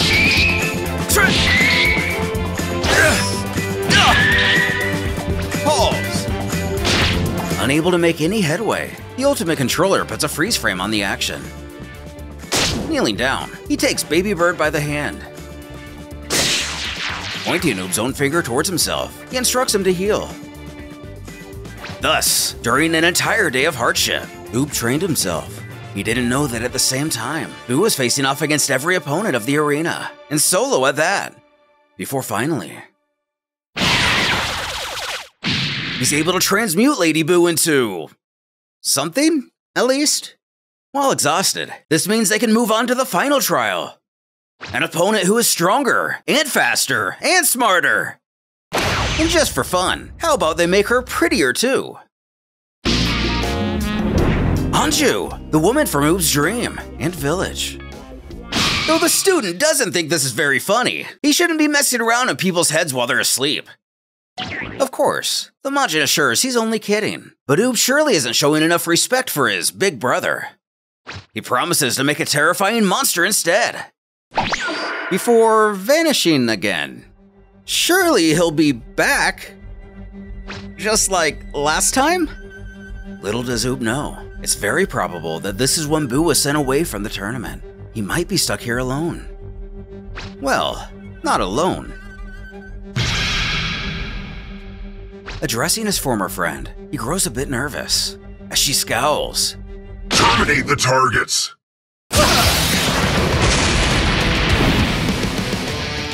Just as said before, this Anju is stronger, faster, and smarter than Oob. But if she is smarter, perhaps she's also more reasonable. He calls out for her to wait. Boo isn't here, so they should wait for him. However, that's not what she has in mind. She barks that Master Boo programmed her to attack until Oob succeeds in this trial. Getting to dry land and coughing up water, looks like Oob may be in a bit of trouble. About to deliver another devastating blow, she states that the quality of Oob's training is their top priority. Thinking fast, the only solution that comes to the warrior's mind is pause! Prompting her to plop down on the ground, withholding her attack. That worked? Answering his question, Faux Anju replies, yes, as break functions are essential in training programs. With an awkward pause with eye contact, she then questions if he wants to read the list of special attacks, almost like she were a video game tutorial. Although this is a tidbit confusing, Oob resolves to ask her what her name is. But being nothing more than a training program, she doesn't have a name. But if he wants, she can answer to the calling of his choice. While an unexpected situation has arisen for the next great savior of Earth, just how is he going to get out of this dimension without the aid of Majin Buu? Will the latter find his way back to the arena to meddle some more? Or is this a start, or end, of young Oob's own adventure? Following the banishment of Buu, the Grand Supreme Kai, also known as the Great Kaioshin, turns to the Kaioshin of the North to support his decision in continuing the tournament. There's no use in going this far just to see it end with only a handful of fights to go, before he announces that he'll be taking over as the new Great Kaioshin. Seeming to voluntarily step down from his role after his involvement, some may even argue corruption, with Majin Buu. Vegito pipes up to inquire something regarding the other tournament, the one where he will be fighting in.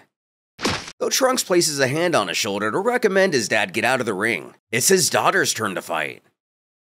Whipping his head around and changing his demeanor instantly, he barks to know who she's supposed to be fighting against. Gast is dead because they're all making a mess of things, clearly having some issues with his lack of control here. Everyone around him is getting on his last nerve, not to mention he's starving for something to eat. Destroying all those boos emptied his reserves completely, and there isn't a single Senzu left in this universe. He saved them all, and again, he's getting left behind. Great South reminds that they're going to get a set of Dragon Balls and resurrect Gas Karkle, when a little cell flies over to plead with them to bring their dad back too, who Vegeta did away with during their fight. So with that, it's planned to bring back all the fighters who have perished. That includes Gast, Cell, 18, Tapion, and Raishi. They promise this from the start. Bardock is quick to interrupt. Before they do so, he would like to be taken back to his own universe. Specifically, before Raichi's return, it's very important that he doesn't know where he's hiding. Demon King Piccolo feels the same, his own heart beginning to soften. He scoffs that this place reeks of kindness, and he's glad Gast is dead. This prompts the Varga named Oof to realize that, when you think about it, it's possible that getting mortal enemies to come together for any reason, let alone a fighting tournament, wasn't very reasonable. He escorts the pair out of the arena. The Demon King asks Bardock, You're a Saiyan, right? I think I've killed a bunch of your kind. Bardock adds to this, including my son.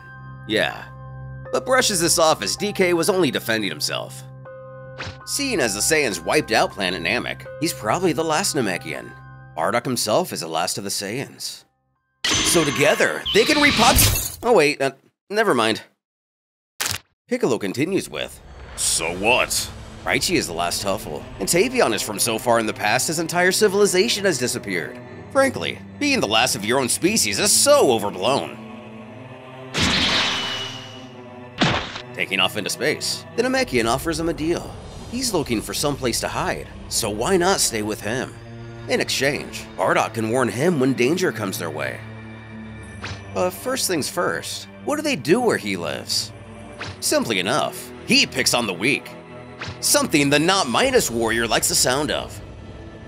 Getting a bit blue in the face, Uv mutters to his comrade that he for one is glad to see them gone. Sei echoes a statement from before and chimes that accepting the worst types of criminals into their tournament wasn't very reasonable. Moments later, at least one of the many Purungas resurrect Gast, Sil, and Tapion. Reactivated 18, and repaired Raichi. As way back in chapters 55 and 58, Gast revealed that Raichi was no more than a ghost himself, no different from the Endless he's able to create. It wasn't initially believed that form could be brought back. So does this mean? Tapion is the next warrior to request an expedited return home. The two of them have nothing more to do here, though Raichi ushers him to wait. He believes that he himself will linger a bit longer. But the elf isn't willing to hear it. He's obsessed with the Saiyans present in other universes, but they don't concern him. They're leaving. Now. Grabbing him by the arm like a child, Tapion reminds that in any case, he isn't allowed to interfere with the other universes. But the doctor doesn't like what he's trying to insinuate. Warding, the voice of reason, argues that he won't ever find peace if he keeps. Though cutting him off, the old-timer corrects that he doesn't look for peace. He looks for evil and destroys it. When Snitch Magoo decides to sell out Bardock and Demon King Piccolo, he low-key coughs. Earth! While Tapion doesn't catch what he said, and the duck himself denies any snitchery. Raichi notes loud and clear the communication intended. Among the onlookers for the next fight, Vegito sneers at Cell that the universes are emptying fast. He's already lost, so he can leave too, along with his little family. However, he chirps that he's only waiting for the next time that things get out of hand. It's going to be fun. Cutting this conversation short, we have the announcer shouting that with the tournament back on, Sun Brawl of Universe 16 is set to take on Gas Karkle from Universe 7. This will be the last quarterfinal match, the winner of which will go on to face C in the semifinal, after Goku and Vegeta battle it out in the other semifinal match. Before, at long last, the championship bout will take place. A little nervous, and understandably so all things considered, Sun Brawl readies herself to push forward after her little incident with Bobbity. Though behind her, a scornful Pan stares daggers into her. She can't keep herself from questioning if she's really going. Shocked, whether at the question itself or maybe just the fact that Pan spoke to her, Bra apprehensively replies, yeah. Pan asks if she wants some advice, and desperately wanting to make amends any way she can. Of course the daughter of Vegito is eager to hear what she has to say. She slyly tells her to point her fingers at him and blow him up. That was really classy. Strangely, this likely refers to how Majin Buu obliterated Piccolo. Whether it's a jab, a compliment, or maybe because both Piccolo and Gas are Namekians, and that seemed to do a good job against the former's regeneration abilities. I don't have the social skills to determine. Either way, the young warrior hops the barrier and reminds herself and those within earshot she promised a wish to the Hellolites of Universe 19, so she's off. The two take center stage as the fight is announced to begin. The pair share the same caution while approaching each other. Brawl knows that Gas is very strong, but still weaker than herself. The real problem is his magic. He can use it to remove her strength. If that happens, she'll be out of options and as good as finished. She noticed before that he needs to move his hand to do that though.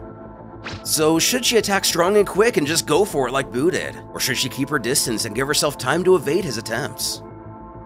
In his own mind, the Namekian knows in terms of brute strength, Sun Brawl does outclass him. just as she already predicted. He could block her energy, but that's a pretty petty move for a tournament. Maybe he can just keep that as a trump card. This is a rare chance to go all out against a really strong opponent who doesn't have any strange magic. At the moment, he acknowledges that she dares not attack. Obviously, she's already concerned of his own magic. Imagining the battle to come, Gas thinks that if he suddenly accelerates, she'll keep her distance and fire back at him. In that case, he can surprise her with his speed. But no, that won't work. That wouldn't surprise her at all. So alternatively, he can blast first. She'll see that he's not using his magic yet. This could tactically mean an agreement for an old school fight for her. However, if he does fire first, she'll easily evade and counter, then charge at the same time. But it'll only be a trap. She'll take him into deep space with that instantaneous movement ability. Return alone. What she doesn't know is that he can do this just as easily as her. She'd mentioned something about never seeing him teleport before, only hoping he couldn't do it. Then he'd answer that he's never done it before. He simply saw her do it and it seemed easy enough to replicate. As a spectator, Goku would be slightly annoyed by this comment. Phipsil would pretty much agree. But this would cause them to become separated by several meters again. The fight would lack close combat because she's so wary of him. Jumping over to Brawl's psyche, still slowly walking towards her opponent. She's sure Gas needs to be close to block her power. Boo was everywhere, but for her father, he had to move near him. Of course, we found this out shortly after Vegito discovered what Brawl had done, and Gas had to restrain him. She knows she needs to attack from a distance. She needs to charge her power instantly. So she prepares for her attack, but he prefers to observe. He'll just allow her to act on her own will. Then she'll hammer him.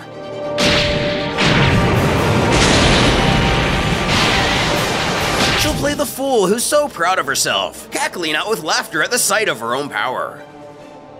As is tradition, he will wait until she's finished and the smoke disperses, revealing him to be completely unharmed. But among these attacks, she'll send a much more powerful one. No, wait, hang on. Clearly he would be able to detect the sudden energy. He would take advantage of the moment and approach, though she still doesn't know if he can teleport or not. But of course he can. If he has all sorts of these crazy magic tricks, there's no way he can't. This would result in a checkmate. Or instead, she could teleport. But she doesn't go to him. Instead, she attacks from a distance. She'll do this from multiple angles. She even managed to surprise her father with this. Well, once, for at least a second. Using the after image, he won't be able to tell where she is. Gosh darn it, I'm done for! And when she teleports near him for the final blow, he's totally expecting it and paralyzes her. Another checkmate. So she'll send a decoy. Drats! Surprised, he won't have enough time to react even if he does feel the real attack coming. But Gas' surprise? Her conscience doesn't think so. You forgot this. A third checkmate. He'll definitely see any attack coming. She needs to force him to take the hits. When she realizes, this guy definitely knows how to read minds. He knows about all her plans for sure.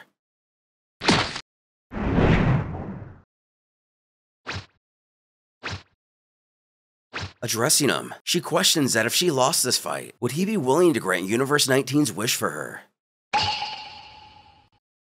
Surprised by this inquiry, he explains that the winner will have 3 wishes. He doesn't see any problem in granting their wish before his own.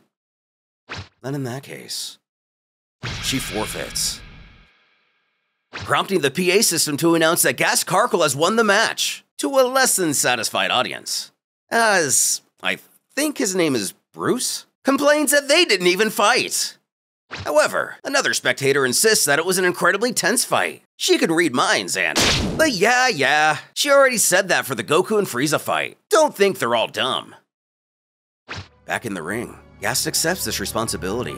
But why? Why quit now? Obviously not reading her mind in the events that led up to this. Brawl just chalks it up to her way of saying thanks for saving her life back there. When the sexy ginger utters, that's not the only reason, is it? entering the ring itself to talk to Brawl. A short silence ensues after Phipsil's question. The daughter of Vegito admits that she's right.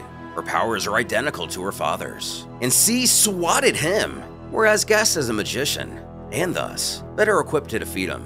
She doesn't think that C will give the Hellolite universe a wish. Her brother notes that she's self-sacrificing herself for the greater good. That's a noble choice, especially since he knows how much she loves fighting. Phipsil extends her hand and thanks her former adversary for thinking about them. Given the opportunity, Brawl also wants to apologize for... But that's something better left unspoken from here forward. The Hellolite smiles that Brawl was another person who fought her earlier. But another person? Pan thinks back to all the memories of her best friend. Perhaps she's trying to turn a corner and separate the Brawl she knows and the one who killed her father.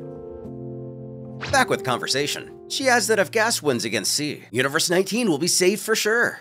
A quick reminder that the Hellolite's universe is in danger because of their own invention known as carbonite, a substance that eats up whatever it comes in contact with.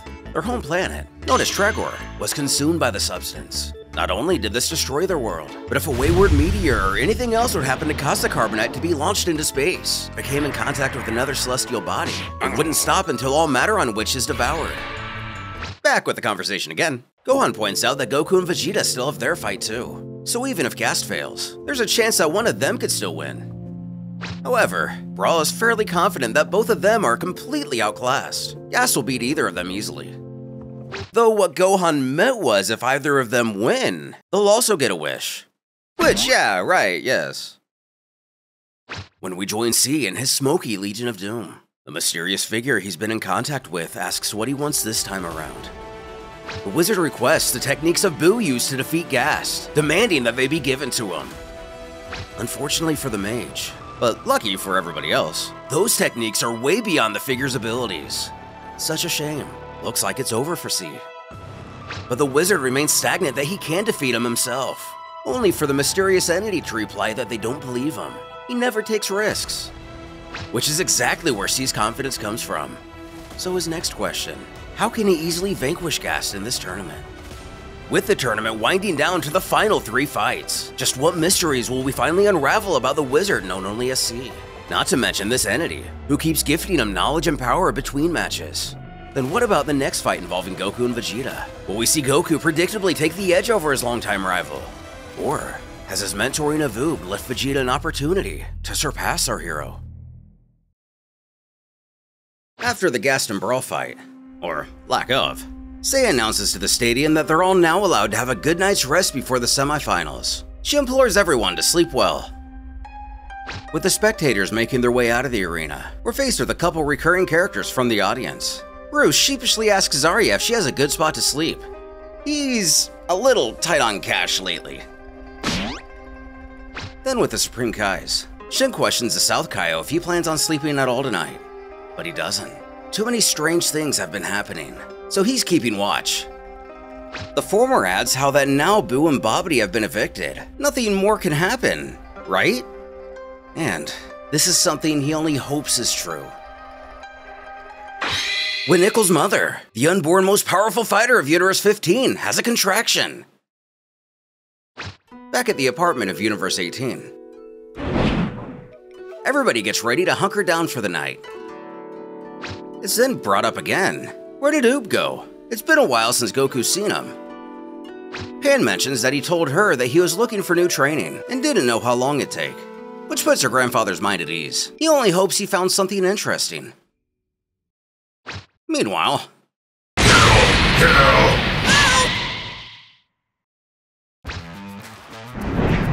a few hours later, Mr. Pig announces to everyone that it's morning. But who the heck is this guy? He doesn't work here. The crowd makes their way back to their seats. Returning to her microphone, she bids everyone a good morning. Next, they'll start the semifinal. But can they get breakfast first? No! And what about the ring? Shouldn't they change it? But no, shut up! It's time for Goku vs. Vegeta!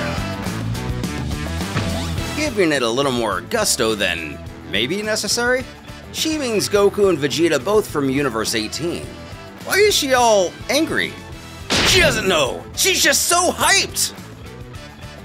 In the stands, the Toribot didn't think the tournament would ever get this far. But didn't he leave earlier?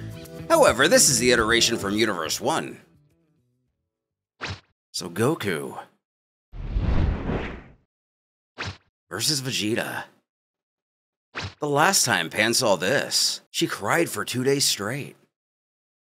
Staring down his longtime rival, Vegeta mentions how Goku almost lost against Oob. How come?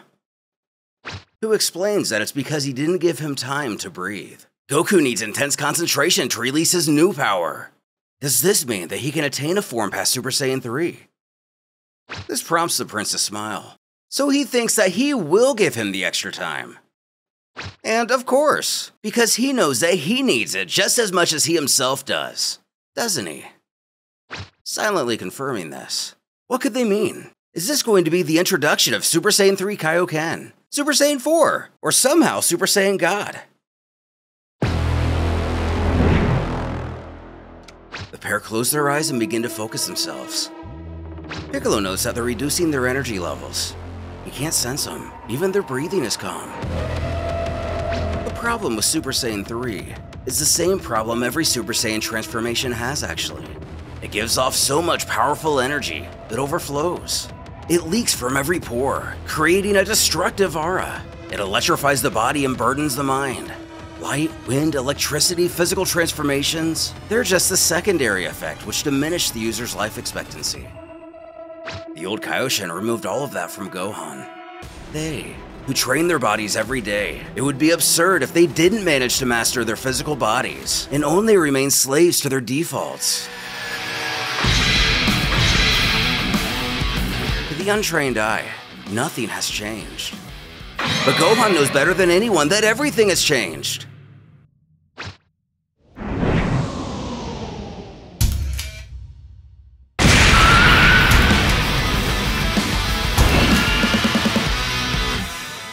Just like that, he defeated him with only one shot? Discus, the Namekian, claims no. So much more happened. But what did he see? Honestly, he didn't see anything. Pan of Universe 16 mentions to Vegeta that she didn't manage to catch all that. Did he tell her what happened? Who? For whatever reason, is taken aback by their fight. Gohan tells how it was a blow-for-blow battle and a series of counters. Really incredible. Sun Brawl pouts that they could have warned him. By the time she'd noticed, she'd already missed half of it. Looks like the Goku and Vegeta, who haven't done much of this entire story, pack a lot more of a punch than they've been given credit for. Still, even with presumably being able to use Gohan's ultimate or Mystic transformation, could either one really stand up to Gas or C? Universe 18's Pan can't believe that he managed to do so much in such little time. The same universe Gohan could explain, but it would probably take half an hour to describe it. Something Piccolo would actually like. Say resolves that it's a pity that no one could follow this most recent fight. But oh well, looks like we'll just have to imagine how this fight might have gone down, and only speculate who could have possibly won. Sorry, Salagear and Asura wouldn't leave us hanging like that. Half a second before the end of the fight.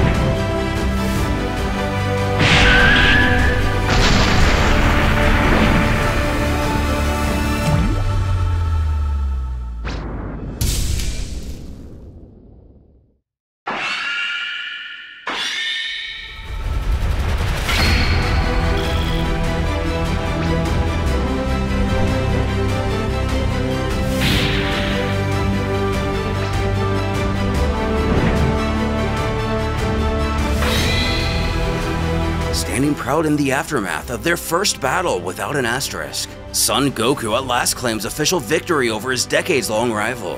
But will he be able to hold a candle to gas? Or worse yet, the magic of C?